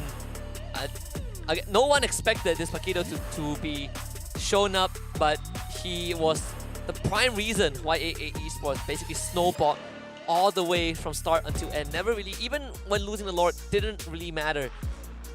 And I guess the wait was worth it. We get to see this full series of this last best of 3. Well, it is what it is, all the way from MDL, showing no signs of losing steam at all. As of now, AA Esports looking to represent Indonesia for the Snapdragon Pro Series, and currently at a deficit. GPX, even though a lot of teams has been expecting here, GPX is going to make top 4 all the way through. It might actually just end their journey right here, because as of now, final game, AA Esports pulled the biggest win. But the problem is, can GPX adapt? But when winning is this much more important, let's thank our sponsors here, coming in from Snapdragon here. When winning matters is going to be the way to go, because it is very important to know that with very important chipsets to give you guys a little bit of an important strike here, Snapdragon Elite Gaming, when winning matters, is the way to go. Yeah, honestly, if AA wins this will be one of the biggest upset that we have seen. And of course, with great chipset comes great power, but you need a device that can power that chipset to its optimal efficiency, and that's why we have Samsung Galaxy with us on this journey. They've been instrumental in allowing us to perform at our best when it comes to our in-game plays. So do check out their latest product, this Galaxy S23 Ultra. Share their pick and level up your game. Yep, and when it comes to all these moments here, you gotta let us know what you guys think about this upcoming game, because it is a little bit late here so far.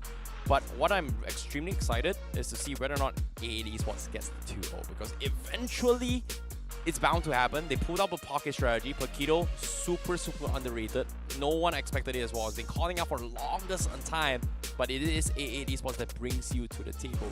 Because as of yet, GPX, they are risking being eliminated after this game. Yeah.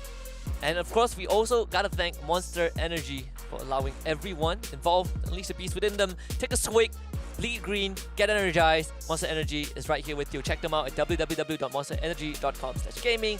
And last but not least, if you want the best deals for your gaming top-ups, your Mobile Legends diamonds, well, we have just the pit stop for you. It's www.kachishop.com with great deals, game top-ups. Yep, and you can also get your sexy skins coming up. Prepare some diamonds as well. I know Jujutsu Kaisen is over. There is still legend skins for you to actually grab. There's still collector skins to go for, and there's still a potential new skin as well with the ITZY the ITZY collaboration coming in for MLBB. But enough of diamonds. Let's find out who will be representing Indonesia for the Snapdragon Pro Series, and in this case, A8 Esports going up against GPX, both tying the series.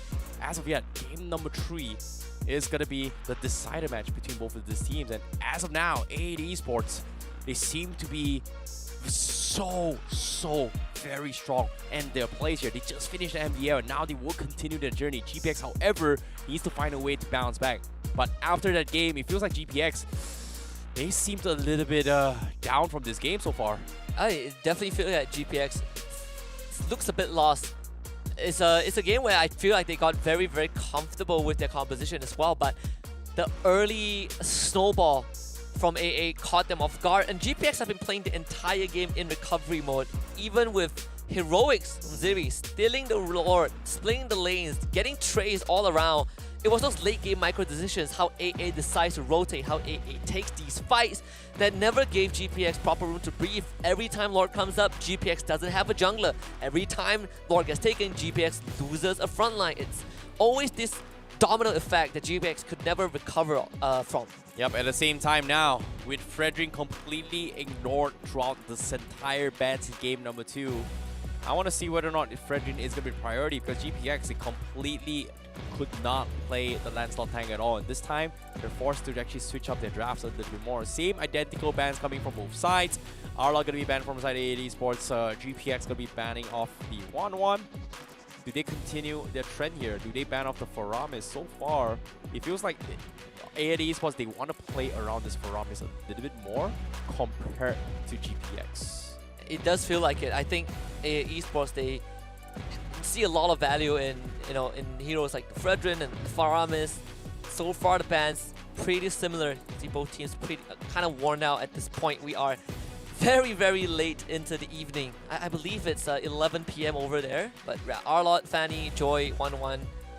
Not too much of a surprise. I think GPX or AA banned Valentina also in game 1. I'm expecting that to come true also. Yeah, this is going to be a very difficult one if you think about it, right? Valentina, if you ban Valentina, that pretty much denies the Faramis counter countouts are coming in from A8 Esports if they get first pick priority, but it opens up Fredrin, it opens up the Kaja, it opens up the Glue once again. But no, they don't go for the Valentina. They want to secure the Valentina for themselves this time, and they will ban off the Faramis. But by first picking the Valentina means Fredrin is going to be let off. But so far, GPX hasn't been playing that too much. I think Aussie want to kind of stick to this assassin jungle playstyle, but they do ban off the Valentina from GPX. That means there is going to be a Mortis open up in the current hero pool. There is also going to be not Arlot. What else? Kaja is going to be open as well. Eve is going to be open as well. Benedetta is going to be up for grabs for GPX. Fredrin is going to be the biggest wow factor, but A8 Esports, they take the glue first. Yeah, it worked fantastic for Fondia in game 1, so A8 Esports just goes back to what has been working well. GPX now will have to make a choice. They went for the Kaja Benedetta opening, which I think was great in what they want to achieve, but clearly A8 Esports had an answer for it. So I think GPX looking to switch things up. Benedetta, when they went up against Euphoria, wasn't picked in the opening sequence. It was left until the last 2 picks. But they're going to go for it anyways. This time, they take the Eve away. Wow. Fredrin completely ignored once again. Lancelot was pretty much a priority coming from GPX. So they have the Eve, they have the Benedetta again. A8 Esports, they can still stick to their comfort pickups again. Kufra is something that I think they could have prioritized, but considering that Eve was on their side in the previous game, so GPX this time takes this opportunity to deny it away for them. So Farsa is pretty much up in the open as well. For A8 Esports, they can look to mirror the Farsa pickup, but at the same time, it was pretty much banned in the previous game. So no, yeah, they are gonna mirror this same. Yeah, okay, fine. Okay, Farsa, Cloud, pretty safe pick from side A8 Esports. Kaja completely ignored. GPX looking to double down. Do they go for the Kaja right here, right now? Maybe. No, they go for the Grok. It is a good solution to deal with the Blazing Duet. Save the wall charge for the Blazing Duet. Cancel it off. I like it. Yeah, I think GPX are so much more robust. The problem with the previous game was that there's no proper front line, and whenever A8 piles on them, GPX, they just could not out-sustain. Now you have decent ways to zone out A8 Esports, you have your own artillery, and of course you have the Grok to beat that brick wall to deal with something like the plot, like the Farsa. I love this approach from GPX. no longer prioritizing the Kaja. That is not kind of the most important hero for GPX. They're going to ban out the Fredrin, which has been a big part for A8. Yeah, Martis also going to be out for grabs once again. But A8 Esports, they can look to actually challenge this here. You know, just let the Lancelot through, force GPX to play it as well, ban the Martis, play it even Stevens, force GPX to ban the Paquito and waste it on something else, and they can potentially bring it off. So in this case, A8 Esports, I think they have a little bit more options this game, just because of how they are able to threaten Ozzy with that play. But at the same time, GPX was banning the Hayabusa based on A8 Esports' yesterday performance. So I guess GPX might consider opening things up and go for the switch up. But no, A8 Esports, they let it open. They let GPX decide, pick their poisons. They will focus on banning off the Moskov instead. I'm pretty sure the next one is going to be either the Beatrix or the Brody to a certain degree in terms of mobility coming in from GPX. So A8 Esports maybe need to ban it off, but GPX, do they respect the Hayabusa? Do they respect the Paquito? But no, they banned the Kaja instead. Oh, it is going to be up for open air. I think the Paquito can still be an option, but GPX now have a better way to deal with it. Yeah, Martis. Just because there's a Grok, right? And there is also a Martis. Unless GPX still wants to go for the Assassin, the Lancelot that they went in game 1, I think it is still okay now that there's a Farsa. Unlike that Eve, you're not really immune to all these crowd control. This is a problem. And there's a threat to make you cancel your ult. You know, GPX can still go for it. 20 seconds left. This is a big problem here, Husky. Like A8 Esports, final ban, they have to decide. Do they ban the Martis or risk being snapped and napped away from GPX? Because that Martis is going to completely shred both the Forza and the Cloud in all these early team fights. But no, they let it slide. They ban Hayabusa instead. Martis completely up for grabs as GPX. Do they double down on this Lancelot? A great way to threaten Forza in the back lines. Or do they go for the zoning tactic? Because as of yet, GPX, they were able to play a split push potential because of the Benedetta. Do they want to double down for macro gameplay, or do they want to have somebody zoning in front of them? But as of now, GPX, options are them. But Brody? no, Okay. they let them decide. They go for the Brody instead. AA now have to reveal that jungler. GPX Okay. keeping Ray's pick until the very end. We have a couple of options left. The Akai, Lancelot, the Ling, so Karina before also. The Hanzo is left on the table this time. Though we haven't seen any Indonesian teams go for the Hanzo, so unfortunately, I think that is probably out of the conversation. I really want to see the Hanzo. To be honest, I really want to see the Hanzo, but they go for the Cho. A great way to actually go in for the setups as well. Isolate targets, but I feel a Cho in towards a Paquito is going to be very, very difficult to play in this competition. So I guess Tank Solo is going to be the way to go. Martis, leave the Martis for GPX. I think A8 Esports was denying it, but secretly it wasn't a Tank Slot as well. They're going for Link for GPX. Alright. Okay. It all came down to this final game. Both teams playing the Assassin Jungler, and for GPX, again, they had a head start, but that head start doesn't matter anymore. One final game between A8 Esports and GPX. Winner goes to top 4. Of course, losers gets eliminated.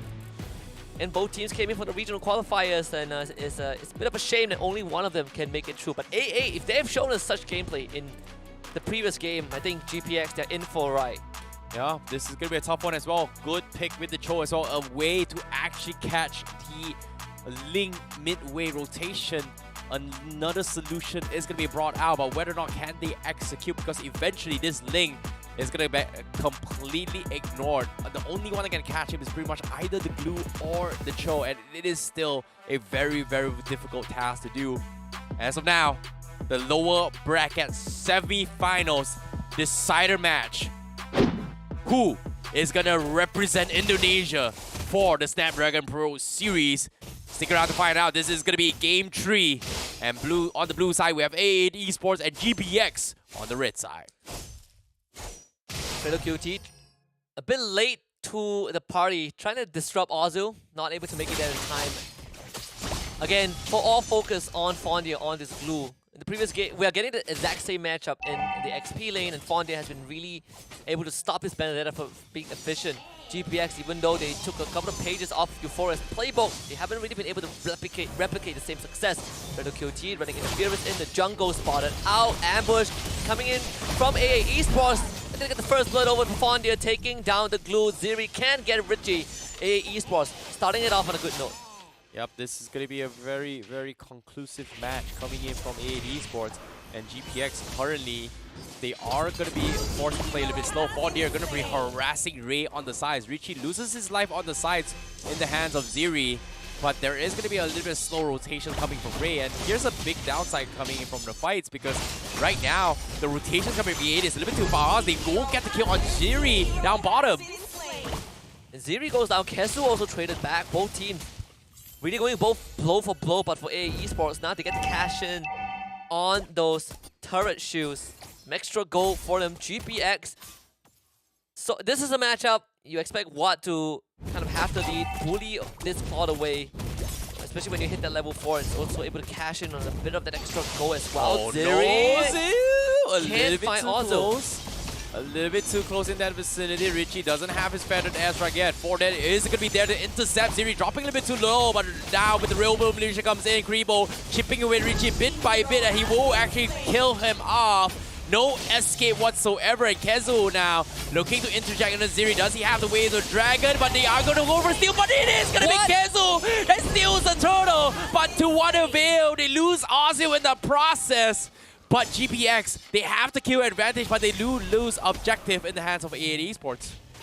Unbelievable play from Kesu. Ziri forced to recall as well, this purple buff. Very important if you are Ray, but you can't really get close to it. Unfortunately, they used a better airstrike to try to secure it, but still, it ends up going over to Kesu. AA Esports getting their resource away from this lane. Oh boy, oh boy. GPX currently in a very, very dominant position compared for game number 2. Watt is having a fantastic farm as well. Ozil is struggling to actually get some sort of stacks as well. But this is a tank slot this time compared to AAD. So we are not going to be expecting a lot of high value bursts coming from Ozil, but he is going to be looking to zone out players from GPX. They don't have a very strong frontliner from Fondir, and that's the reason why we do see Fondir kind of getting a little bit more active in this early stage game despite being an XP lane. But as soon as he does that, you are going to be seeing Ziri pressuring and cutting the wave. And based on what we're seeing on the map as well, he's just cutting off the bottom lane. But top side, Kezu! Watt, flicker will the dragon. Watt jumped on, forced to flicker himself. Backup is there from Fredo QT, keeping Watt alive. The Lancelot looking for the kill. Watt still ends up burning down to the orange buff, but Kribo will come in to get the exchange with the real manipulation. And Richie also gets caught. GPX finding 2 in return. Oh my goodness, what an overextended fight coming for AAD Esports here. They're getting a little bit desperate here to make sure that Watt doesn't get out of control. Economy-wise, they're not losing too much as long as Richie is getting some sort of room to work with. RP doesn't get picked out good, but Wave of the Dragon comes in. Fredo QT dropping a little bit too low. Not sure what they were thinking. They just don't have the damage, especially when RP, even though he needed the kill, he doesn't have the level yet. But they are going to try and force a fight with Defender Airstrike. And GPX, they back out. And AAD Esports, they can't seem to interject. Fondir looking for the split to latch on the Grok. He does connect, but can they burst it down? Yes, they will. But at the side, Watt will be able to finish off Kezu. They trade 1 for 1. Was it worth it? I'd say it's pretty decent for AAD Esports. As you can see the fans favoring GPX a bit more. Turtle goes over to A8. That means a lot of space for Ziri. He is having a time of his life in the bottom lane, but Kribu and Watt now caught in a bad spot. Both cores for GPX in danger. Kribu first to go. Still low. Surviving for longer than he should. They get RP in return, and Watt, untouched, GPX finds 3. Oh my goodness, mistakes from AAD, but they're getting so desperate now. Ozil continues with his fight. He's gotta get out, but they do catch him with Watt alongside the Ray. They kill him off with the final poke. And AAD Esports is slowly crumbling in game number 3. And with the predictions coming in, with the power of love, you guys are looking to see potentially GPX taking this series. But for now, with the purple buff completely up his gripe as well, Feathered Astra comes in. They do finally trade off Ray, so that is going to slow down the momentum of the junglers. But eventually, it all comes down to whether or not the gold laners get their farm, and RP is going to be the priority coming from A8 Esports, while GPX, they're looking to get a little bit more mobile throughout the cross-map plays. And for the first time in this series, GPX have a goal advantage. Kesu has been doing so much work roaming around the map, getting these pickoffs, but the one thing that GPX is doing well is that they are responding faster. Instead of trying to catch up to AA, they are always at the right place at the right time. And going 3-1 and 3 in 6 minutes is a huge advantage for GPX. Yep, it is going to be a tough one indeed. GPX looking for the setup up top as well. 70 seconds left before the next turtle. And currently 80 Esports going for the final wall charge. Connecting by Keizu. He gets the way of the dragon. Kribu zoned out pretty much, but the real world position will save him a little bit more durability. And he turns the tide, and now AA, they have to back out. Keizu will die. Ray dropping a little bit too low, but he needs to back out. And GPX was able to trade their threat. And unlike the previous game, Keizu gets the great engage, but the follow-up not really there. They don't have enough damage like they did, and GPX finds room to punish them. Ray finally gets the turtle for himself, extending that goal lead. You can see the core items coming through. Fredo QT just got his Athena, and Ziri continues to just play this bottom side where AA Esports, if they want to deal with him, they have to delegate Fondia. But every time Fondia is away, GPX just pounds on the rest of his team. Oh boy, this is tough. As soon as the Saiyans can see Ziri already starting to disrespect Fondia a little bit more, and eventually they need to buy time. Ozil currently can't seem to actually snowball as hard as we kind of expect. Meanwhile, GPX, they have the lead. All they gotta do is just buy for time, but here comes the kick once again. Feather Airstrike comes in. Ziri won't look to get this engaged, but Richie, being patient with Feather Airstrike is going to take him now, so that's going to buy a little bit more time for A8 Esports as they try to get map control. Ozil now pressuring the mid lane. The mid lane needs to fall, and GPX will not let go this fight as they pause the real obliteration.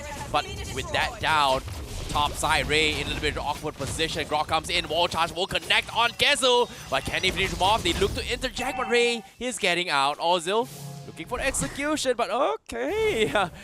Not sure why he was stuck on the wall, so a little bit of mistakes here coming for A8 Esports. And GPX should be able to get this purple buff for Ray.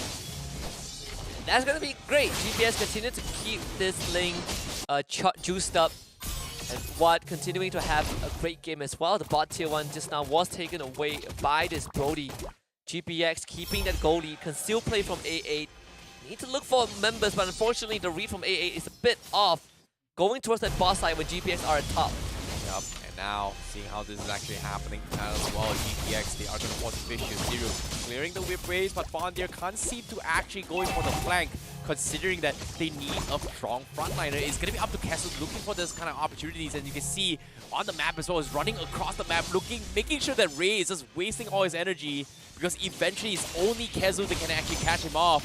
But at the same time, GPX, they're just completely dodging it here. All they gotta do is just play cross-map plays, and it's gonna work out in their favor. But A8 Esports at the same time, that's exactly what they want as well. They don't mind trading cross-map plays as long as they get some sort of farm. And Walt now in a lot of trouble, and he's gonna get sniped down because he was separated from the team. And GPX again, Kesu tries to go for heroics. This time not able to find it. Still has Way of the Dragon, but he was forced to use his flicker early on. GPX just needs to buy time for what? 12 seconds before Brody comes back. AA Esports starting to work on the Lord. A lot of damage coming through. Kesu finds Fredo QT. This should be a kill. Fredo QT flickers away, gets executed, but they were able to delay the attempt of this Lord. Meanwhile, Ray just secured the purple buff. Kesu is in danger, trying to get away with the Jin Kundo, and actually pushing Ray back. Richie snipes him away. Now without Ray in the fight, AA can get this Lord, and there's nothing that Ziri can do. Oh, what a clutch coming from Fondir. Just at the nick of moment where Kezu needs help, he was able to interject his first 2 combo, completely denying Ray. Cheeky plays here, trying to steal all the purple buff, a little bit greedy, but A8 Esports, they were able to come on top, and now GPX, they're in a very, very awkward position where they need to play defense. Mid lane control is what makes them so strong. And now with the Lord coming in, middle tower is guaranteed to fall. Almost every outer inhibitor is going to fall, and there's no way GPX is going to be able to defend unless they start getting pickoffs. And in this case, bottom lane is going to be the Lord shoving in. Middle lane as well, Ziri might be actually caught out as well. Ziri needs to buy time. and he is going to be able to do so. Mid lane control. He's throwing bodies for this, but the Wave of Dragon connects. Do they have the damage? Ziri still holding on the Electro roll. Oh my Here's the goodness. minions, and it's going to be A-OK. Ray looking to finish with Ozil, but Ozil is a tanks a lot, and they don't seem to be able to get it off. Ozil goes for the Blade Thorns, and he sidesteps his way through, but he won't be able to get out. So well played from both teams. Ziri buying so much time. They still lose the mid tier 1, but the fact that Ziri was able to hold on in a 1v3 situation, that is exactly what you want as a Benedetta. He did have to use his Petrify though. Kesu showing up. Conceal play. Who do you find? What is the target? He's trying to look for what? The real manipulation is there from Kriebel. And now RP goes in, unleashes the Blazing Duet. They get the bot tier 1. No casualties for GPX. I swear to God, this game, it feels like an anime fight scene, especially between the junglers here. You can see Ray once again, they're dancing around, going blade by blade, blood by blood. And eventually, they will have to equalize, but beautiful defense coming from GPX. They only lose tier 1s down middle and bottom. It means that there is still a lot of map control, not too much being given away, considering it is only the first slot. A Esports now needs to find a pick off, but the biggest question here is, can they kill off Ray? Because he is still a big threat. What? Now, Ray showing himself here, Ozil. Get a little bit feisty, 2 people up top, but GPX, they're just afraid. And Ray doesn't have his purple buff. Try GPX securing that purple buff for Ray for now. A Esports in the vicinity. Again, trying to get onto Richie. Richie able to fly away just in time. Kesu looking for a pick. Fondia sticking onto Y, bringing the Brody back right into Ozil. They have found the most important target on GPX. And that is going to create so much room. Ozil continuing the pursuit onto Ziri as the bottom tier 2 goes down. And I just gotta say, Terrence, Kesu has been flawless this entire series. Ray gets rid of Richie, but now he has to find a way out. Sneaky little Richie thought he could get away, but it's gonna be Ray to finish ball. But yo, Oh my the goodness! kick from Kesu! Is it gonna be enough in the tower? We'll kill him off. What a catch from this show! A8 Esports not making it easy for GPX. The playmakers from AA, so precise with these catches. Yesterday it was Fondia, today Castle playing out of his goddamn mind. Once on the cool front, now on the choke. GPX have lost all the lead they've garnered early on. AA Esports back in the driver's seat, and Ziri. with the Lord for him, Ziri is not going to even be close to contesting this one. Oh boy, Ziri looking for the catch, but it's not gonna happen anytime soon. But A8 Esports is just not giving up. Reverse 2-0 sweep, no problemo. That's gonna be the name of the game. 4K net worth advantage for A8 Esports and GPX. Let's talk about instant replay here. Oh my God, Kesu, how the heck do you angle it like that? That is just crazy for him to actually punish this here. This is exactly what they did with the problem that AE Sports needs. They have no ways to cut this link, but at the same time now, Ozil is gonna change the anime battle fight scene to focus on the Benedetta, while the Lord is gonna be shoving the top side. And they are grouping it 3v4. Everyone is here, but GPX, they're looking to try and rat their way through. But the Lord, they're knocking in. They need to bounce back. They need to recall back. But A8 Esports, they don't know what to do. They don't have the minions. They don't know what to do. Do they chase? Do they fight? But it seems like in the midst of this confusion, GPX forces them back instead. Even so, GPX now forced into the same spot that they were in the previous game, having to defend their base. 5,500 net worth behind. AA Esports in firm control. We say GPX, they have a draft and can play cross map, but when you're up against this Cho, cross map isn't really the option that you're looking for. AA Esports have been so vigilant in stopping these mobile heroes from really being able to traverse the map properly.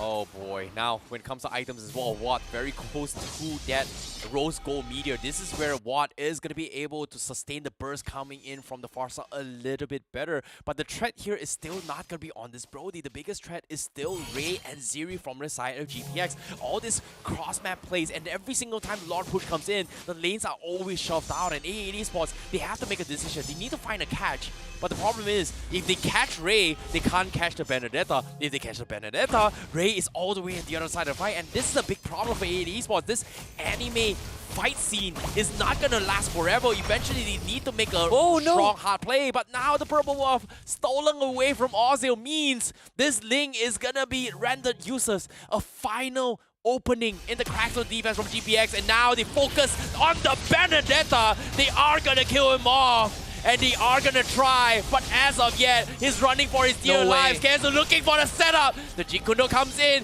down to his last HP. Fournier looking for the flicker setup, but the dodge comes in. Siri, he survives, but the rest of his teammates are not. The Blazing Duet will connect. Arfi will be picked off by Watt instead as they trade 1-for-1. It's not over yet. Fredo QT trying to bait out for more.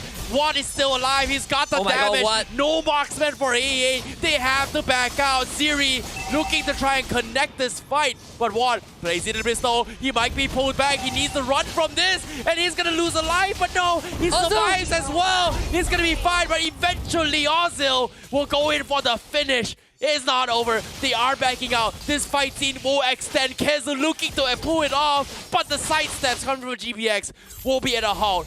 This fight finally takes a reset coming from both sides. Lovely stuff from GPX, holding on again. Corrosion side for Ray. Not able to do out the damage that he's looking for, and we are seeing the same prowess from Esports. These team fights have been so tough for GPX to manage. You have so many factors to consider, and all these constant power-ons for an AA, Fondia and Kesu continuing to be a threat, and Kesu, all this isolation now finding Fredo QT. It's gonna force the war charge out of all things, and that means AA Esports now have one less crowd control to worry about. Oh my goodness, RP, he's pulled the biggest Blazing Duet, but little did he know Watt was secretly aiming him. As long as one of these cores are surviving, GPX has a chance. And even if they lose Watt, they still have the link. They still have the edited cross-map plays as well. Pay attention to the minimap as well. You can see time and time again, Ziri is always cutting the creep wave, hoping that AED Esports is going to be losing map control. And this is actually buying so much time, and it's actually going to help GPX because it all comes down to that one fatal micro mistake, and they will cast them the game. And especially when Indonesian pride is on the line, who is going to be representing here? They're just going all out. GPS continuing to play that split map, and again, Kesu on the hunt once more. Seen this way too many times. Ziri should know this. Every time Kesu fails to catch someone on GPS playing cross map, is an advantage for GPX. Now they have made it to the Lord Pit. In fact, the other person to have control. Richie hiding in the brush. Does GPX know this though? Kesu is going to show up again. Fredo QT, he might be the target once more. Kesu looking for an opening. Can't find it. Oh, Siri, the snipe on the tier 2. Fredo QT taking a little bit too much damage. He needs a wall charge, but can he get out? Feather airstrike will not be able to finish more, but at the same time, Lord down towards the final bar. They comes out the final side. Tempers the blink out. It's gonna be Rain! It steals it off, and he is gonna be able to get out to safety. And GPX, they will come up on top, and AED Esports, they are losing way much more. They lose out on all the trades, and this is the GPX special we've seen here. In the midst of all this confusion, can they find opportunities? AED Esports, they know they needed to make that play, and eventually they lost the Retribution battle. A very, very small micro mistake here, but at the same time, now they're overextended. Ziri continue the oppression. They go for the Petrify. He's gonna get caught out and stalled by Form Deer. But it seems like AED Esports, they just don't want to fight. They want to try and defend. The Lord is still on the bottom side, so far off. GPX not committing to the fight yet. If we've seen that MDL series that AA Esports played, they have came back from a Lord steal. And they've done it against GPX just now. So this isn't foreign territory for them. In fact, I think Ray also was found by Kesu. Not a target they can solo kill, but GPS coming down, crashing the bottom lane. RP with the Blazing Duet. Fredo QT down low. Kribu also running away. Ziri is dead to keep Fondy at bay, but Fredo QT might be sacrificed.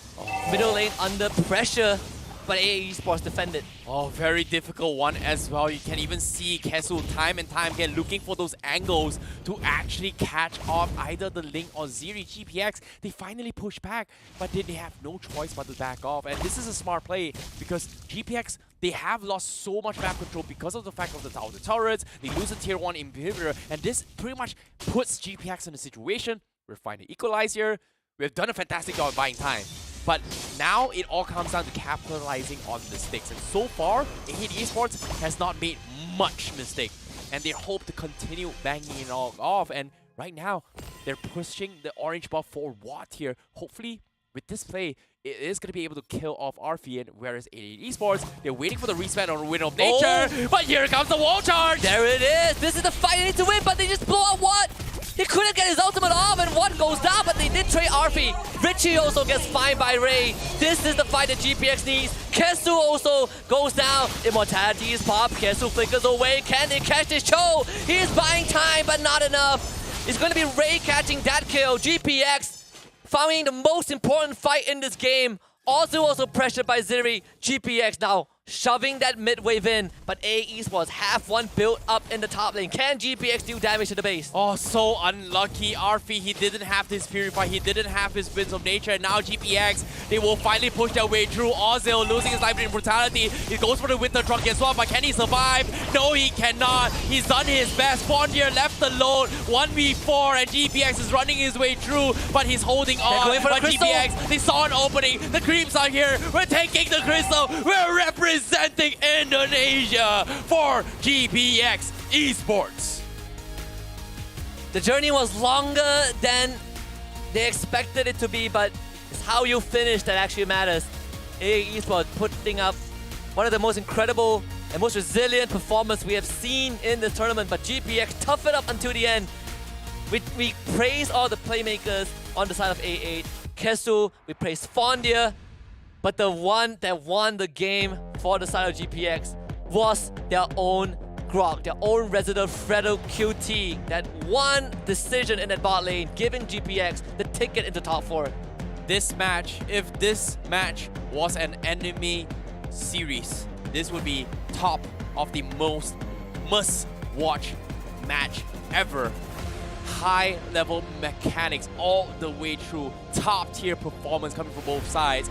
But eventually somebody is gotta give in with a very, very minor mistakes. And like you said as well, AA Esports is completely dominating in the early stage again, trading blow by blow, fight after fight, and GPX was able to capitalize it. And every single time they get a trade, there is a very, very small margin they were gonna survive in all these fights. And eventually, the Lord Steals coming from GPX is just so spot on in all this fight. And like you said as well, this final moments at the worst possible timing, Arfi didn't have his Winds of Nature. It was on cooldown. Purify also used, and GPX was able to clean them out.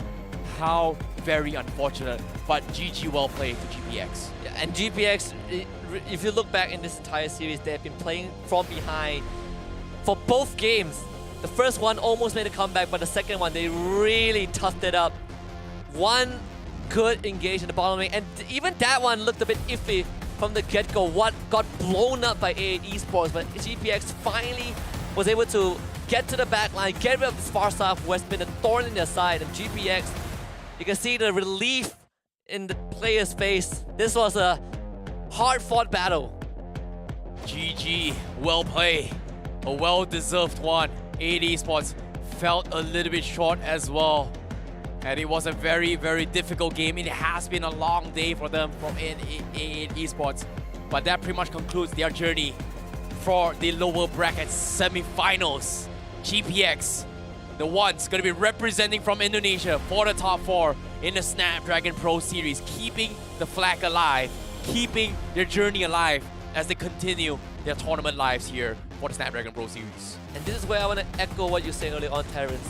Imagine if this is the full best of 3. Imagine if we get to witness it from the very beginning instead of that 1-0 lead that GPX has. Maybe the result could have been a bit different, but it is what it is. GPX playing basically the long haul, and I would say the wait was worth it. We got one of the best series in this to cap off this final series of the group stage. GPX hoisting the Indonesian flag. It will carry the entire nation into top 4, joining Euphoria Esports, joining MHRLK, and finally joining GameLab in the Challenge Finals. Well, this is going to be a long journey for them, but hopefully they are going to be able to prepare themselves for the Minsitar patch release. In this case, Minsitar patch already open, but competitive play is going to be all even grounds, and everything they've planned so far is going to be back to the drawing board. And fortunately for them, they do have a very, very long time to prepare because their next match is going to be on the 19th, which is happening in 2 weeks' time.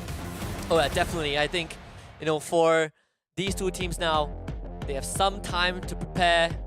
And top 4 is going to be a completely different beast. We are going into the final stretch of this entire tournament. And this is where the biggest chunk of the prize pool await, $20,000 US, mind you. But look at this, Hall of Fame. Everyone on the side of GPX claiming a spot. Ray in the jungle, Kribu on that Eve, Fredo QT, of course, the hidden MVP for this game. Take a look at the MVP of the entire series from the side of GPX. Of course, it's going to be Kribu. He was the one who won the game and secured top 4 for GPX. Yep, well done coming from Kribu. With his Yi plays, his drill invasion just popping off, setting out multiple tempos to turn the tides for his team. He was the point of focus from the side of AD Esports, and time again, it was very, very difficult to kill him off. 82.5% kill participation, and he was the reason why everyone from side AD Esports was just struggling when it came down to those kind of debuffs. The Ice Queen one, a big factor in slowing down all this aggression assaults coming from AD Esports, and it's one of the reasons why Kesu was just struggling to find those opportunities. But even then, even with all this, consolation prize, gotta give it to Kesu, man. Gotta give it to Kesu with his show. Yeah, I mean, Kesu, if there was a loser's MVP, I mean, Kesu 100% is going to be the name on your screen right now. He has been phenomenal. All these plays that he set up, and he was one of the main reasons why AE Esports held on to the lead all the way until the very end.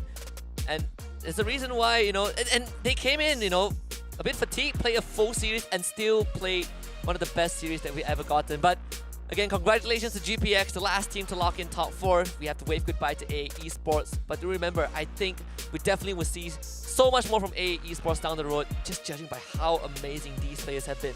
Yep, it has been a long journey for some of these teams. It's sad to say goodbye to them, especially here for the Season 1.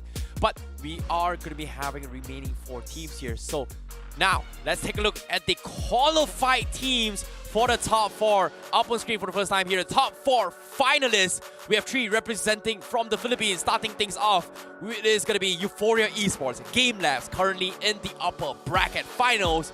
Whereas in the lower bracket semifinals, we have MHRLK Esports from the Philippines and the only Indonesian team, GPX. This are your top 4. And the best part is we now get to witness the rematch between MHRLK Esports and GPX. GPX have sent them to the lower bracket once. Can they knock them out of top 4? Multiple storylines branching into the grand finals with Euphoria Esports and GameLab as well.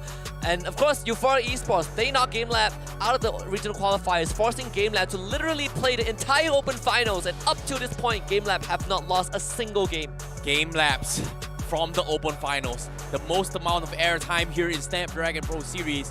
Can they look to pull the W? Guaranteed top 3 so far for GameLabs and Euphoria Esports. But who is going to be the ones that make it into the grand finals? You guys got to stick around to find out in 2 weeks' time. But in lower brackets, everyone has been eyeing on how GPX was playing. And after that performance, it's no surprises as well, because as the grind continues, it is going to be a long journey for GPX if they want to try and fight their way through. But now, let's talk about the Challenge Finals bracket. This is how it... Oh, wait, it's a complete reset coming in from the brackets overall. Okay. It's going to be very interesting. So, if you want that rematch for MHRLK and GPX, you're going to wait a bit longer. Euphoria Esports takes on MHRLK in the first set. Of course, GameLab will take on GPX.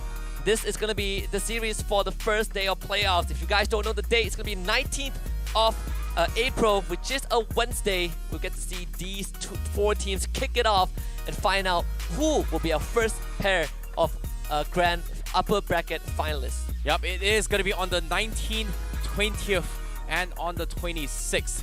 19 is where the upper bracket games are going to be aired here, and on the 20th it is going to be the lower brackets as well as the upper bracket finals. But for the grand finals, we are going to be having it on the 26th next month as well. So it is going to be a long day, a lot of preparations for this team. So be sure to mark your calendars for next month. It is 19th, 20th April, and on the 26th April coming in from the grand finals. And here's a little bit snippet for you guys. We have exclusive invited guests. I'm just gonna put it out there. There are your favorite potential content creators gonna be here to play it as well. Potential. That's something to look forward to. That is something to look forward to for sure. And of course, the grand finals will be the only best of 5 series played throughout the entire tournament. That's something that these teams will have time to prepare for. We will get ready for the Mincetar review, hopefully for the challenge finals. But it's been an incredibly long journey for the group stage, from the open finals until the challenge groups. We came in with more than 100 teams overall, and we narrowed it down to the top 16, down to top 12, top 8. Now we're left with 4. Well, a very, very long journey for some of these teams, but that pretty much sums up all the matches here. I hope you guys enjoyed all the shows here. It has been a pleasure casting for you guys, but we hope, most importantly, we'll see you guys back in the same days here. It is going to be on the 19th and 20th of April, and also, most importantly, the grand finals happening on the 26th of April for the Snapdragon Pro Series first season Mobile Legends Bang Bang. But that pretty much concludes today's games here. My name is ICBB12 Husky. It is time for us to say goodbye. We'll see you on the 19th. Bye-bye.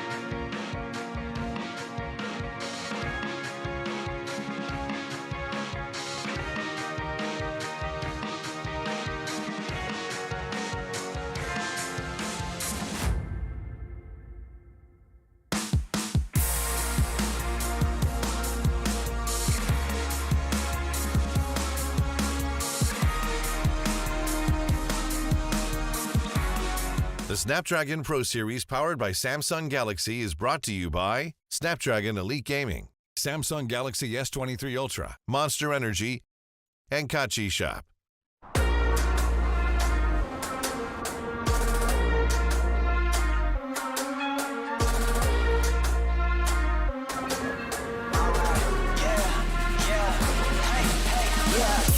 Won't stop going till a player on top know it. Rooftop penthouse suite. If you really want it, gotta own it. Fly through it, we was at the lowest. Blood, sweat, tears, the components. Riding all year, now's the moment. We are not friends, we are opponents. Yeah, I'm coming for mine. Yeah, I'm making a play, the game on the line. Yeah, I've been on the grind. Yeah, I jump in the spot, I made it my time. Yeah, look in the sky. Yeah, the stars align, no shade to shine. Can't stop it already. Emotional work and devotion, we put in this time. Look.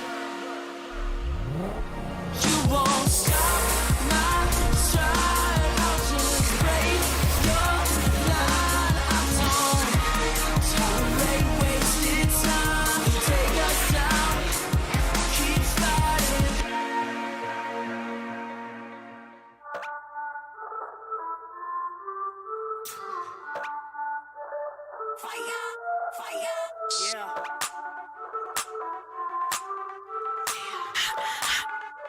Yeah. We be hot, mama got game. Check my team, we like the flame. We be bougie, y'all sound the same. We be, mama got game. We be hot, mama got game. Check my team, we like the flame. We be bougie, y'all sound the same. We be, mama got game. Yeah. We be cooking something new. Hear us knocking, coming through. Push the limit on them rules, cause we don't do it like you do. We be cooking something new. Hear us knocking, coming through. Push the limit on them rules. Yeah, mama got game. Mama got game. Yeah, mama got game. Yes. Yeah, mama got game.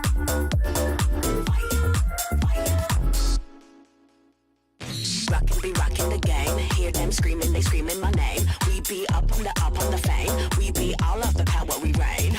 Rockin' the game. Hear them screaming, they screaming my name. We be up on the fame. We be all of the power we reign. We be cooking something new. Hear us knocking, coming through. Push the limit on them rules, cause they don't do it like we do. We be cooking something new. Hear us knocking, coming through. Push the limit on them rules. Yeah, mama got game.